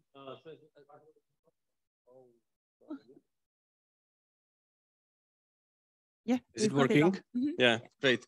So thank you very much once again. My name is Tom Pitner. I'm from Cybersecurity Innovation Hub, which is located, as it was mentioned, in Brno, but it's working for the entire Czech Republic, since we are the only one in Czechia. So in the area of cybersecurity, we've got the European financing, so we became European Digital Innovation Hub recently. And how we actually developed so far, since we are existing since 2018, and we use a specific model for our activities. Firstly, we created the Cybersecurity Hub, as you can see in the slide, which is a basics for our common activities, not only in Digital Europe, but also in research frameworks such as Horizon Europe, Videra, for example. So three top technical universities in Czechia joined together and created the Cybersecurity Hub as a coordination tool. And so far we have applied for cybersecurity innovation hub, so within Digital Europe, but also within the same program for a Euro QCI program, which is a program to establish secure quantum communication network in Europe. This is the entire schema. So we are three technical universities, and within the Cybersecurity Hub, which is a coordinating body, we have, let's say, three divisions. One is services, where also the European Digital Innovation Hub belongs. And then we have division for research, and then division for infrastructure, where the quantum communication network belongs. And as you can see, the service branch, the service division, would not exist without a collaboration with Czechino, with Teresa here, who helped us to establish the Innovation Hub. And also what we've got so far is the National Competence Center for Cybersecurity. So the purpose of all these activities is to concentrate and to reach enough capacity to be competitive enough on the European, let's say, market. So the National Center of Competence, this is where the innovations are created. So where we develop together with companies, we develop new technology, new things, new services, and then those services go to commercializations and help us to service the small and medium enterprises and public administration within the Cybersecurity Innovation Hub. So as I told already, 3 technical universities, Czechino, Technology Center of the Academy of Sciences, and economic associations such as Chamber of Commerce in Brno, South Moravia, and also Industry 4.0 cluster. And what we do as our activities is mainly about education, awareness building, studies, analysis, but also the labs that we provide to small and medium enterprises to test the technology they have. And this is mostly based on our cyber range platform that we have in Brno. I will show it also on the picture later. So this is our cyber range platform that we use for not only for cyber trainings, but also for test before invest purposes. We are also a member of the already mentioned EU Hubs for Data network. So this is the service. I have also mentioned here Taiwan Semiconductor Scholarship, which was recently opened officially about 2 weeks ago by the TECO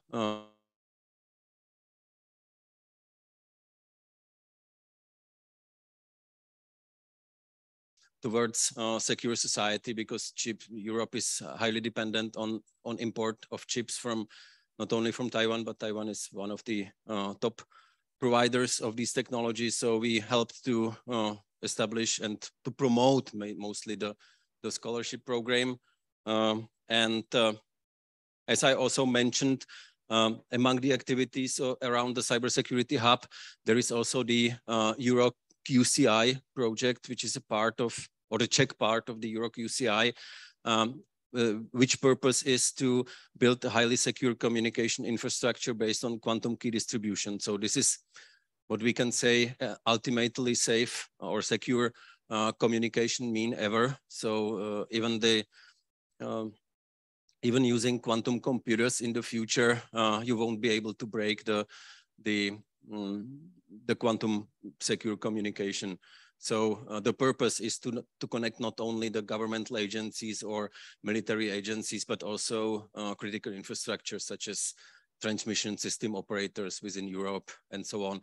So we will be the first one to try to create, based on available products, to try to create such European network. So probably in the future, when this is created, we also plan to provide this type of experimental services also to smaller companies, which is not so likely at the moment, because this is matter more for really critical infrastructure, big enterprises, energy sector and so on. But in the future, certainly there will be also small and medium companies trying to employ the quantum technology, let's say in Europe, because so far Europe doesn't have capacity for, even the European industry is not able to produce the devices necessary.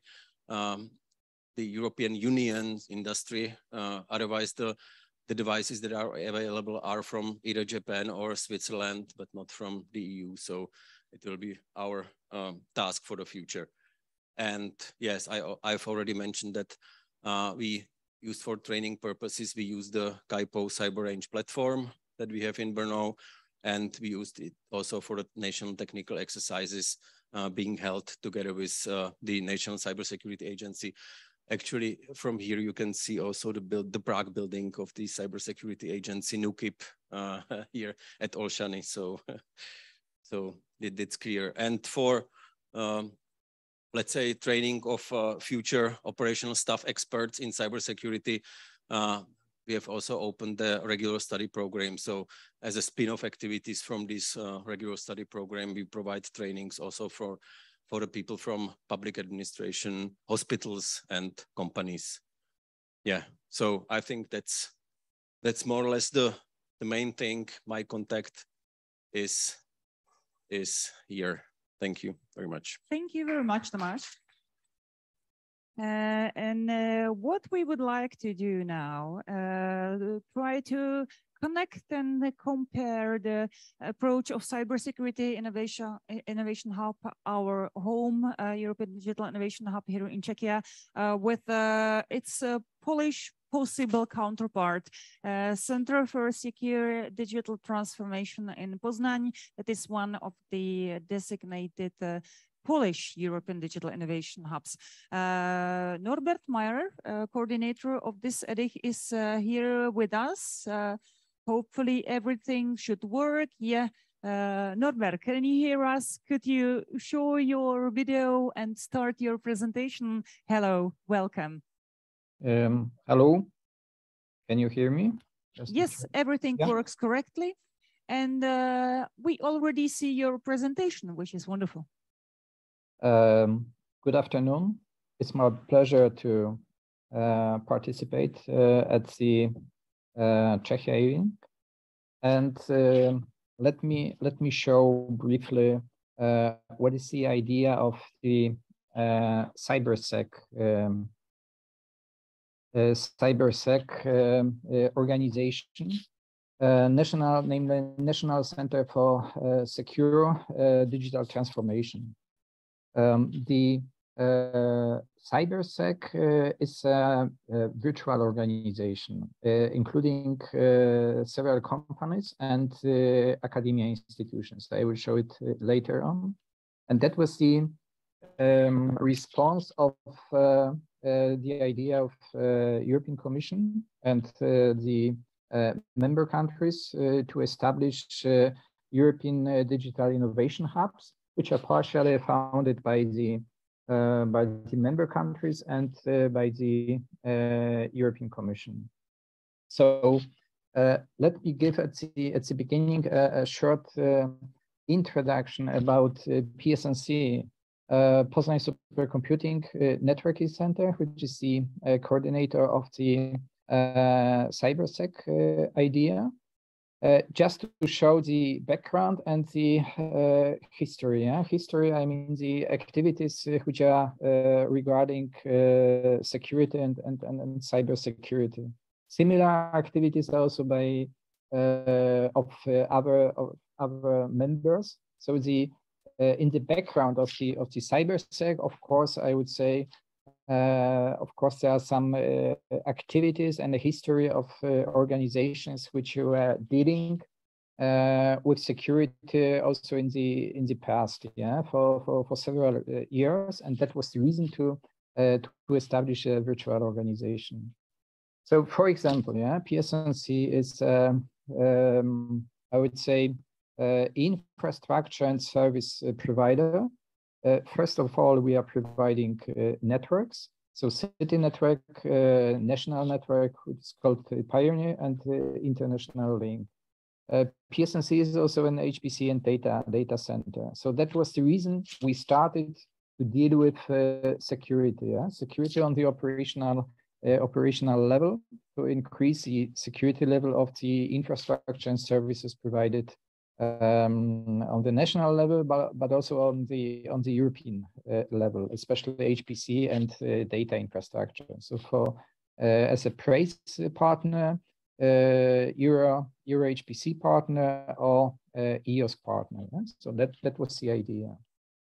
To increase the security on a formal level, we are also ISO compliant company, or the institution, because PSNC is a non-profit. It's a part of Polish Academy of Sciences, and ISO 9001 and 20001, which is focusing on security. There is also a security department. Shortly about this department. First of all, the department and the group of people are dealing with operational security, so increasing the level of security of the infrastructure. We are providing also training and actively participating in national and international projects, R&D projects. That was the base. So CyberSec is a specialized national focused organization, as I mentioned, virtual organization, providing services for entities which are interested to increase the level of security, yeah, and to provide an optimal set of services or portfolio of services, especially on the national level, but not only. So there is a part also in space for I would say dissemination and cooperation with other digital innovation hubs. For example, we started cooperation with Germany, so it's a regional innovation hub. I see also there is a space to cooperate with Czechia, and probably we will make the cooperation larger, European-wide. Consortium of the CyberSec. We have two groups of entities. The first one is coming from the industry. So there are several companies which I would say specializing and providing a wide portfolio of security. We took and the idea during the process of creating the CyberSec was to provide and to build an added value or organization which is able to work on several levels, yeah, and therefore we have companies, SMEs, but we have also academia entities like Wrocław University of Technology. We have also partners, PSNC is, as I mentioned, Institute of Polish Academy of Sciences. All the institutions are with, I would say, a big background of security. So first of all, the aim is to support industry, especially SMEs, but we have also tasks and goals to be and to support governmental and local administration entities. The first goal is to increase the level of security. CyberSec is working on a national level with cooperation with other European innovation hubs. And the added value is to integrate the know-how of the organization, virtual organization. So companies, industry, and integration with academic entities. Yeah, let me briefly say what are the activities. Yeah, in general, it's much more wider, but for the time limitation, I will focus on two stages. The first one is to test, and that was also the requirement coming from the call. So first of all, we have to test before starting the investment. Yeah, so there are several services which we are offering for the mentioned entities coming from industry and SMEs and local administration. For example, virtual testing labs, which are focusing also on making so-called test before invest. There are also security operational centers which are able to test the level of security. We have an infrastructure of penetration tests to check the current level of provided services by an organization which is interested to invest in security. There are also cybersecurity audits. So, and the next stage is to give and to increase the knowledge of the organization. Yeah? So what we provided is a quite big and wide set of services in terms of skills and training. Several examples you can see here, especially secure development life cycle of the implementation. So assuming organization is providing software platforms, we are able to check the platforms and also to increase the knowledge of the entire process of providing software. There are also trainings for auditors we propose. There is a training how to increase the security of an industrial network. That's the cybersecurity training with customized and dedicated CDEX platform scenario. The platform is focusing on monitoring and management of industry network. Yeah, one example, if an organization would like to assure the cybersecurity of new digital services, yeah. So the goal is to implement by our organization the service and to integrate and to check the optimum of secured users and data which are provided by the end customer.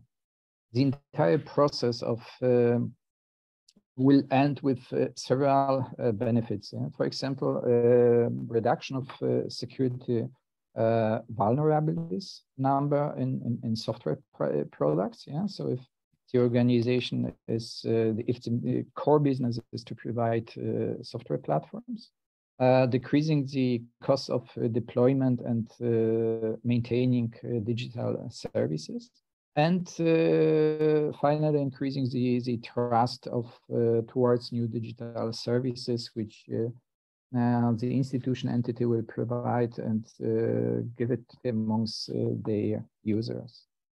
There are several other securities or examples of services which will be provided, but let me just jump. The next example is to increase the security of industrial networks. Yeah? So there is a partner which is providing or is specialized in SCADA networks and platforms for increasing and monitoring the security of industry networks. And there is also, I would say, path to check the security and be able to increase the security level. Yeah, we have also standardization of audits of infrastructure and applications in other examples. And that's a brief description of the cybersec. Yeah, so once again to summarize, we will work and provide services and support in Poland. It's a national innovation hub. With companies and academia institutions which are distributed around Polish regions.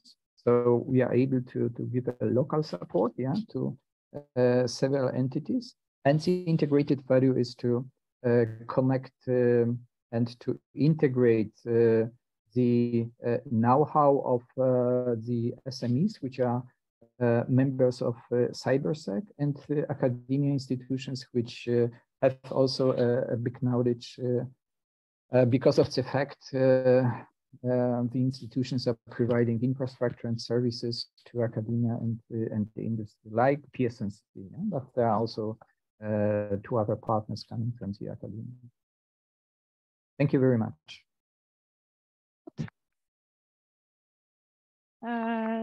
Thank you, Norbert. And it is natural that the European Digital Innovation Hubs dedicated to cybersecurity must have some services in common, like cybersecurity audits, trainings dedicated to end users as well as to the trainers.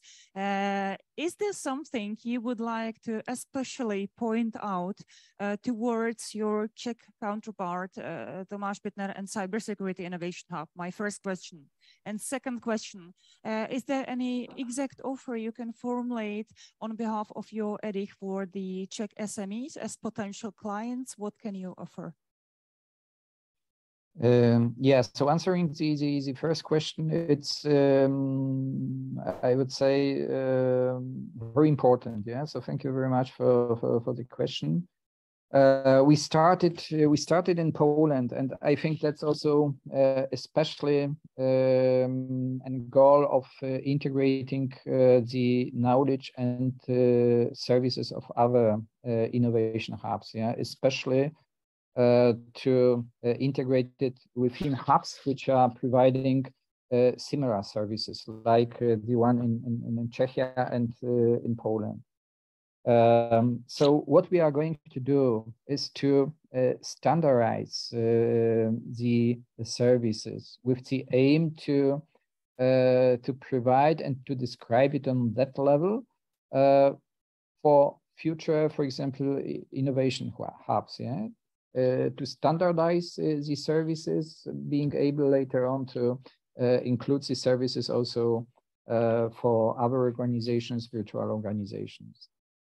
So shortly saying, standardization and I would say integration of services between such innovations hub are very crucial. Yeah, because we can increase the portfolio first of all, and we are able to make and provide a more complex offer for SMEs and local administration.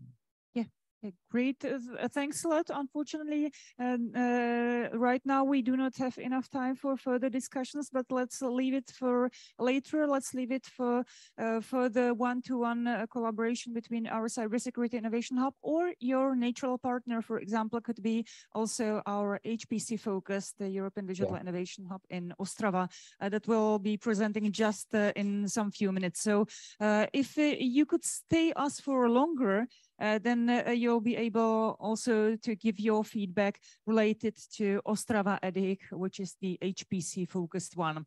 But now we have 30 minutes dedicated to artificial intelligence, European Digital Innovation Hubs. Here on the spot, we have our dear guest, Alena Burešová from EDIC CTU, which is a very short abbreviation illustrating the Czech Technical University Digital Innovation Hub, coordinated by Technical University in Prague. And in online, we have our dear guest from Helsinki, Kalle Toivonen, who will be joining us in some few minutes, representing his FAIR, European Digital Innovation Hub based in Finland. So the floor is yours, Mrs. Burešová. We are keen on listening. Oh, good afternoon. We are kind of like 1 quarter hour short, so I will be brief. Well, our DIC is a leader in artificial intelligence. We are not the whole CTU. It's more complicated. Our DIC consists of National Center for Industry 4.0. This is where I am employed. Then Czech Institute of Informatic, Robotic and Cybernetics, and a few academic spaces in CTU. So it's more complex structure, and we were based together based on the services we are able to provide. National Center for Industry 4.0 is an academic and industrial platform which aims to connect all important parties in the Czech industry, meaning industrial companies, mainly SMEs, then academy, and then also government.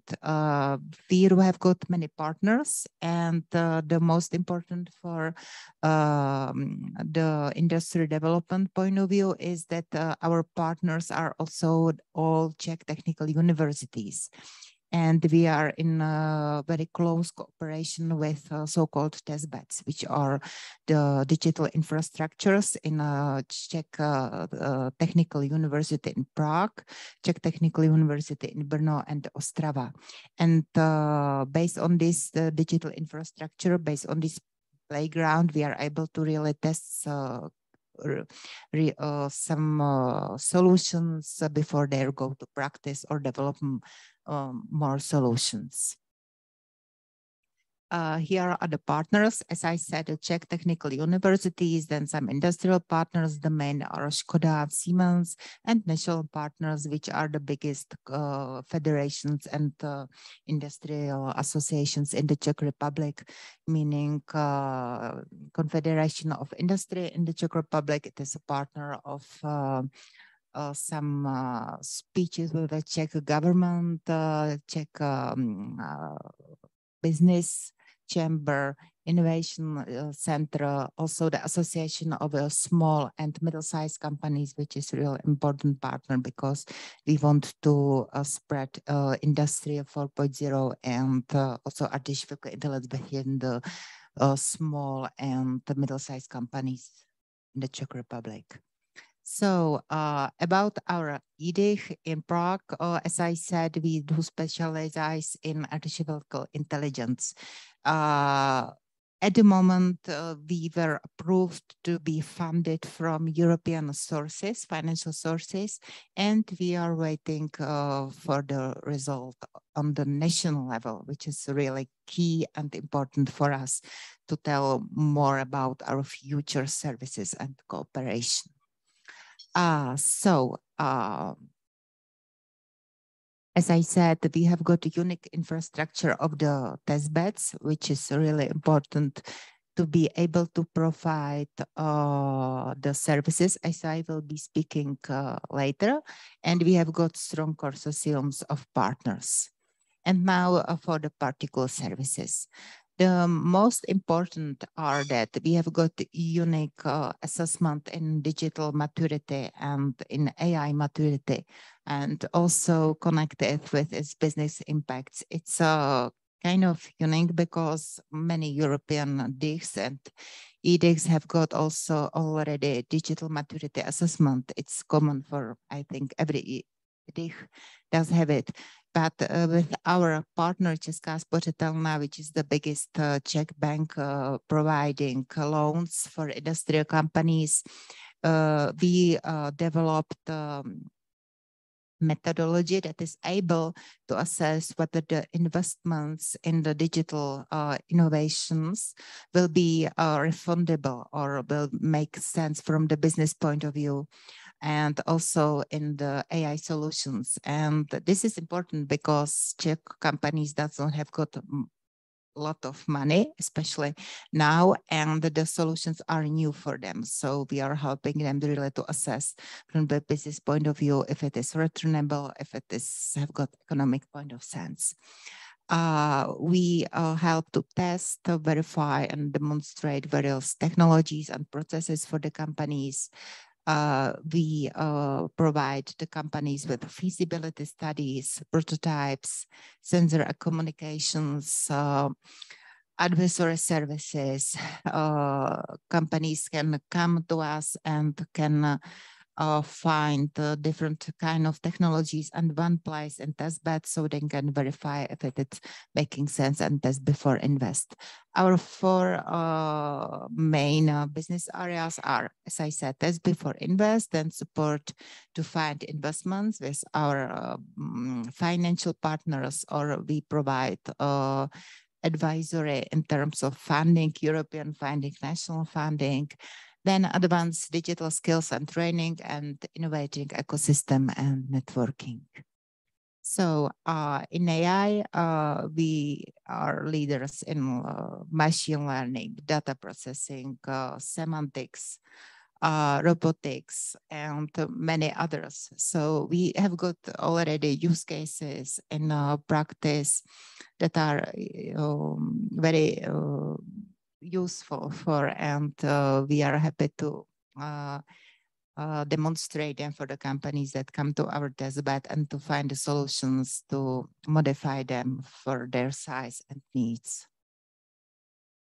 As I mentioned before, we do investments advisory, we do some consultations and help companies to assess whether their AI solutions are efficient in point of, from business point of view. At the moment, we are really facing huge struggles in all industry, that the subcontractors and all the relationships are kind of like, you know, changing a lot, and the flexibility of the industry is so high that some small and middle-sized companies can't cope with that. And AI can really help with the technological solutions. So our approach is not only to say, okay, this is robotics, this is the data learning, but we ask companies, what do you deal with? What are you struggling with? And then we find a solution telling them, okay, this problem can be solved by, for example, data computing, or you can invest a really slow amount of money and find good help with this kind of solution. So to help companies really deal with their today's problems.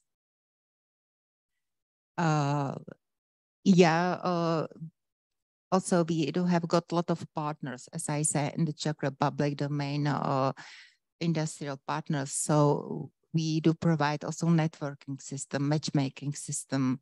When company come to us and say, for example, I would need to help with this problem, we tell, okay, these institutions or these companies provide solution, they are good, so you can contact them, and we can develop some innovation solution together. We provide services for startup spin-offs, especially small and middle-sized companies are our target, because the level of AI use in the Czech Republic, there is a huge difference between big companies and mid caps, for example. So we are trying to push small and middle-sized companies to know the technologies and know the benefit of these technologies. And also not last but not least, for the state and the public sector. So this is our website, and you can find more information about us. And from my side, this is all for now. Thank you very much. Thank you, Alena. Dear sirs and madams, I hope you have enjoyed the only lady in the afternoon program, because I must admit there are not so many female coordinators of European Digital Innovation Hubs, nor tightly collaborating experts. And Alena Burešová is one of them in Czech Republic, and we are happy to have her here in the AI-focused edit of the Czech Technical University in Prague. And who is joining us just now from Helsinki? Kalle Toivonen from the AI-focused Finnish European Digital Innovation Hub. Kalle, I hope you can hear us, see us, and that you're ready to present your communication towards our community. Welcome. Yes, thank you. I hope you hear me as well. Yes, we do. Okay, that's splendid. So let me try and share my presentation. Yes, I guess it works now. Yes, it works. If you could switch it into presentation mode, it would be better, because we would see the slides bigger. Yeah, I did, but let me try again. For some reason, no problem. You can just simply continue. Okay. Okay. Yeah, I don't know why it didn't go to presentation mode there, but for me it is at least. So I don't know. Yeah. So, anyways, nice to be here, and I'm Kalle Toinen from City of Helsinki Economic Development Division, or Business Helsinki as we nowadays call it. My position here is Senior Advisor, and I'm currently running the European Digital Innovation Hub called Finnish AI Region, so abbreviation FAIR. And yeah, I know that you might mix it with the FAIR principles of data, and that's true that it's really close to that, but I think it's a good thing still, because we actually represent those I would say goals that the FAIR has, so it doesn't matter, but we are FAIR ED, so that's our point. And did you actually see the slide changing or not? Not yet. Okay. You should do it manually. Just please click on the slide number 2. That's it. I did. Let me keep it like this. So for some reason it doesn't open the presentation mode, but I hope you can read it anyhow. Yeah. So what do we focus on? Our focus is to provide free or subfunded services for SMEs to adopt AI powered services to form ecosystem of AI applying companies, and really to find those key links between different actors in here in Helsinki, and of course European wide audience. We serve mainly, of course, Finnish audience because of our location, but we are of course happy and more than happy to get in touch with international connections if you have a need that we could fulfill. So even though we might focus more on capital region of Helsinki, we are still more than happy to discuss potential use cases with customers from other countries. Our hub is actually powered by the Finnish Center for Artificial Intelligence. And they really bring the latest AI research results for our use. So definitely we aim to connect that top-notch research with applications in the business area. Our partners in the hub are, of course, City of Helsinki, University of Helsinki, Aalto University, Metropolia University of Applied Sciences, Haaga-Helia University of Applied Sciences, CSC IT Center for Science, and their high-performance computing environment, City of Espoo, City of Vantaa, Kira Innovation Hub, and EIT Digital. And I do want to mention all of these partners because our goal is to utilize the strengths that these partners already have in the field of AI, and really to try to make it simple for the companies to find the services that we have in the ecosystem and find the best means to utilize those services. So that's the main emphasis of the hub that we have of the fair, to try and make the journey for the company as easy as possible. At the moment, it's not. We focus on artificial intelligence, as mentioned, but we are backed up with other technologies as well. So especially cybersecurity and extended reality, but as I mentioned, also the high performance computing. The customer sectors that we especially focus on are the digital service sector, smart cities, and health. But these are not the only customers, of course. These are just the main sectors that we envision having here in Helsinki. And this is just a sort of fast commercial break to the fact that why would a city be coordinator in this kind of action where we actually try and make try and assist commercial services. it's actually not that far-fetched. So Helsinki has been one of the leaders in the principles of open data. We have been running Helsinki Region InfoShare for already 10 years. This is a platform where you can find open data sets that are gathered by public entities and use them as you wish. The second thing really is that we are on our way of making Helsinki more digital. And this is actually our new digital strategy. And part of that digital strategy and one of its key goals is to come from the reactive city to proactive city. And we do that by utilizing more AI, more knowledge, more data, and robotics. So, of course, by doing so, we know that the kind of things that sort of companies go through, because we are going through the same journey in a sense. We also have testbed services as a Helsinki. We enable testing in all of these environments here. So real environments, you can come and try out your solution. And this is one of the functions that we like to combine with FAIR. Quickly going through the background on why we have selected and why do we need FAIR in Helsinki, but I think this applies on a European level. We are quite similar to many other countries. So on national level, in Finland at least, 12% of the companies with employees 10 or less, or 10 or more, have used AI-enabled solution.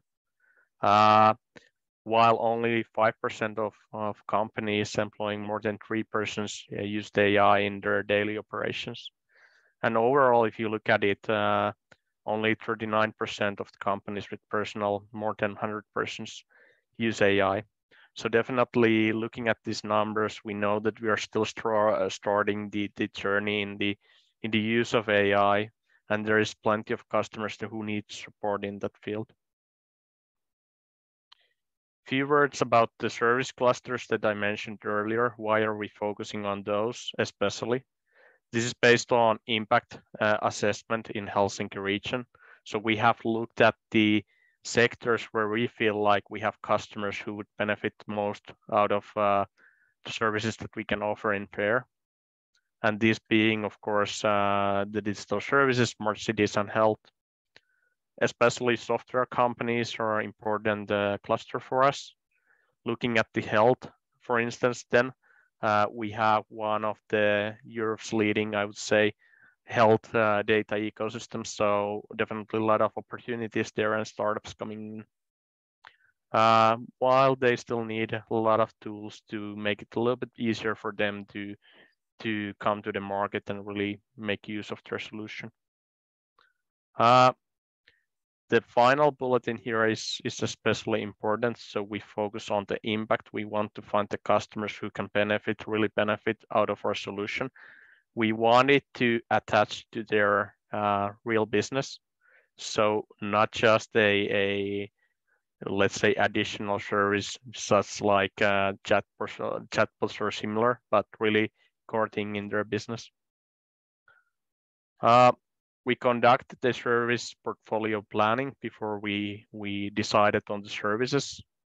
So we interviewed our potential customers and really came up with a portfolio that matched their need. And here you can see the portfolio. You can see the services that we are offering on the right side of this slide.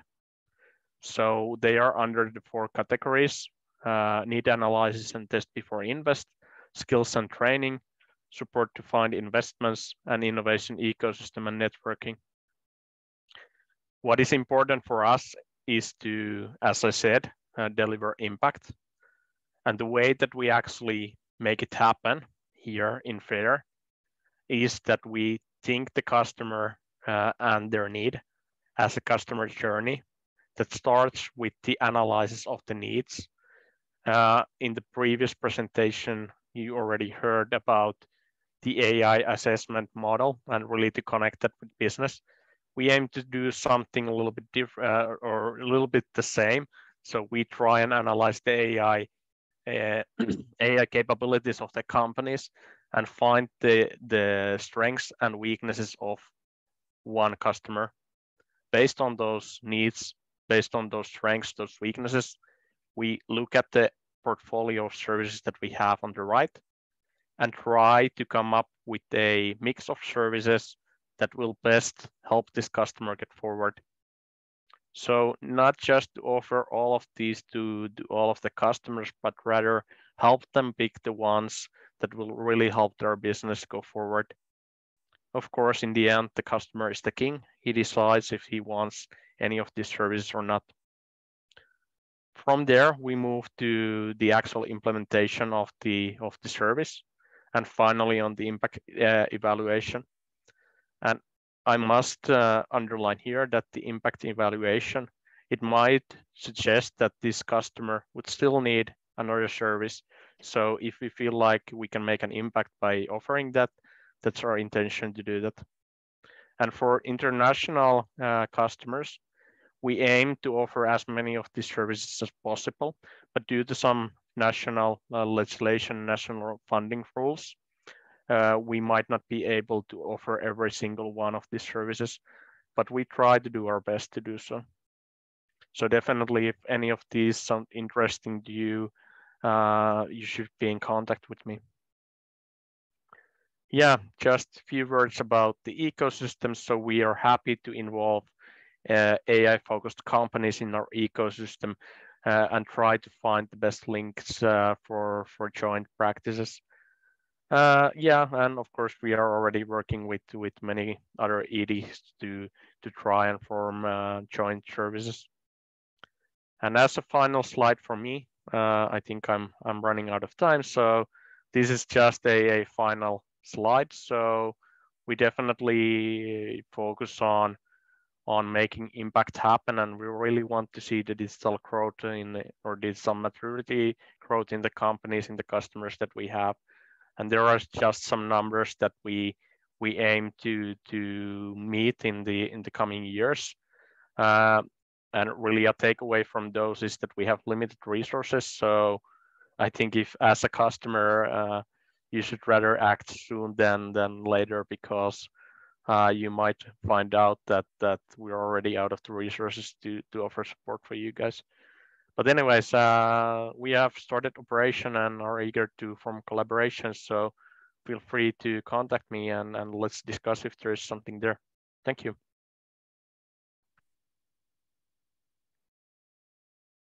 I hope, dear Kalle, that you're hearing the hands clapping from here, from Prague, from Tower Park, Prague.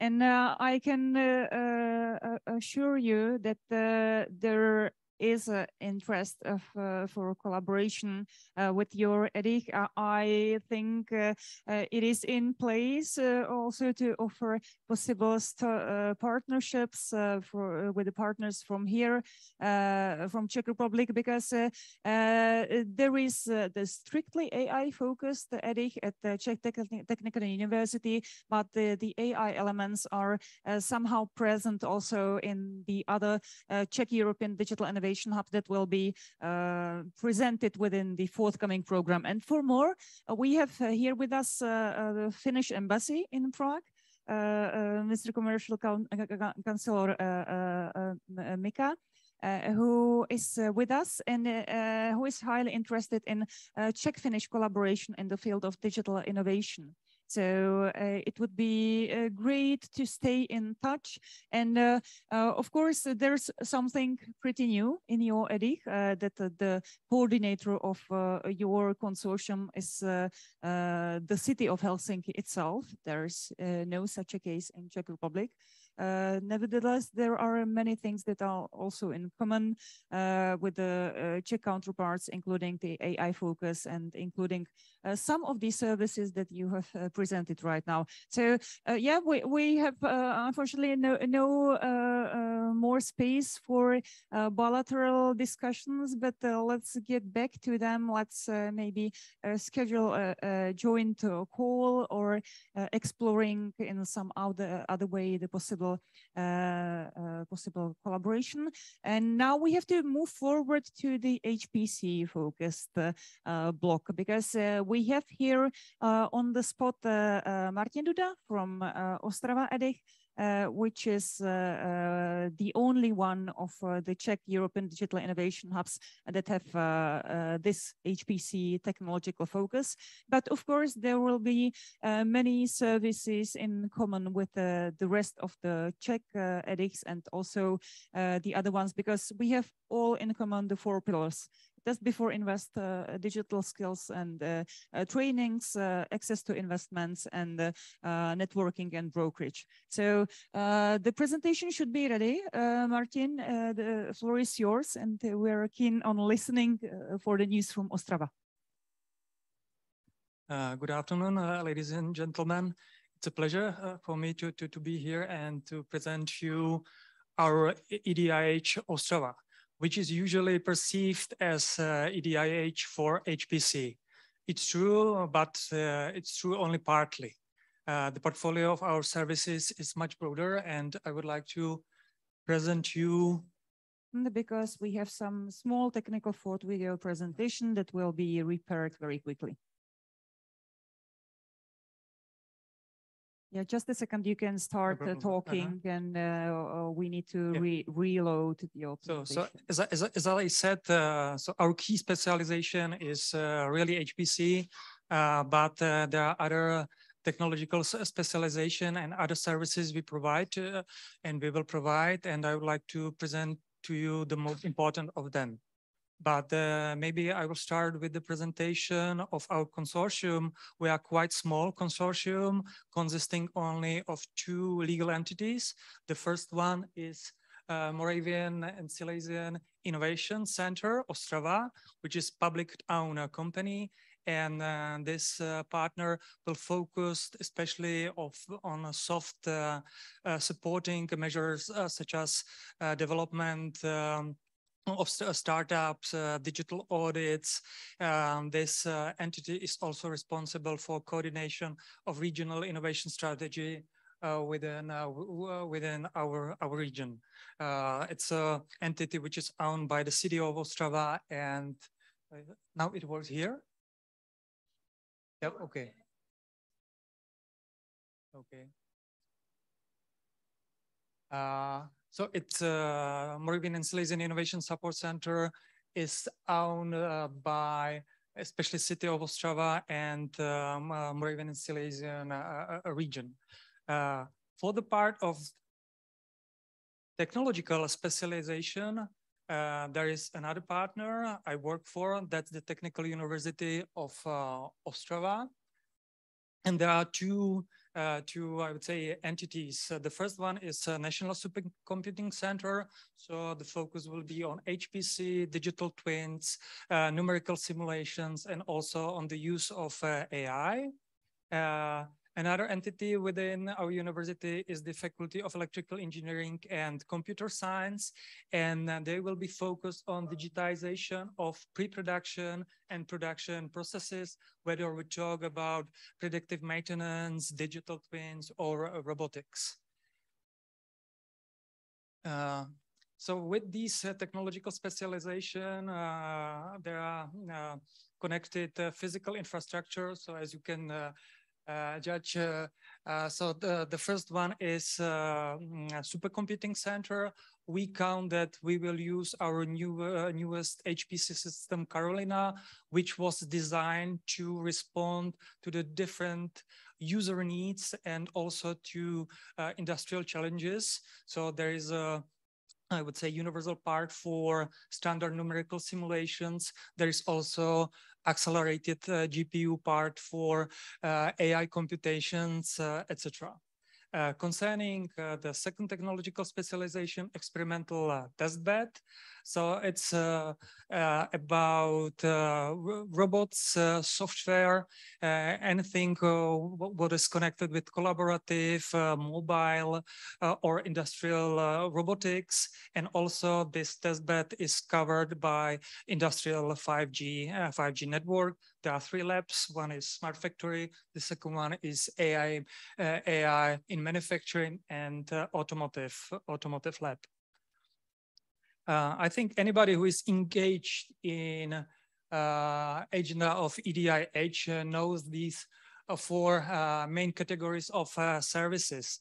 Why I'm showing this slide is to show you our, let's say, concentration of the activities, because our EDIH would like to concentrate on the test before invest, which should allow better access for SMEs to the infrastructure I presented to you a moment ago. And the second main work package or the activity will be support of digital readiness and developing skills. 2/3 of the whole budget, including management, goes only into these activities, and it'll be really our priority. I would like to also emphasize that we don't count that test before invest and using HPC or supercomputer, that the target group will be mainly local companies. There will be just few of them. So these activities, we count that the clients will be from all over Europe. On the other hand, concerning general training, developing skills or supporting digital readiness. So this will be mainly the companies from our region. Digital audits or supporting digital readiness.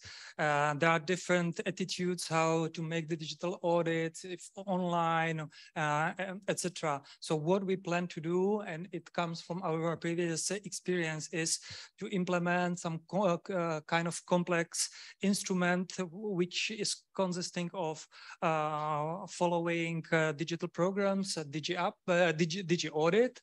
So that's about analyzing the prospects and the reality of digitization in SME in different fields such as pre-production, production, products lifecycle, processes, infrastructure, HR, and research. So at the end, there is a result of this audit. This audit is done by face-to-face meeting with the representatives of the company, and this result allows basically two things. The first is to make benchmark with the other results, because there are previous audits and our partner, Moravian and Silesian Innovation Center, is the part of a network within the Czech Republic, Winovate. It gathers the innovation centers from all over the Czech Republic, and they are following kind of same methodology. So it allows to make benchmarking quite interesting for the whole Czech Republic. So that's, let's say, the first result. And the second is that at the end of this audit, there is usually identification of 1 to 2 change projects. And if the company decides, then in the following program, they get up, these change projects are developed. And when they should be implemented, then we provide supervisors to supervise that these change projects are implemented in a correct way. So that's about audits and digital readiness, skills and training. We will focus quite a lot on specific oriented training. Actually, we provide the trainings, as you can see here, introduction to machine and deep learning, which could be interesting for the companies, but actually it's mainly from academia who attends these meetings. So our objective and task will be to attract more companies. Sometimes the obstacle is the financial obstacle of these courses. For example, we plan to do the courses in cooperation with NVIDIA Deep Learning Institute, and with EDIH support, we'll be able to reduce the price for these courses. Of course, we also plan to do the courses in the field of Industry 4.0, such as training in the graphical programming environment, such as Simulink or 3D experience platform, which allows to accelerate the product development. Test before invest. As I said, it should allow SMEs to access our HPC and also testbed infrastructure. there are three main areas. The first one is HPC and numerical simulations. So it's about development of new methods for mathematical modeling of complex problems. Actually, we cooperate with large companies, especially. So we would like to change that.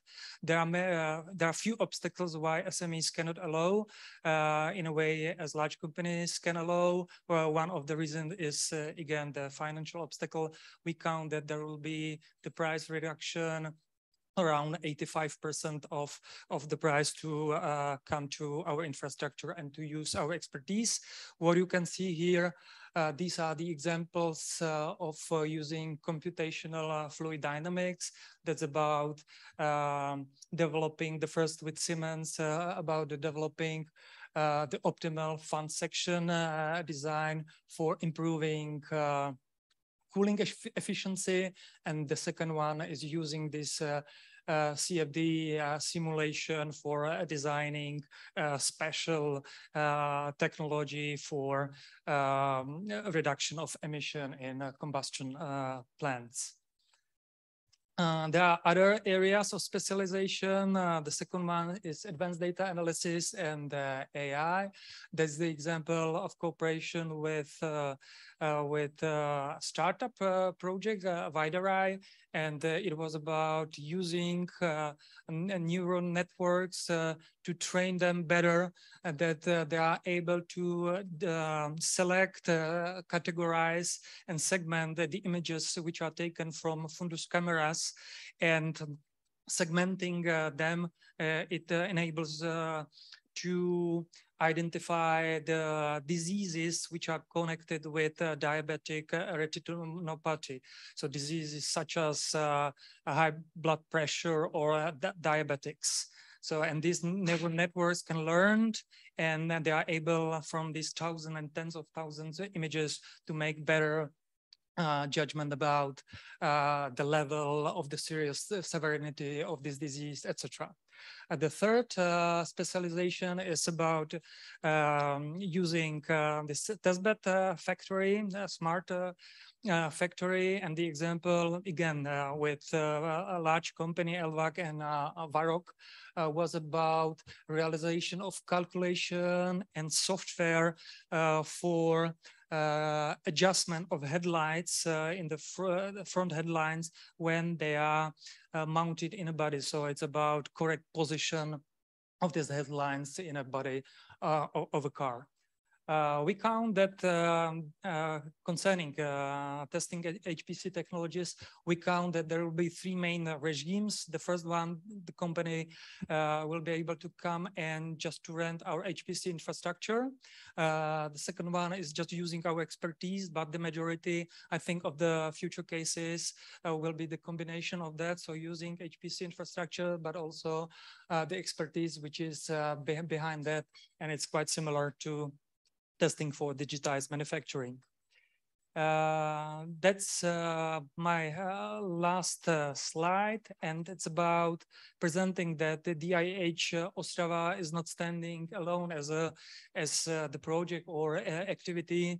There are connections to the testing experimentation facility, to Horizon Europe projects, but I would like to mention especially so-called National Competence Center for HPC. So we are this competence center for the Czech Republic, and it's focused on academia, but also in industry.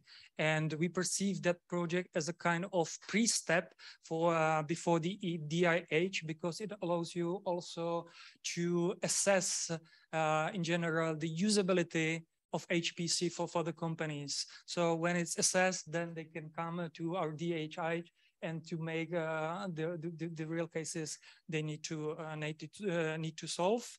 And business development, Moravian Silesian Innovation Center is not responsible or is not doing only the things in digitization.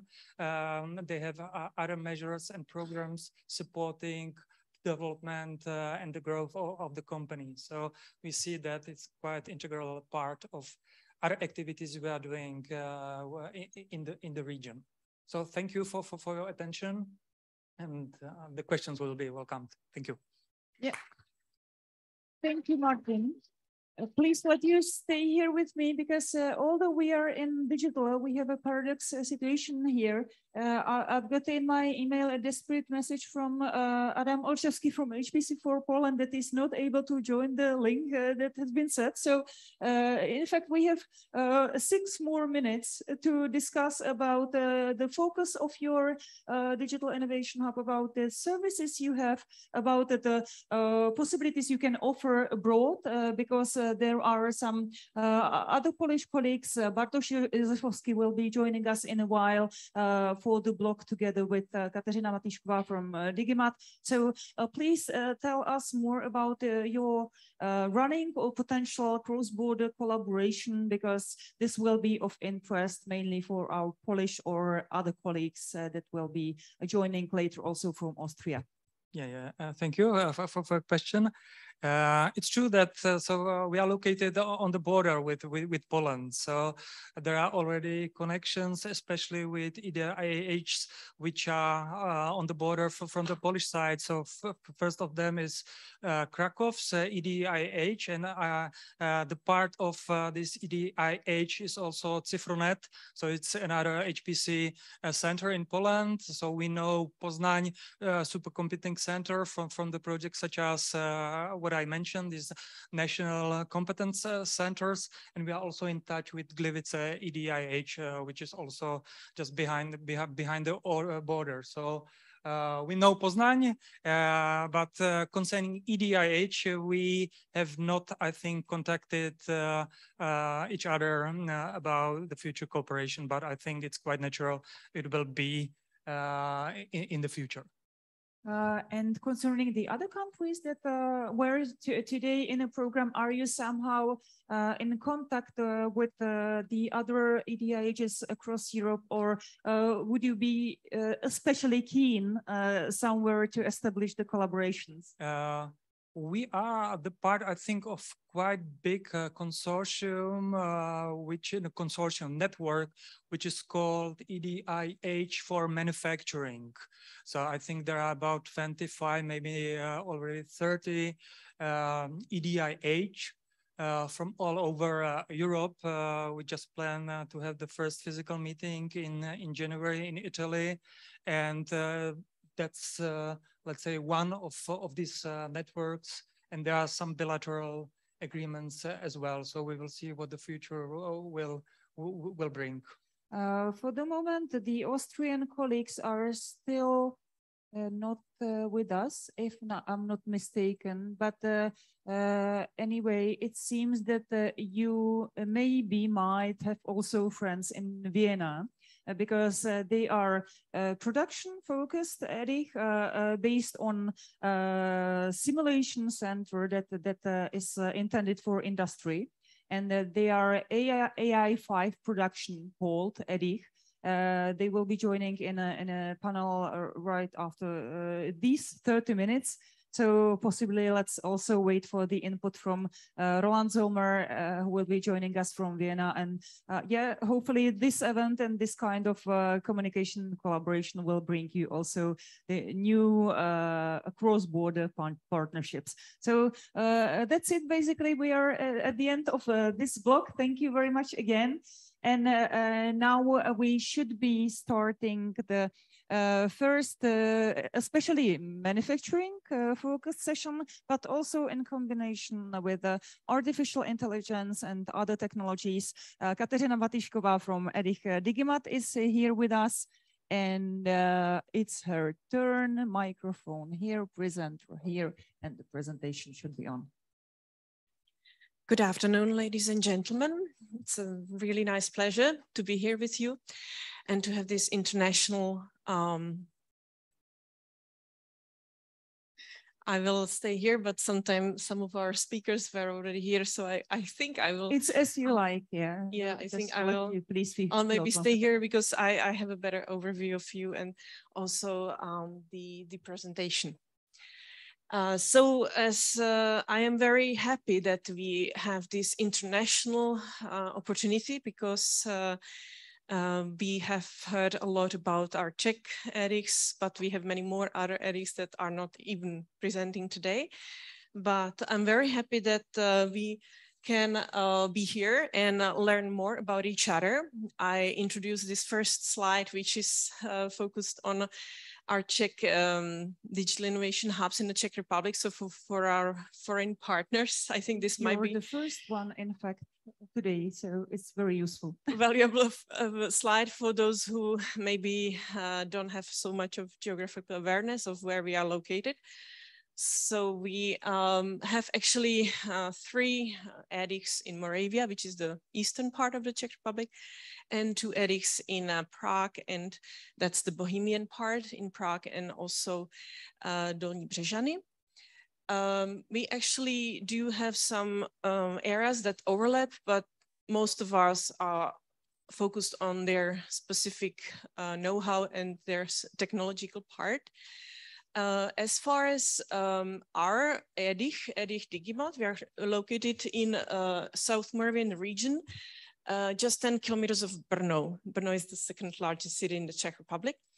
And in Moravia, there is also our other edX, Cyber Security Innovation Hub, which we had the opportunity to hear as the first presenting partner presentation. So as I mentioned, South Moravian region, that's a region which has long history in terms of building innovative ecosystem. And you probably have heard already today about South Moravian Innovation Center. They're our mother company, and they were iconic, I would say, institution in terms of building up systematic cooperation with SMEs, startups, and their know-how has been spread into other regions of the Czech Republic. So we are very happy to have them in our consortium, which I'll show you in a minute. Just for our foreign partners, it'd be also interesting to mention that the capital of South Moravian region, Brno, has also quite near closeness to 2 other capitals within Central Europe. That's Vienna, located in south of Brno, and Bratislava, which is southeast of South Moravian region, southeast of Brno. So this is our region where we try to cooperate closely with other institutions within the South Moravian region. And now we are very happy to be part of Digital Europe program and participate within edX projects. Here is our consortium. We are 4 partners. As you could hear, Mr. Martin Duda mentioned that they have 2 partners. We have 4. And as I mentioned already, South Moravian Innovation Center, in Czech, it's Jihomoravské inovační centrum, so JIC. Then there was many times mentioned already today, Brno University of Technology, as it is a very large university in the Czech Republic, and they focus on very many different areas of technology. And in our consortium, they are an important partner, and we will cooperate with them in terms of testbed, as they have large testbed facilities, even larger than us. And then our 4th partner in our consortium is Effectivity Company, as they focus on educational and workshop programs. So we try to cooperate with them. They have specific know-how, how to spread the information onto specific target groups. And we are happy. We have a first event already next week with them. And this will be our first close cooperative event that we coordinate together. There was said a lot about our edX and their goal. Our edX would like to concentrate on digital and automation technologies, and we focus on SMEs in manufacturing sector. And we also try to cover mid-caps. We don't support large companies, as that's focus of other I would say institutions. For instance, Martin Duda mentioned that they do concentrate on large companies. So we do concentrate on SMEs and mid-caps. We concentrate on flexible manufacturing systems with use of artificial intelligence. And in our region, we have lots of high-tech technology companies, not only IT, but also companies that focus on space industry. We have a lot of industries in the sector of microscopic equipment. We have lots of precise machinery companies and nanotechnologies in South Moravian region. Here is overview of our main activities that we would like to focus on with our partners. As I mentioned, South Moravian Innovation Center, they will focus on building up the innovative ecosystem, and the company which I mentioned today, which will help us to do awareness raising. And then we have this expert technical consultations that's done with in cooperation with Brno Technical University. Then we do try to, I would say, focus on, I would say, effort to, we try to transmit the information, how much it is important to now adopt the digital technologies in the industrial systems. And we have developed Academy in Digital Transformation, and this Academy is basically running very well. That's know-how of Digimat. And we, in another slide, will see how many actually businesses would like to target, not only, of course, with our Academy in Digital Transformation. I would also like to mention that there is a specific certificate that the companies get after accomplishing this Academy. So that's a very useful tool that we have. And of course, we do focus on R&D, and we have a lot of possibilities where companies can come and test before invest. There is a possibility to work on research and do a lot of proof of concept activities. So our colleagues in the technical field, they do develop many new technological, I would say, current technological goals that are now very well known. You all know digital twin and other concepts. So this is what we offer to our partners. We collaborate with SMEs, clusters, technology partners, and we also do focus on capacity building. So here you have our 3-year overview of the planned events and tasks that we want to accomplish. Perhaps the most numbers you can see in the right, the value that we want to reach.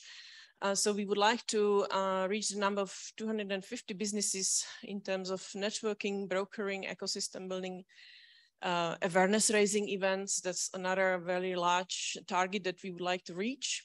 Then we focus on digital capacity building, as well as sustainability capacity building and access to finance, because we had within today's and yesterday's platform Vinovate a lot of discussions how to motivate SMEs to implement the new technologies into their systems. And many times it's the finance that is the obstacle. So we try to have some awareness in that area as well. Then I mentioned Digital Academy, which is also the important target within our project. And we also have a number of collaborations. We have many foreign partners which will be shown in the next slide. And also you can see that we are planning some international events, maybe even more than 21. I guess there will be many more, but we have some interesting collaboration already established. But as I know, there will be Vienna, for instance, presenting right after me. So that's very interesting to still get to know each other and focus on our possible fields of cooperation. Here is the mentioned 6 international memoranda, 1 national memoranda. We have the opportunity and a great pleasure to be in a great cooperation with Erich Ostrava, which just presented before me. We established some cooperation in summer, and we were trying to identify our common services, how we can support each other, where we have the strong card in our hands, but on the other hand, where we can collaborate. And we have some differences, but also a lot of overlaps. So we are happy to provide the know-how to our South Moravian regions who are, for instance, from Zlín, Olomouc, and also Pardubice. So we would like to support those Moravian partners in Morava. International cooperation, EDIH, SCDI, Bratislava. We already started some bilateral meetings. We would like to focus on energy efficiency with these Slovakian partners. Then there is still a great potential that we would like to come to cooperation with Austria. I met recently 2-3 partners who are in EDIH AI5 production. So that's very nice, already running bilateral meetings that we have, and we learn from each other, but still with the lead partner, we would like to confirm the real topic of our cooperation. Then we have EDIH Hub for Industry, Krakow, Poland, that we just missed, unfortunately, a minute ago, but we will certainly have the presentation available so we can read. They are joining us. Bartosz Józefowski is already online. Nice. So we will hear more from them right now. Then as far as cooperation with Hungary, we would like to work in the area of AI. And then we have also 2 partners from Belgium and Netherlands. And we are trying to now currently work on the preparation of steps for know-how for SMEs as far as microscopic platform. So that's the cooperation with Belgium and the Netherlands. So we are very open to the discussions, looking forward to the cooperation, and hopefully we can learn more, not just from the partners, which we have official memoranda, but from many other EDIHs. And let's hope that the 3-year cooperation and even longer, the sustainability hopefully will be promising, I am sure. Let's hope for a long period of cooperation, even outside EDIHs. Thank you so much for your attention. And here is also my contact if you ever need to contact me. Thank you. Thank you, Katarzyna. Thank you. And your input was really an example that you already know each other in cross-border context with some of the representatives of the Polish and Austrian European Digital Innovation Hubs that will be on turn right now.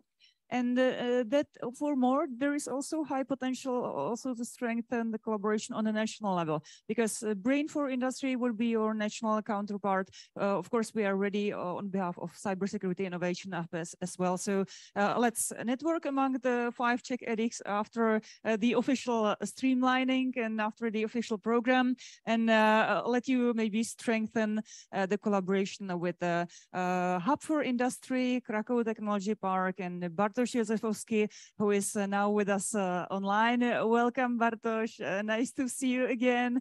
Yeah, unfortunately, we don't have the opportunity to have you in Prague as recently on a Bowie meeting. Yeah, I hope you regret, because the view is great. The company here in Prague is great. There is a very good mood in the audience, and we'll be happy to meet you in person for the next time. So now just online. And you were carefully listening on the news brought from Digimat Erik, from Kateřina Matyšková. We'll be happy to get you in contact also with the other 4 Czech edicts, and especially we are keen on the news from Krakow. The floor is yours. Hello, Teresa. Hello, everybody. Thank you very much. I'm honored and pleased to speak to you.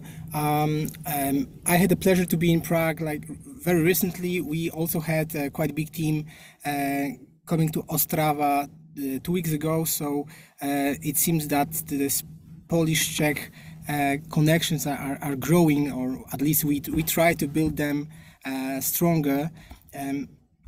Let me show a few slides that will be make my job as a speaker today a little bit easier. So Krakow Technology Park, we use KPT as a shortcut of our name, is institution that is based in Małopolska region. Małopolska is southern Poland. But we operate basically in whole country, and one of my goals of my short speech is to encourage everyone to think about Poland as a interesting market, especially for manufacturing companies and also for companies that deliver solutions for manufacturing companies. So expertise, solutions for 4.0 solutions. I think that Poland right now is an interesting market. We have the scale of 38 million people. We have the scale of hundreds of thousands of manufacturing companies. We are the country that haven't seen negative GDP growth since 1989, even through crisis in 1987, 2007 crisis, COVID crisis. We still have positive GDP growth.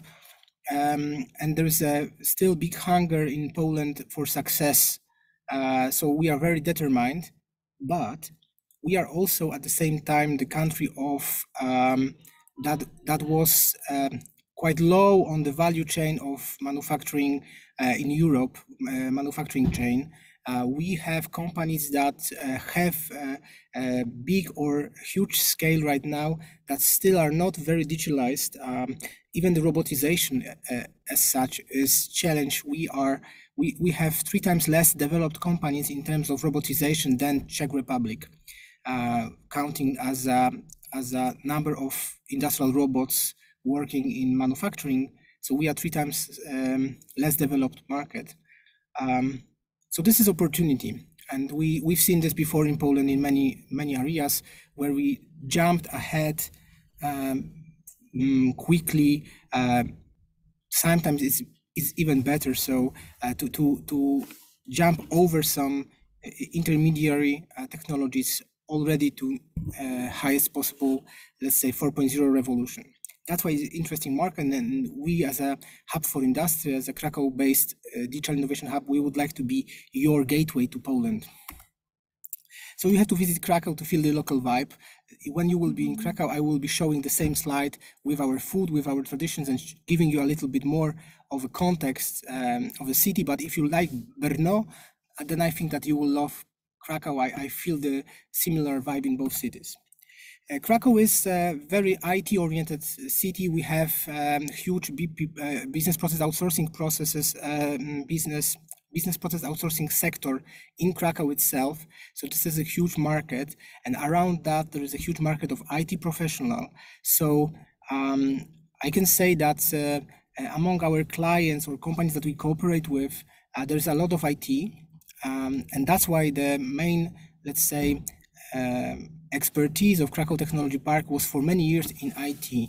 We started 12 years ago working with startups very strongly, and working with those big corporations, with IT and startups, we started connecting the dots, connecting those clients. And our strategy of helping companies grow faster emanates in few areas. So investor support, I will say in a moment, just a brief word about that. We are very strong in the games, digital games sector. So if you look for partner, if you look for opportunity in games design, mobile games, video games in Poland, then we are definitely good contact for you. Industry 4.0 is something that we are doing for last 3-4 years, so that's why it's not like no, maybe 4 or 5 years already.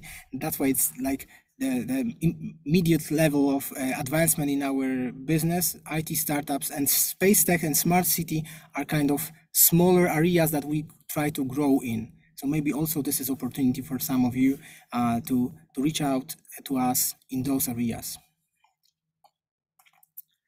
So Digital Dragons as our main conference, our main brand around the games. We have huge conference, more than 2,000 participants. It's only for games developers, so it's strictly B2B. There are no kids playing games. It's only people who are making money out of the games industry, building games. So this is interesting game dev event that around of it there are research, academy, incubator, accelerator, investment funds. So definitely worth checking out this area. In terms of investors, if you are looking for investment in Poland, we can also help building through Poland Investment Zone. So if you are, for example, planning to invest 2 million euro in our region, we can incentivize you with something around 50% of this scale of investment with tax relief, tax credit in corporate income tax. So if you're looking for invest 2 million euros, you can get back 1 million euro in tax credit, corporate income tax for the future. So it's, I think that it's common tool in the whole EU. So Krakow Technology Park can be your partner in this. We have also this team of KPT Scale-Up Accelerator, those smile people on the screen. They are doing this quite simple project where we look for corporate clients, big manufacturing companies, and we listen to their challenges, their problems, and then we spread out and say, look for solutions. And throughout 5 years, we have gathered more than 1,000 applications from SMEs, from startups, tech companies that solve problems. We have selected some of them, and we have granted the micro grants, 50k euro grants, to 85 startups that were obliged to do a pilot project in those manufacturing companies. So it's not simple matchmaking, it's also a swift, very quick pilot project. We try to do it as fast as possible with as low effort and cost on the side of client as possible. And for those startups is a new market, new client, maybe reference client, because we work with huge companies, very respected companies, champions in their particular sectors. And this is an interesting project. As I said, more than 80 graduates from that. And interesting partners like biggest chemistry group in Poland, biggest gas system company in Poland, very big energy companies, construction, building, furniture, and so on. So this is kind of something interesting that I think that in next year we will jump into new EU perspective, new projects, and we will have more money and more interest in the market for that. That's why I already say that this is something that our Hub for Industry is also good. Open innovation projects, that's how we call this scheme, let's say, of work, can be interesting process. And since this year, we have opened Poland Prize Accelerator that is targeting external companies. And even we talked to a few Czech companies already. So as for now, we were working only with Polish companies in KPT Scale-Up. Now it's expanding through whole Europe. So I think that in next year, middle of next year, there will be many opportunities for small, medium companies from Czech Republic or startups to enter Polish market through this tool, to meet all those big clients, to have validation and some exposure thanks to our work. And the Hub for Industry, this is how our Digital Innovation Hub is called. We started in 2019 formally, and now we are European Digital Innovation Hub. We have a little bit more, let's say, consortium partners than Digimart showed, but I think that those key players are Astor, T-Mobile, and Łukasiewicz Research Center, two universities, AGH and PK. These are our universities, tech universities in Krakow. So these are key players. Then we have smaller companies as a solution providers in particular areas. So this whole consortium works with SMEs, with manufacturing companies in Małopolska and Poland, and might be also your partner for some cooperation. And we do all kinds of services, as probably all digital innovation hubs do, from education, experience and inspiration, through maturity assessment, through test before invest, proof of concept, proof of value project, and advising in terms of sources of financing, because we do not provide financing, but we advise with sources of financing, and we also are interested in matchmaking partners internationally who want to cooperate, for example, in the Horizon Europe project.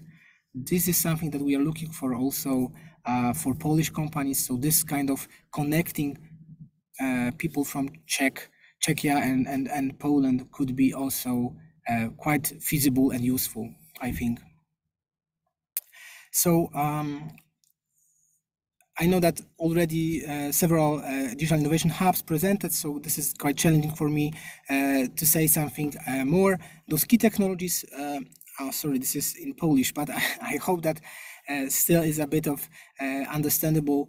So we do provide expertise in 5G connectivity with T-Mobile, with automation and robotization with Astor, with artificial intelligence and industrial IoT with our startups and network of our startups. Cybersecurity, we have partners in cybersecurity. Maybe this is not our main expertise, but at the basic level, we kind of are able to provide service to our manufacturing companies. And when there is a challenging task from our client, when there is a huge, bigger challenge, then we look for external providers, experts. So as I said, this might be also opportunity for collaboration, because we try to be horizontal, one-stop shop for early stage needs of entrepreneurs, manufacturing companies. We try to be this first call they do when they have a problem in their factory. And then we try to be a connector to the market. So we are looking for all the expertise and kind of proven solutions that we can recommend to our clients. We can say that this is something that is that's going to solve your problem, basically. So right now, today, when I look at the collaboration between Digimart, that we have letter of collaboration signed, and we know GIC for many years now, and we respect the GIC as one of the best business support institutions in Europe. So we hope for this kind of collaboration, for choosing the expertise that we can provide to our companies when they have bigger challenges, and also connecting with those more ambitious projects where the, let's say, more ambitious R&D or collaboration is needed. Few pictures from our showroom. So if you will be visiting Małopolska region, definitely we will encourage you to visit our showroom, where we do organize bigger meetings. It's specially organized in the industrial space, where all those engineers feel the best, not in the hotel conference room, as you might have a fantastic view, and it's fantastic for networking for those engineers, where they don't, when they want to touch the robots, they play with them, with the technology. We have this industrial space, and we do a lot of individual presentations. We do a lot of bigger meetings. We have this campus network from T-Mobile operating. We have beam technology demonstrators. We have a lot of IoT solutions. So it might be one of the spots on your tour to Małopolska region or Poland. So I feel invited to our Factory of the Future showroom as one of the spots on your tour to establish connections with Poland. And if I may ask you to do have a call to action after my presentation, it would be to download our radar, hubforindustry.pl/radar. This is a publication available in English. And basically what we've done last year was going through all those small and medium companies, startups in Poland that provide solutions. And we have selected, using our network of partners, selected the most interesting companies with offer for manufacturing. So if you are a manufacturing company, if you are a research and development company in Czech Republic, then maybe some of our solutions could be interesting for you. And I'm proud because they are divided in very easy to navigate categories. So either you want to look for something for logistics, or you want to look for solutions using VR or anything else, then it's quite easy to navigate both in PDF file and online version. So please download and check those opportunities that lie in Poland in terms of what's right now interesting for our market in terms of Industry 4.0. And this is a map of what you can find inside, so definitely worth checking. 65 startups with all the data you need to kind of assess if this is interesting lead. This is all of my presentation. I hope that we will meet in person. I believe that there will be many opportunities in the future, but for now I can just say that feel invited to write me an email. I'm just happy to be able to speak to you. I'm sorry that I couldn't be in person. Let's say that next time I will do better. Yeah, thank you very much, Bartosz. You have taken a little bit longer than those initially required 10 minutes, but I must admit I've put down several notes because there were so many interesting points for the possible collaboration on the EDIC level for the Czech partners, as well as directly for the SMEs. That definitely, dear colleagues, please let you mark Krakow as a hotspot on the map of Poland, and not only Poland, of Europe as well. Because, yeah, what I have marked, and I can get back to your pre-last slide, that there is enough space for Czech SMEs and startups to get part of your network. Please, could you have a look at the logos you have presented and identify whether there is already somebody from Czech Republic, or are you in the attraction phase still? Because I know that you and your colleagues are very intensively communicating with Czech startups, and we are keen on news from this side. Yeah, so unfortunately, till now, we don't have any Czech companies in our direct network.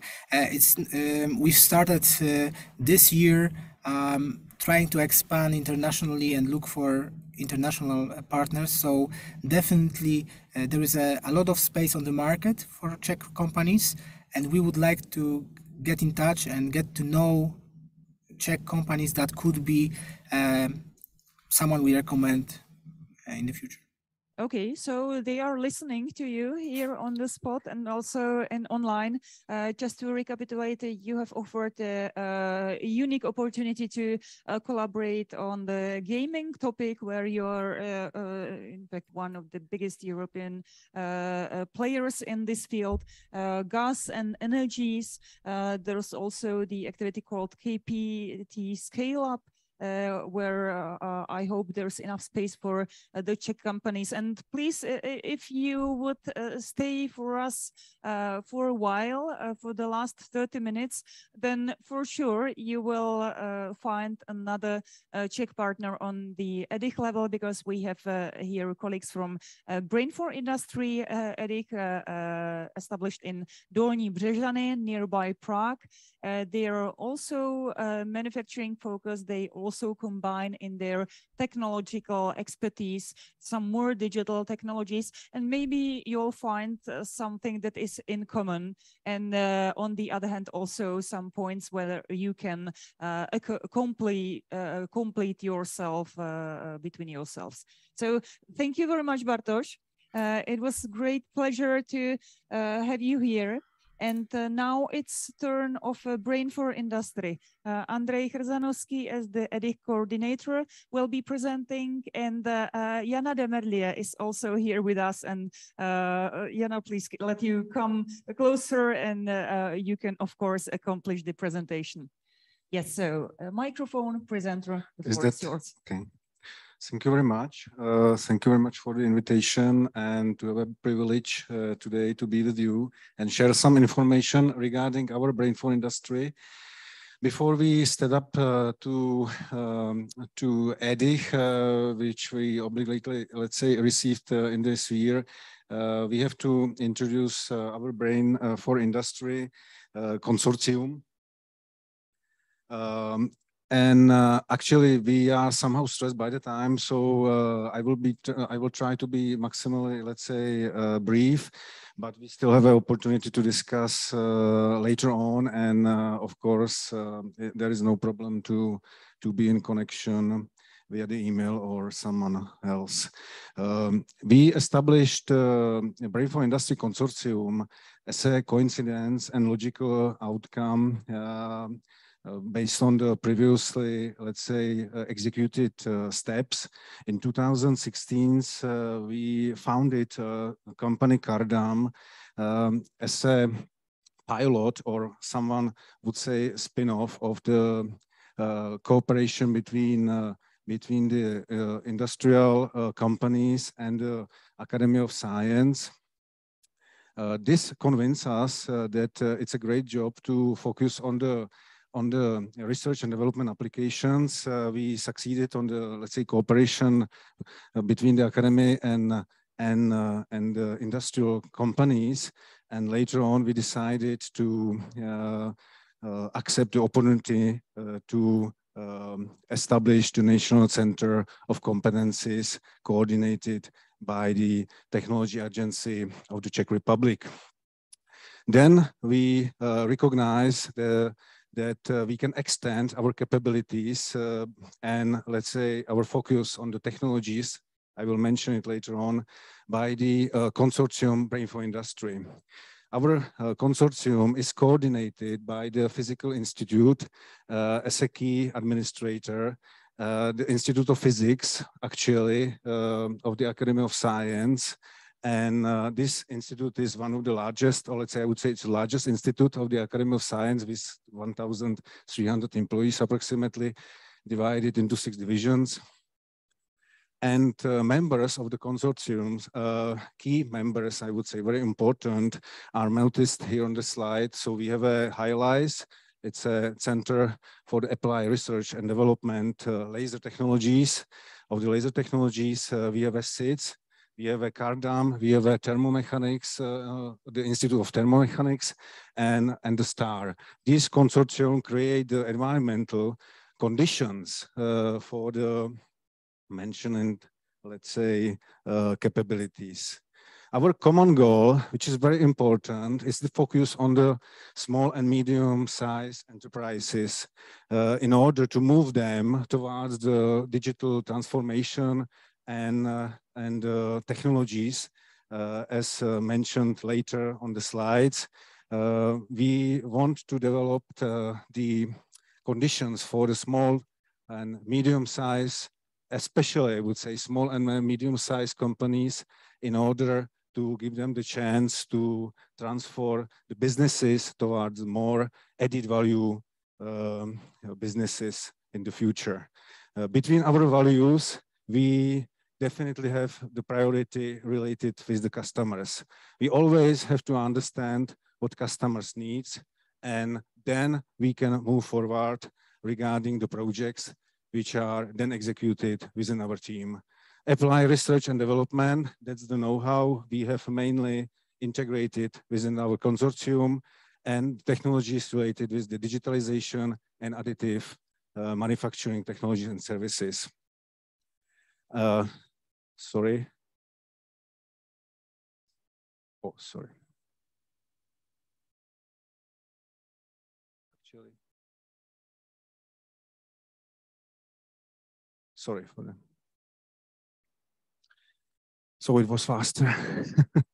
Last but not least, breakthrough industry, strengthening the cooperation between the science and the industries. I think it's a key topic for us for every and daily basis task. And as I said, customer is number one. Between our competencies and for the future cooperation with you, we can definitely offer these areas which are mentioned here.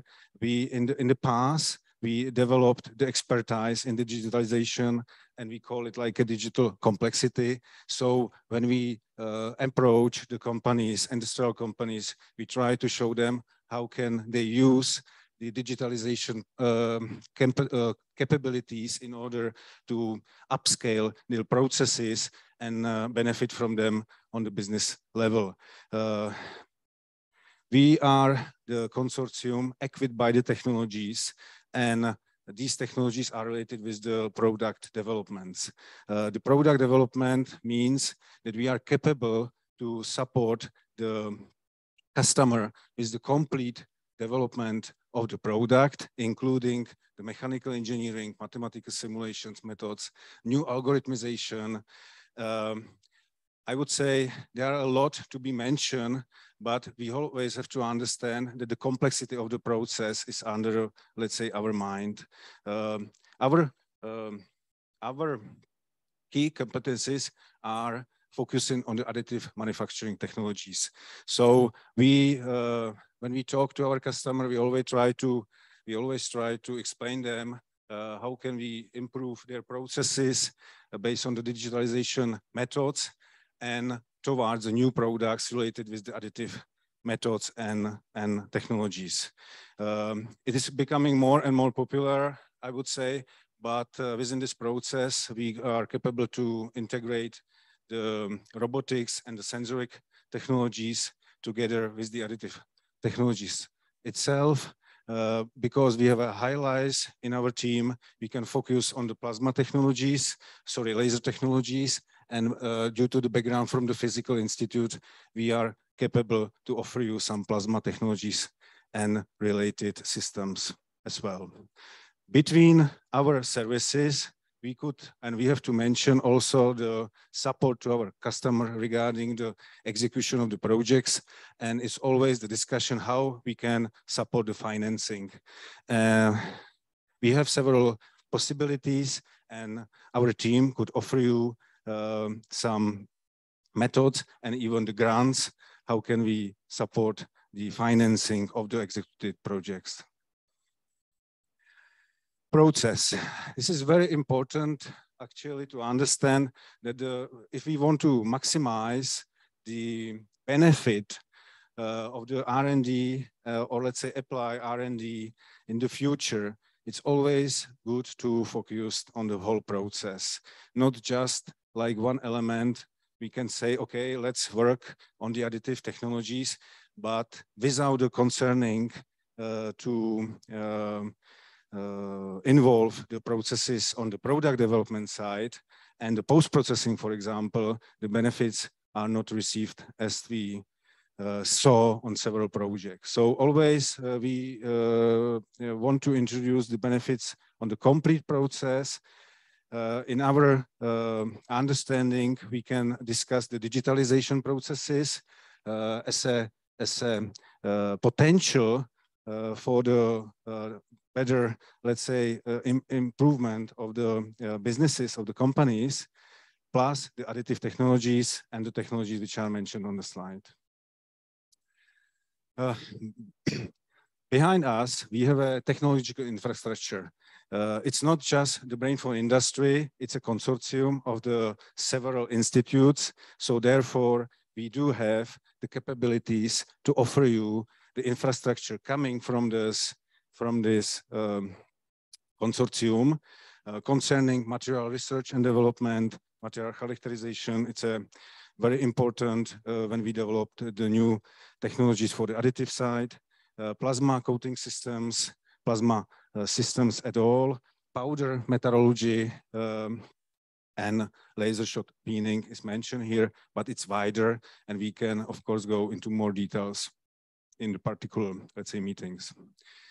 Beside that, we are building the new infrastructure in Dolní Břežany, as I mentioned, and we will focus more and more on the additive technologies here in this institute, currently negotiating new technologies which are going to be set within the next year into this facility, including all this which are on the screen. However, it could be even wider. So the important thing is that we do focus on the industrialization of the technologies. So basically, it's important to understand that we will accommodate the technologies which are in the green and let's say light green area, because these technologies are really offering some quick transfer of the know-how into the new businesses and product portfolio creation.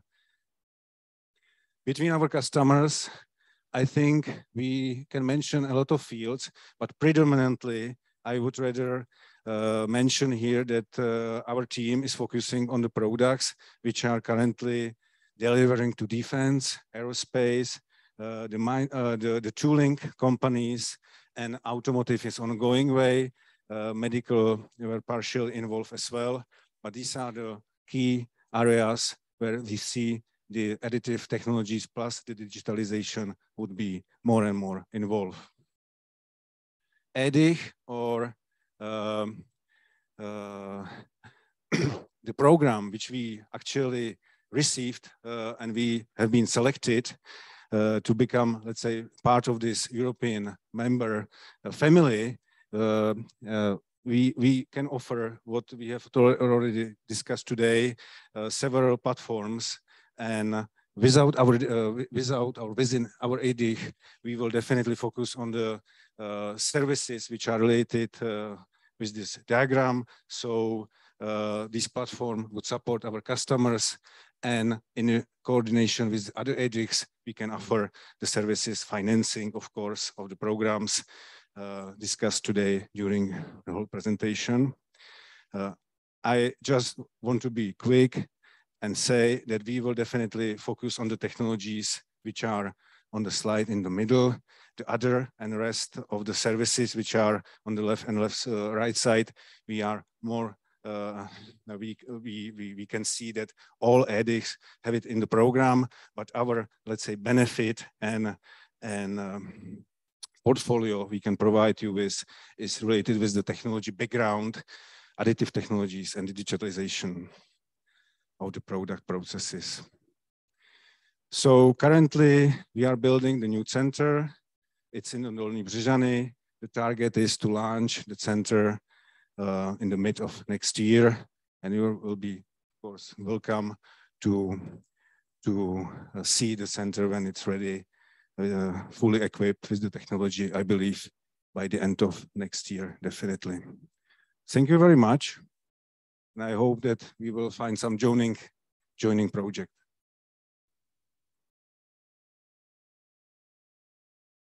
Definitely, we will, because the focus on artificial intelligence, additive technologies, apologies, is in fact very rare among the Czech European Digital Innovation Hubs. So hopefully there are those who are interested in collaboration with Brain for Industry EDIG. Bartosz Józefowski needed to leave us, so unfortunately he cannot bring his insight, but I hope you agree, Andrei, if you will, if I will exchange your contacts. And just now we are experiencing some other technical problems, because I'm receiving on my mobile phone some desperate calls from Roland Zomer from Vienna, that there's some connectivity problem with the Zoom and that he cannot access the link. I didn't know how is it possible. That's maybe something between the heaven and the earth. So basically, we now have last 10 minutes for questions to the edicts that have been presented in the program. Let's wait for a while if Roland Sommer will manage to access the link. Anyway, it works to us. It works to at least some of the foreign colleagues.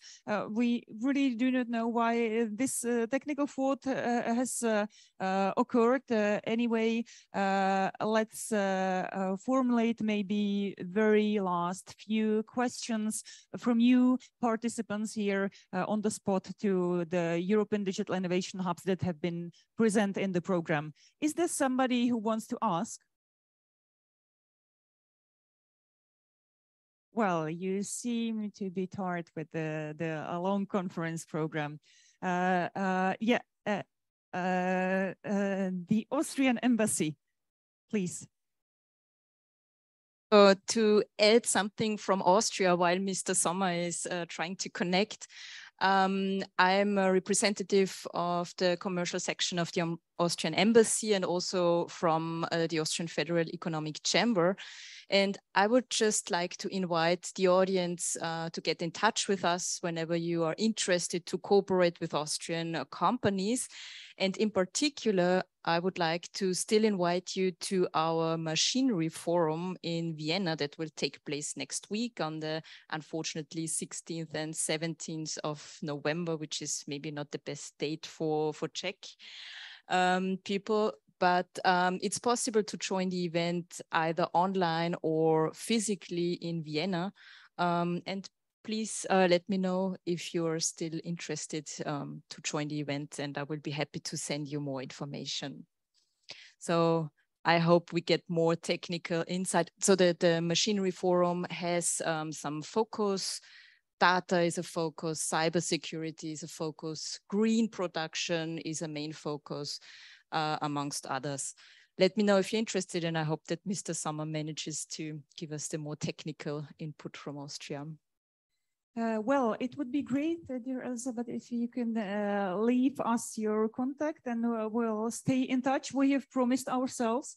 Well, with the really regrets, I need to say goodbye to Vienna, and with regrets, we need to miss the presentation that was planned by Roland Sommer, because for some reason, the Zoom system has betrayed us a little bit today. There were some technical problems which are outside our capacities to be solved. So for the moment, at least, AI for 5 production EDIC in Vienna is open to collaboration with the Czech SMEs as well as the Czech EDICs. I hope at least some of the colleagues in Vienna can hear us. For sure, we will send them recordings of the event, and we'll be happy to share with them also the output of the coordinative meeting of the Czech European Digital Innovation Hubs that will follow immediately after closure of conference program of this annual Smart Business Festival. Ladies and gentlemen, I hope you have enjoyed the content we were trying to bring, and we were trying to introduce the news from the Czech government, news from European Commission, DG Connect, also from the guests from 10 European countries and the institutions focused on innovation support that were present in the morning program, and at least from the 8 European Digital Innovation Hubs that were present in the afternoon program. So this was this year's Smart Business Festival, bringing smart tips for cross-border collaboration in the field of digital innovation. This year, introducing all the 5 European Digital Innovation Hubs assigned in Czech Republic in the first round. And if you didn't have enough time to observe all the busy conference program, then we will send you the recordings, and it will be available on our YouTube channel. So this was Smart Business Festival CZ 2022.